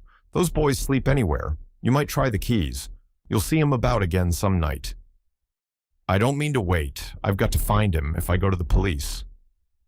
"Well, I shouldn't do that. They probably know too much about him." Then, incautiously, "He's probably pretty sick after last night. They say his lungs are going." Curiously, that fanned Felix. The older boy for the first time liked him well, wondered if by any chance he saw in his eyes what one would fain call master. It was odd. He used to live somewhere in the nest of hotels around the Rue Bonaparte. "Good," said Felix. "I'll try them, one by one." Boris woke up. The young head, a little brutal and afraid in sleep, on waking lost those expressions. "Comme j'ai fait la bombe hier," rubbing his eyes like a baby. A sixth-floor room in a cheap hotel in old Paris has no romantic quality. It was as much as Boris could do to rise nightly, like some sort of phoenix out of the ashes of old clothes, torn socks, and Russian newspapers. A miserably recognizable room in a bitter world now burning under the sun-cracked roof, with no room in it for penniless, palace-reared brats. No excuse for the room either. A shameless, shameful pity of disorder, and want not above the trickery.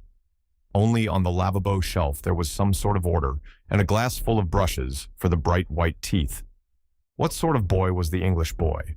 Half Boris's nature was curious, the other, it was a nature profoundly divided, had no interest. The indifference lay beneath, the underwaters of the stream that ran in and out, up so many curious creeks, round islands not fixed yet on any map. His interest was chiefly whether the boy would be good for a few nights of Boris's necessities. Some food, unlimited drink, no sympathy, but a kind of companionship. Charm was what he liked, who had it for sole asset. Someone to laugh with. He would have laughed if he could have seen Felix, followed by the taxi he was too impatient to jump in and out of, entering and leaving shabby door after shabby door. He lay on his back and dodged the flies. He was very tired after 4 years of Paris. 4 actual years, but he had never been able to calculate more than a day ahead, which must set ordinary time going differently. Also, what time had he in the sense of future? A bloody curtain between him and his land, his torn roots not fed by the transplanting. Over 200 francs, the compatriot chauffeur had been merciful, of the English boy's money stuffed away. It might also have startled him had he seen Felix a door nearer, a door further off. 150 francs to pacify the old vache in the bureau below. If misery had turned the key on him, what of it? Get the second best shoes out of the cobblers. Forget till the money was gone, and in the next spell of rain take cold and go about sore-throated and aching, till it was time to drink again, drink to forget what did not matter. Yet if a fly brushed his cast dignity, he would rage childishly and laugh and forgive and not forget. Felix pitched into his room, his heart almost preceding him, drew himself up and said languidly, "All right, after last night?" Poverty that amazed him, and he pitied, for a moment dismissing romance for sense. "Get up and we'll lunch. I'm not in Paris for long. I want you to come away with me." "Where?" said Boris. "To my people in England." "I've always wanted to see England," he said. "We like the English best of all races." Russians do not gush, and he was arranging his shame about the room. The shirt he had worn last night all he had on him, and his feet grimy and no slippers, and how to turn himself into a desirable object with Felix there, and how to get his clothes out with the bill not paid if he was really going away, and how they couldn't make Felix a cocktail and would probably refuse to send up so much as a bottle of Vichy, and how soon, or if it would be safe to tell Felix about it, and if Felix was really a bore or not, and suddenly, how bad it was to have to think like that. And Felix, brimmed with grace, said, "This was just to tell you. Meet me at the foyer in an hour." In another room, in another hotel, in a chaos of elegant poverty, Scylla answered the telephone bell. Philip's voice said, "What made you let on you were engaged to Clarence the other night? He doesn't seem to think so. Like to hear his letter?" She was ready for that, through the occasional sense that one has lived through an event before it arrives. "What's that? I said nothing of the sort. If Lydia likes to think such rubbish, she must have written him one of her letters." The voice changed. "I wish you hadn't told her whatever you meant like that. She's been upset." "Well, she might have married him herself once," and rang off and sat still. This would not do. If their alliance was not to break up, she must get the idea out of Clarence's head. Played into Clarence's hands, she had, to finish her with Picus, give Clarence the game. Subtle-minded, he would know how to bitch things more than they were already bitched. All to bitch Lydia for bitching her. God, what a world. So much for St. Grail cups and maidens. She felt positively superstitious over her own experiences, then suffered under what seemed, after all, an unfair lack of grace. Then saw the cottage on Tullerdown, a desolation with something in it that raved, translated it into possibility of annoyance, petty insult, even tragedy. Playing the Freud game, the name rose Philoctetes, just the sort of role Clarence would pick and play badly. Did Philoctetes play well before he found his Sophocles? Oh, damn analogies. Better go down at once, make it worse than armed peace, and give him something else to think about. A telegram, arriving shortly with Russian ill to live with us. Nothing like Felix for letting you know. And Karsten had gone to Tambourne with a plan. Picus might be there. Felix was coming back. All roads lay south again. Sleep at Starn that night, and go over to Tullerdown in he-morning. Have it out with Clarence. Might seduce Clarence and shut his mouth that way. Then to Tambourne and Karsten's news. With serene courage, for she was uneasy, she made her preparations. Picus introduced Karsten to English ecclesiastical life. At last, there would be something that he had been led to expect. The old man in his library looked and spoke right. Picus said, "I've told him all about it. He's had the devil in his parish." "Well," said the vicar, "I'll go so far as to say that during the course of our long association, your father has illustrated my picture of hell. And as usual, any heavenly landscape has been all around, and so unobserved." He examined the cup. "I cannot tell you anything. A piece of worn jade, this time. For the question mark, to the question, we can none of us answer." "What is the question?" said Karsten. "Our old friend, whether a true picture of the real is shown by our senses alone." "Can't we leave it that we don't know?" "Then the picture we have becomes more and more unintelligible." "I don't know. All I can say is that I've never been so bothered, never behaved so like a skunk, never so nearly fell dead in my tracks till I got down here and began to think about such things. It's unfashionable now, you know." "Naturally," said the second old man, so peaceful, so cordially, with such disinterestedness, with such interest. It was going to be a singular ecclesiastic this time. Old Tracy turned saint. Karsten gave up trying to cut Providence. "Can you give us your professional view?" he said. "My dear man, Pickus comes here to be consoled for a grievance because he has given his heart away twice and doesn't know from which victim to ask it back. You ask my professional advice about this business of the cup, not only for its history, but on the spiritual upsets following its arrival. Here it is. Say the 7 penitential psalms. Go carefully through your failings before man and God. Communicate tomorrow at 8. Come to matins and sing. Attend to my sermon. In the evening, sing the Magnificat, and remember that when I dismiss you with the prayer, lighten our darkness, I am saying the last word I know. I suggest a day's devotions because I'm sure you have not done any for a long time. Add to them the lovely sobriety of our church and our liturgy, the splendor of midsummer filtered through old glass on cold stone. That is as far as I can go in my profession, which, like the ancient mysteries, depends largely on what you bring to it. My hope is that someday somebody will bring something. In your case, Karsten, clean hands and a pure heart, I'll be bound. I administer formulae and recall memories, that work and still live. In what lies the scientific triumph but that its formulae work? No one on earth before had told Karsten that he had a pure heart and clean hands. He was startled, touched, nearly cried, and said, "But we're both in love with Scylla Taverner." The second old man said, "Well, I dare say she can do with 2 fine young men in love with her. She's had no soft life with her batch of demons."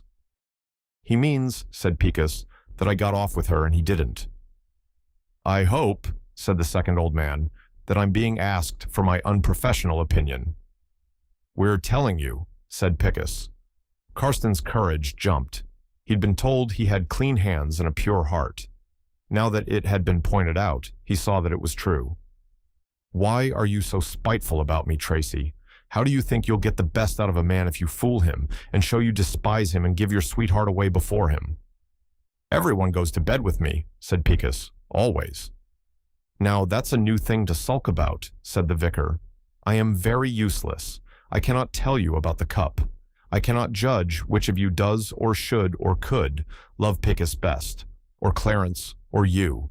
His father will probably tell us as much truth as he finds convenient.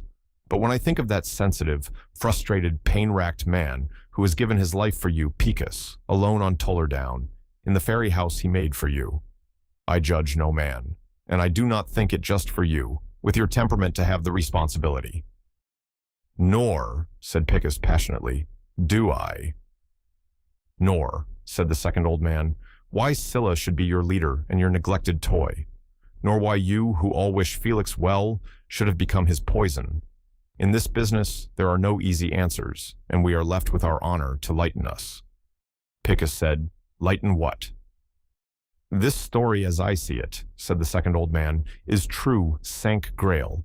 The cup may have been an ashtray in a Cairo club, but it seems to me that you are having something like a ritual, a find, illumination, doubt and division, collective and then dispersed, a land enchanted and disenchanted with the rapidity of a cinema, adventures, danger and awe and love.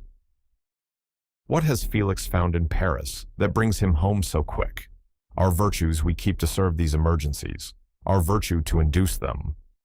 "Yes," said Picus, "but there ought to be sharper detail. It was Clarence's spear that started me." Karsten said, "It is true. It has happened like that." He was in a state of consciousness unique to him. Not vision, but wonder become a state, an impregnation of being, that excited and held him in absolute rest. An expectancy more real than the old furniture, the 2 men with him, the shallow stream that tore past the window, water whistling to itself, a running trap for light.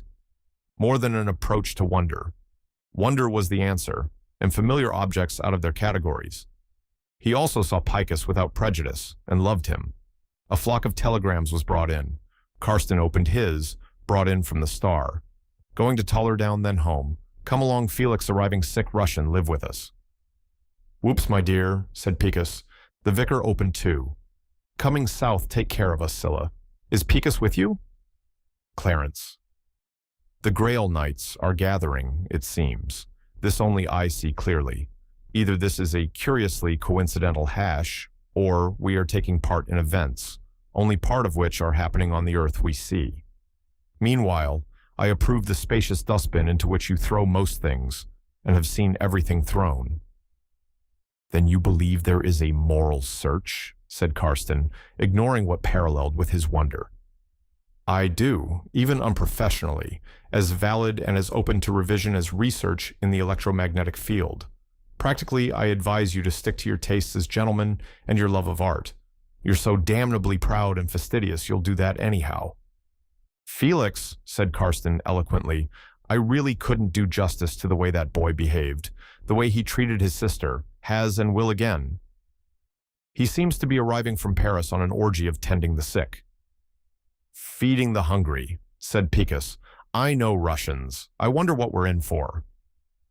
The second old man said, "I'll take him off your hands if he is any good. The young are getting worth watching again." Karsten said, "I wish the cup could be disposed of." "I'll go over to the Star," said Picus, "and wait for my father's idea of convincing you. I've a lech on the boots." When they were alone, Karsten said with an effort, "My intentions are very sincere towards Scylla Taverner." "I think they are. So are his. I'll marry her to either of you with a psalm of joy if it works out that way. But you do realize that your relation with her will not be the same as hers with Picus. Young men think sex is all the same, or at best, a sacred or profane love when it's as varied as art." They chatted. Picus brought back a letter with a black seal, cup found in the vestry in the church of Hilary under Lynn sometime in July 1881, given to me by the rector, the John Norris, as it could not be identified as church property. Believed by me, on the authority of a string of names followed, to be a cup of the rare but occasionally found chalices of the Celtic church. "The Lynn is on the Welsh marches," said the vicar, "and the man's dead." Karsten said, "Then we get nowhere." "Nowhere. Only in ghost stories, and those not the best, do you get anywhere that way." "But what are we going to do with the damn thing? It can't lie about the house like a green eye that doesn't wink. The man's dead. Suppose the authorities stick by Tracy, or don't. This has been a fool's errand." "I have an idea," said the vicar. "Take it back to Tullerdown and replace it where you found it. If the next drought sends it up in a suspicious manner, well and good. It seems to like wells. And truth, if she prefers not to talk, can return to one." Karsten said, "I like that." "Good," said Picus. "Learn it to be a toad." Both prayed he would add, "I'll be off with it and look up Clarence." "Not at all. I'm not ready yet. Someone had better take it and fetch him. And Scylla. He gets ideas in his head when he's alone there. Karsten, you started traveling about with the thing. Go and drop it and bring them back. There's a train tomorrow that starts at 6. Scylla slept at Starn. She overslept. A terrific heat had sprung up and made her feel that there was danger in approaching the hills. Neither Ross nor Clarence had been seen at Starn, only Nana had driven in on the baker's cart to conduct her favorite campaign about the quality of preserving sugar. She just wouldn't listen to me, ma'am. All she'd say was that she wouldn't have you or your raspberries poisoned by what I'd sent. The grocer's wife told her. So Nana was making jam. Felix was partial, especially to raspberry jam. Russians put it in their tea. It was after lunch that she discovered that there was not a car to be had, and also took a lift off the baker, down the valley to Tullerdown. She bumped and swayed over the flint-dressed road, the white dust powdering her, the overwhelming sun bearing her down, until the driver pulled up at the valley's end, an earshot from the sea, under the hill. Vast, its burnt gold desert shoulder rose beside her, the ribbon path bleached and crumbling. She went up. Struggle with fire and earth and steepness upset her physically. Her arms were red, her neck beaded with sweat, her chemise stuck to her skin. Poor nymphs of Artemis. What complexion could stand it? That was why they were painted hunting in woods. Halfway up, she sank on a stone and fanned herself with her hat. Remembered another walk, to Starn. She feared that Clarence had seen her, was sulking inside instead of coming to meet her. That was sad. She remembered how once in London, she had come to him straight back from Spain, and he had lifted her up and carried her over the threshold, so glad he had been to see her. Clarence had not seen her. Unshaved, half-dressed, he was trying to torture the body of Picus. the statue he had done of him in clay. He had dragged it out against the quarry wall and pierced it with arrows of sharpened wood, feathered from a gull he had shot overnight. Scylla found the door open and went softly in. "Clarence, I've come all this way. Can I have tea?" He heard the low voice, thought of the gull crying. She saw the bird's half-plucked body bloody on the floor, and that there were papers torn in strips and little darts. She turned over a fold and saw her own body, and her cry was more like the gull. Bird alone in the lonely room. Except for a ghost called Clarence, everything was empty. She thought, "Run away. Can't. Where to? It's all empty, and my knees shake, and I'm curious and furious, and only my body is afraid." Clarence wanted to be sure about the bird. He came in slowly, dazed with violence and grief. Bad conscience and fear of making a fool of himself nagged his blazing obsession. He saw Scylla at the door in silhouette, her scarf fluttering off the back of her neck, sweat-darkened curls appliqued on her forehead, her hat thrown familiarly on a chair, her mouth open. "Come and look," he said, and with the fingers of one hand dug into her collarbone, led her through the kitchen, into the half-circle of quarry behind. She saw Picus in greenish clay, pricked with white feathers.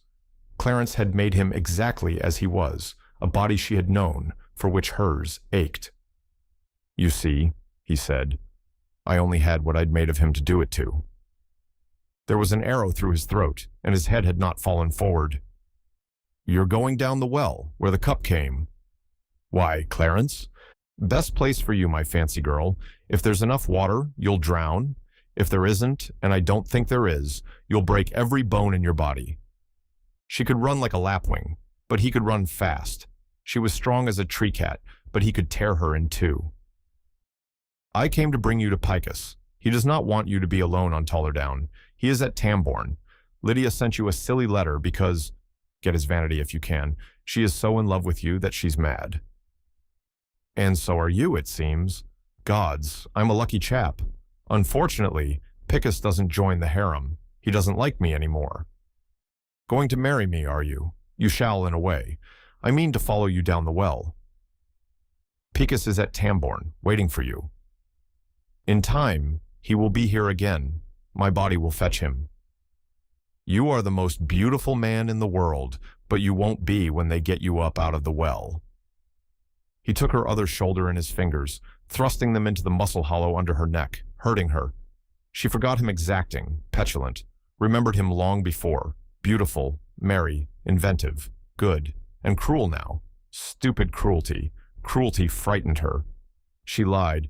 "Clarence, I am going to marry Karsten. I teased Lydia." He turned her towards the well. "Hey, there will be one less of you bitches to come into our lives.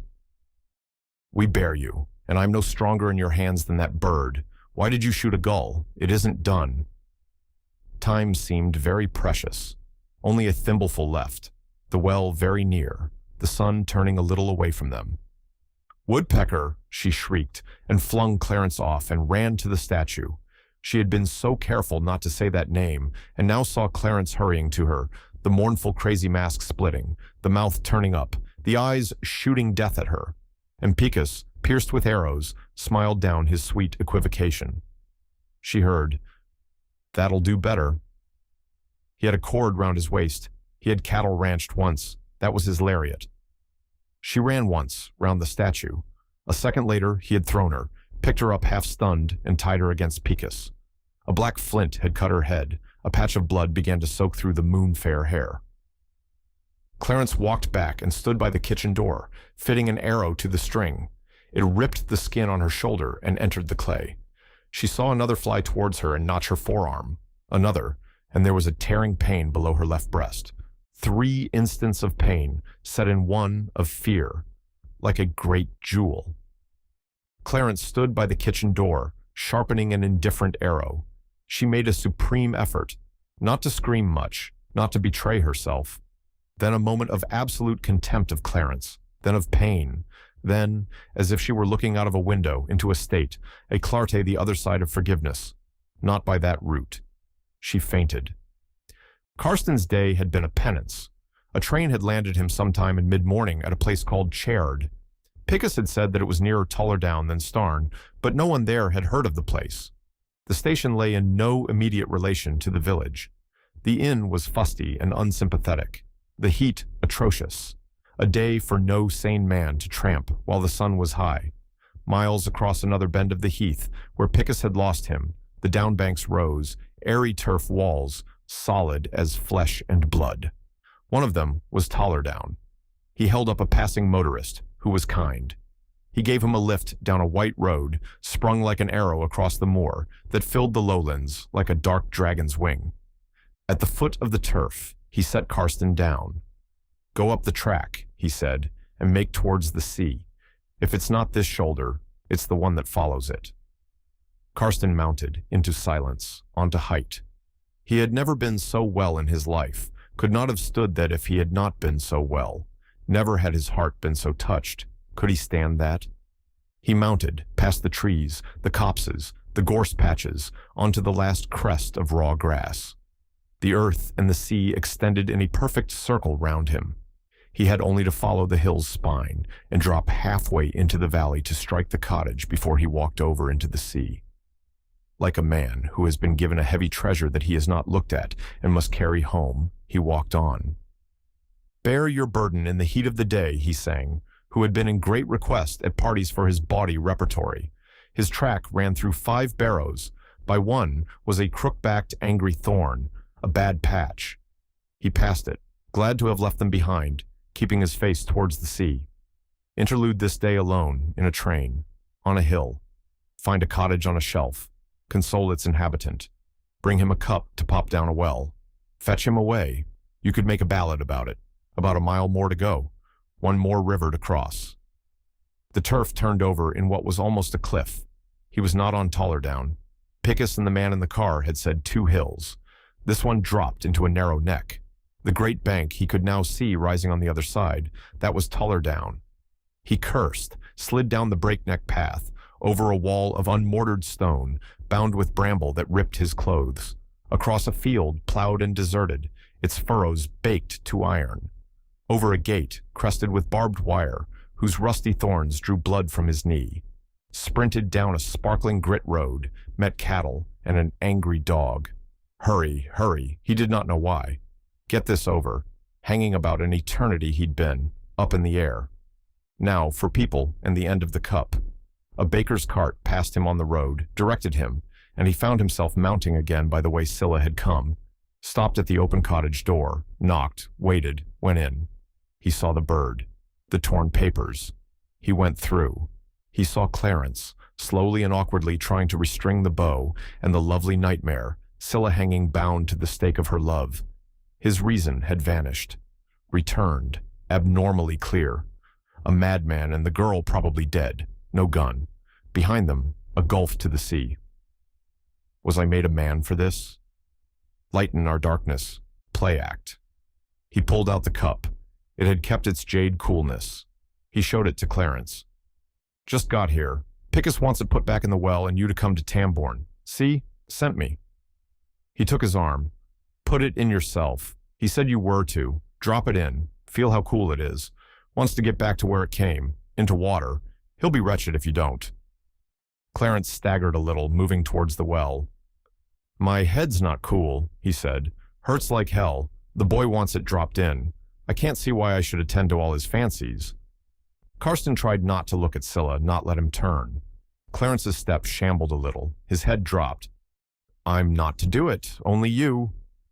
"All right, here goes." Plop went a noise, a very long way below them. Clarence covered his eyes with his hands.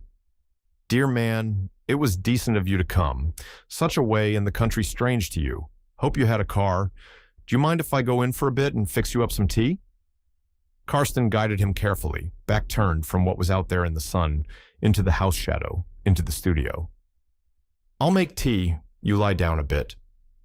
He was thinking how to lock him in when the young man dropped, moaning that his head hurt and that something was trying to get out through his eyes. Karsten hoped it might be the tears he'd cry when he knew what he'd done. He had always liked Clarence, disliked that his affection should have turned to horror. He even put a cushion under his head. Then snatched up a knife in the kitchen, rushed out, and cut Scylla free and carried her onto the sitting room couch.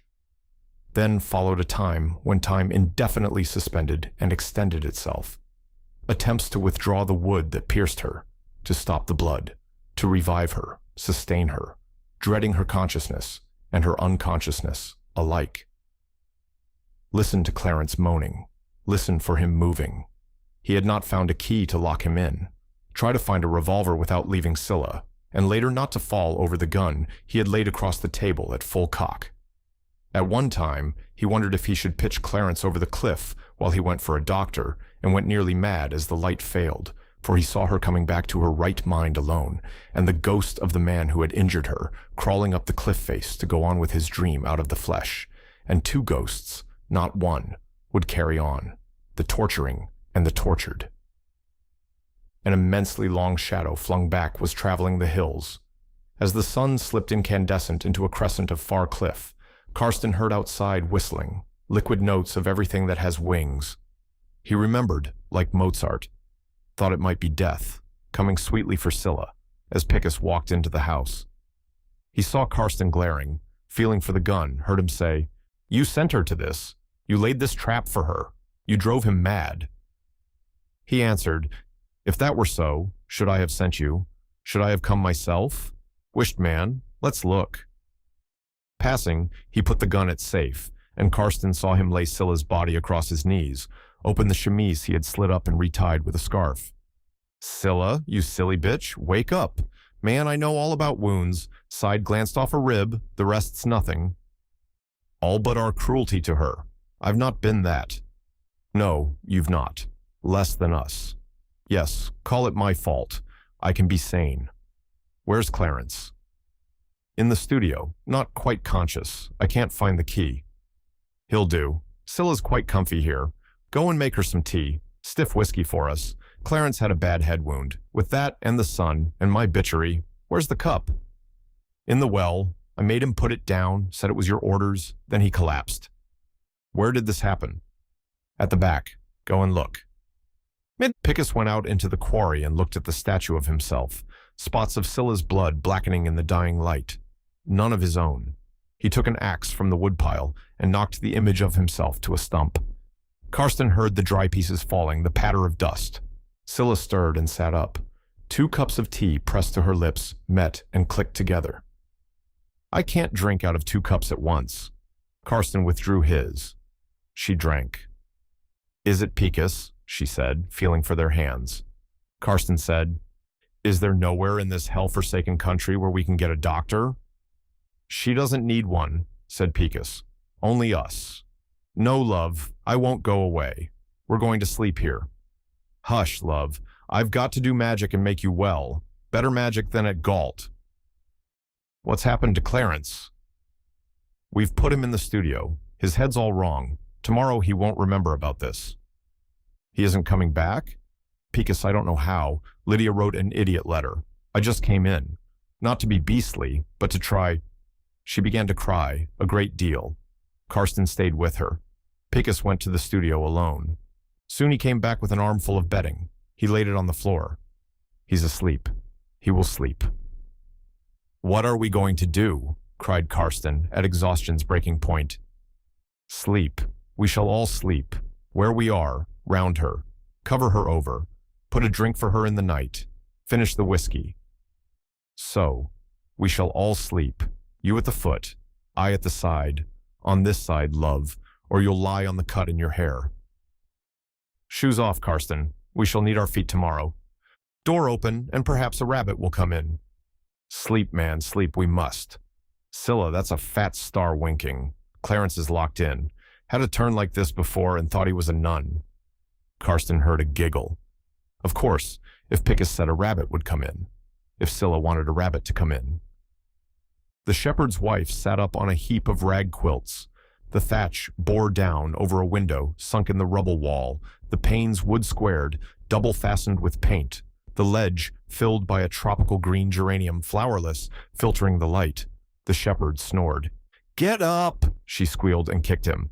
"I be going across to the house." A little later, the old trollop left the rustic slum and was crossing the hill's dewy shoulder in the delicate light. The day before, she had been afraid to go, but in the night, encouraged by a bottle of whiskey, she had seen Ross in a dream. Clarence had built the studio out into the quarry at the back. She looked in first at its window and saw him sleeping there. Always out and about early he was. Pickus had left the key outside in the lock. She went in. Clarence woke. There was a pain in his brain that felt like a nut. Before there had been a worm in the nut, but that had gone to sleep. He had felt the nut before. In a day or so, there would not even be a nut, certainly not what went before the nut, the worm boring and making a wild pain that made a wild dream, on the edge of whose memory he was living. "You're early," he said. "Get some tea, and I'm in my clothes. And mind you put it in with the teaspoon."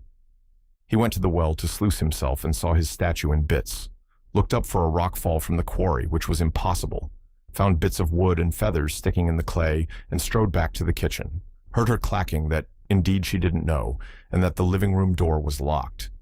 He went round to the front, to the open door, saw where a hair had made her form, looked in, and saw, still sleeping, Pickus, Karsten, Scylla. He shook his friend's shoulder gently. "Hi, boy. What's happened?" Pickus woke at a touch, pointed outside, and rose silently. "Who's taken my statue outside and smashed it?" "Come out with me. Out and down a bit. A boat's in. Down at the lobster pot, they'll fry us fish." "But I'm not shaved. Can Karsten fix up some breakfast for Scylla? Does he know the old woman can't? What's happened, lad? You look like a wet Sunday. Headache again?" "No, only you must come on." He dropped sharply down the hill, Clarence behind him. He felt his mouth twist into a sneer. Clarence, the kindly host, the country gentleman making the best of a cottage and lack of retainers. Then that contempt was unjust. The unfamiliar concept of justice and injustice stuck and was accepted. Then that punishment was on him. He had to operate on Clarence, not prick and bewilder. Had to undo his arts, his graces, his wit. Clarence's first protection would be to turn on him. A man of perverse and subtle mind, he would be quick to distort to save himself, making me think. Then, at the lobster pot, he acquired immediately tea, butter, bread, jam, and the first batch of the landlady's personal fish. "Damned hungry," said Clarence, helping him to the one small real soul. Oof. Why did Clarence look so lovingly at him when for the first time on record he threw it back onto his plate?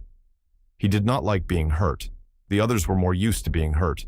Now that he had to hurt, he did not want to. A reaction impossible to Karsten, for whose race sadism is not fun, but a serious expression. Ow!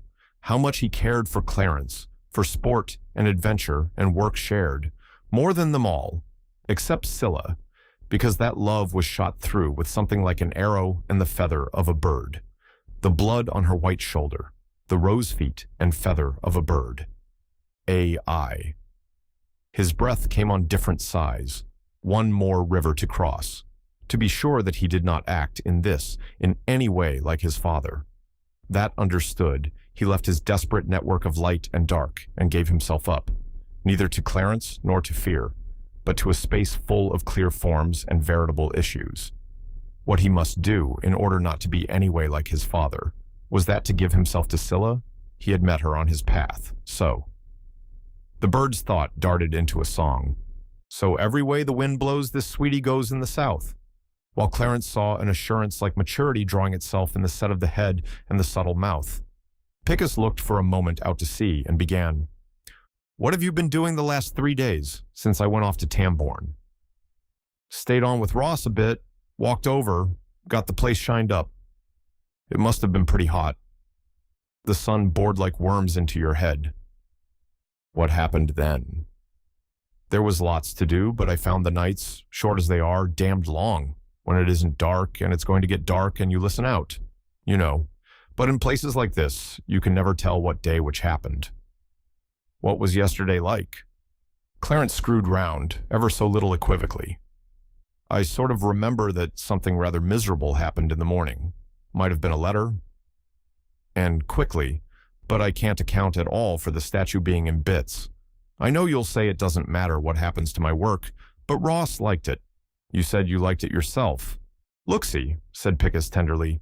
You've got to know, you know. You went off the deep end again. You mean I smashed it myself? No, I did a bit. I mean, I broke it. I felt I had to. Clarence listened gravely, his eyes still altering their angle. Well, if you thought it bad, that's that. But you've taken so much of my life. Do you think you should do in my work also? It wasn't for that. You've forgotten about yesterday. You said something miserable happened, and it did.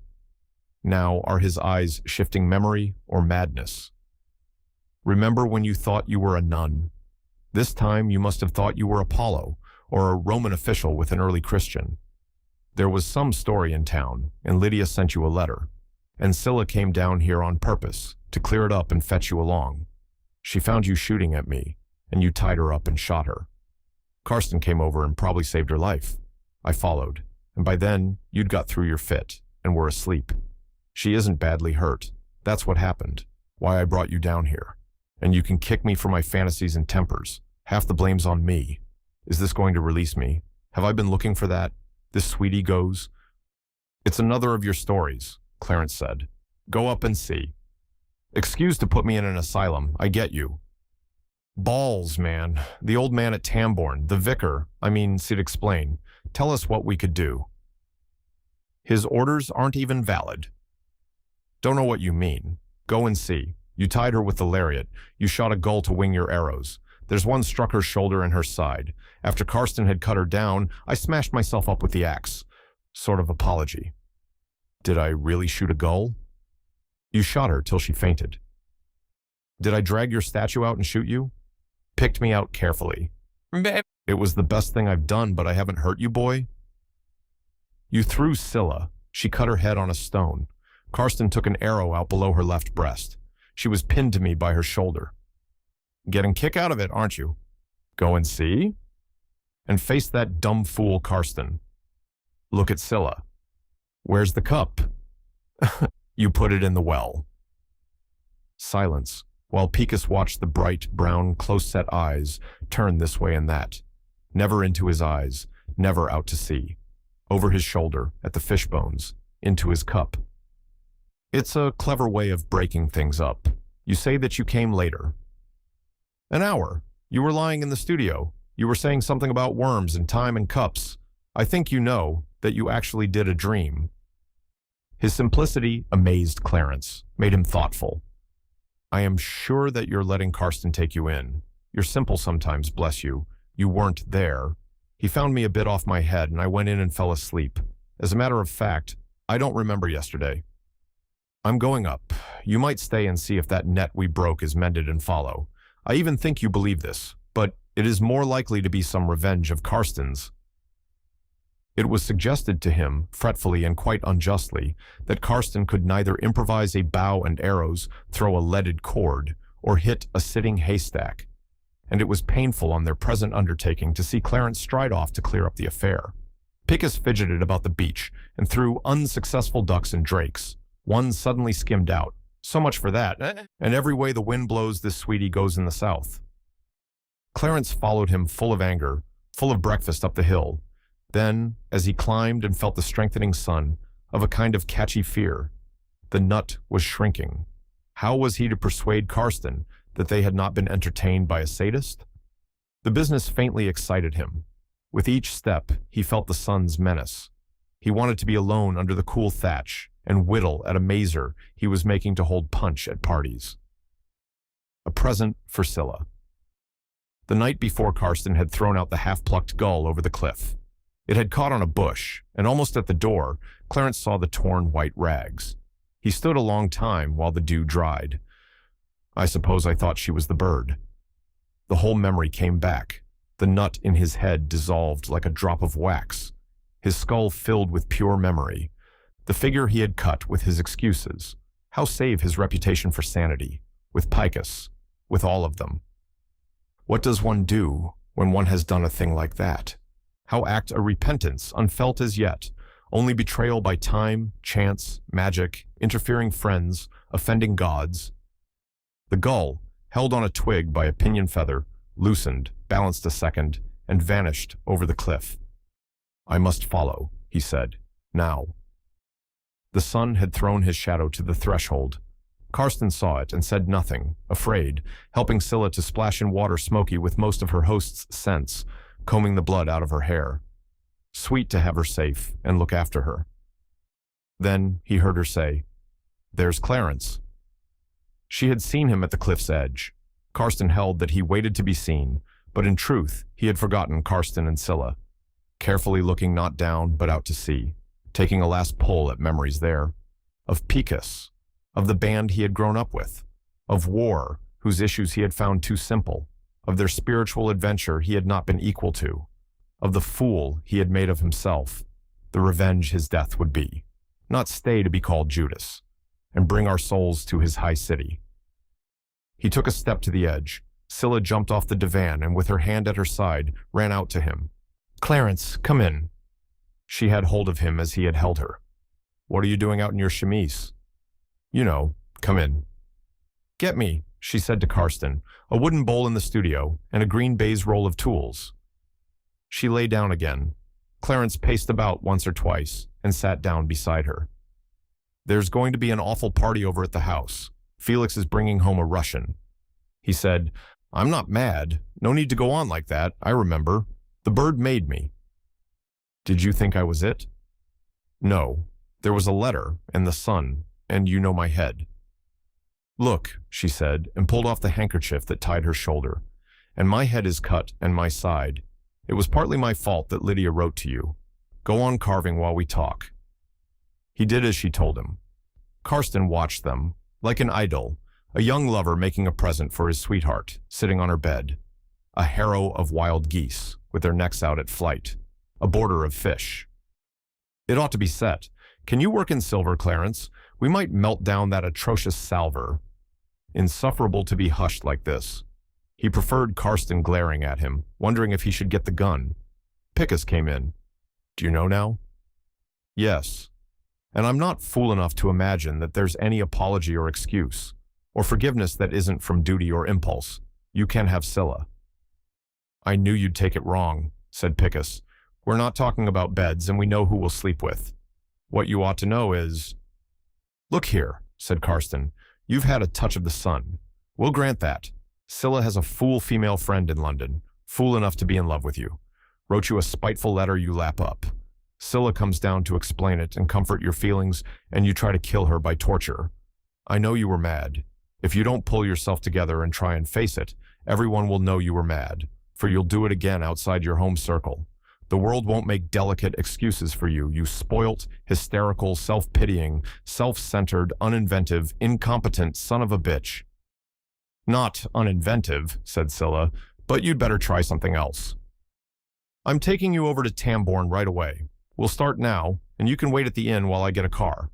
The old parson there is the company you need. You can come back to Galt if they want you, when you've got your senses back." Picus nodded. "We are all for you, Karsten." "All of us," said Scylla. "Don't say," he answered, "that if I stay here much longer, I shall be one of you. Because I never shall, and I don't want to be." "Our house is your house," said Scylla. "Besides," said Picus, "did you ever enjoy a summer more? Hasn't it been better than a movie? Leave Clarence at Tambourne and come over and look at Felix's find." In his heart, he knew he would not. Though there was continuity in this adventure, a circle like the design on Clarence's mazer, a ring near to a magic ring, he knew that nothing would induce him to go back to that poverty and pride, cant and candor, raw flesh and velvet, into that dateless, shiftless, shifting, stable, and unstable heartbreak house. Not for a bit. Off to Paris on his own folk adventure. In his last moments with them, looking at Clarence's bowl, he saw the changes in things. There had been an apple once. There had been an apple tree.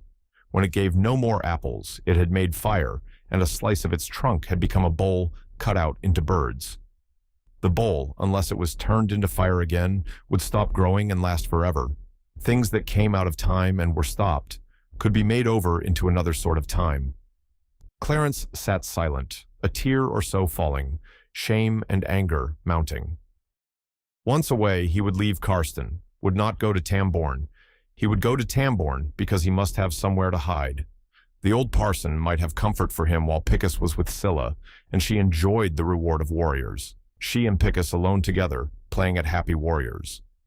If there was nothing for him at Tambourne, there would still be Picus's father, a fine story to pick over together.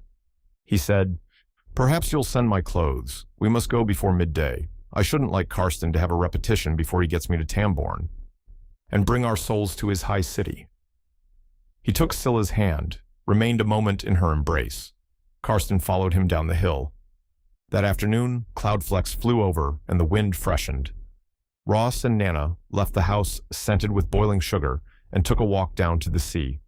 He listened to a comparative history of her jam making and a sketch of her intentions about the vegetable marrows with the interest he gave to each man on his subject alike. From the cliff above the fisherman's hut, they saw a ketch running before the south wind, straight for the bay. "A French boat," he said. "They're running her in too close to the reef." The old nurse shaded her eyes.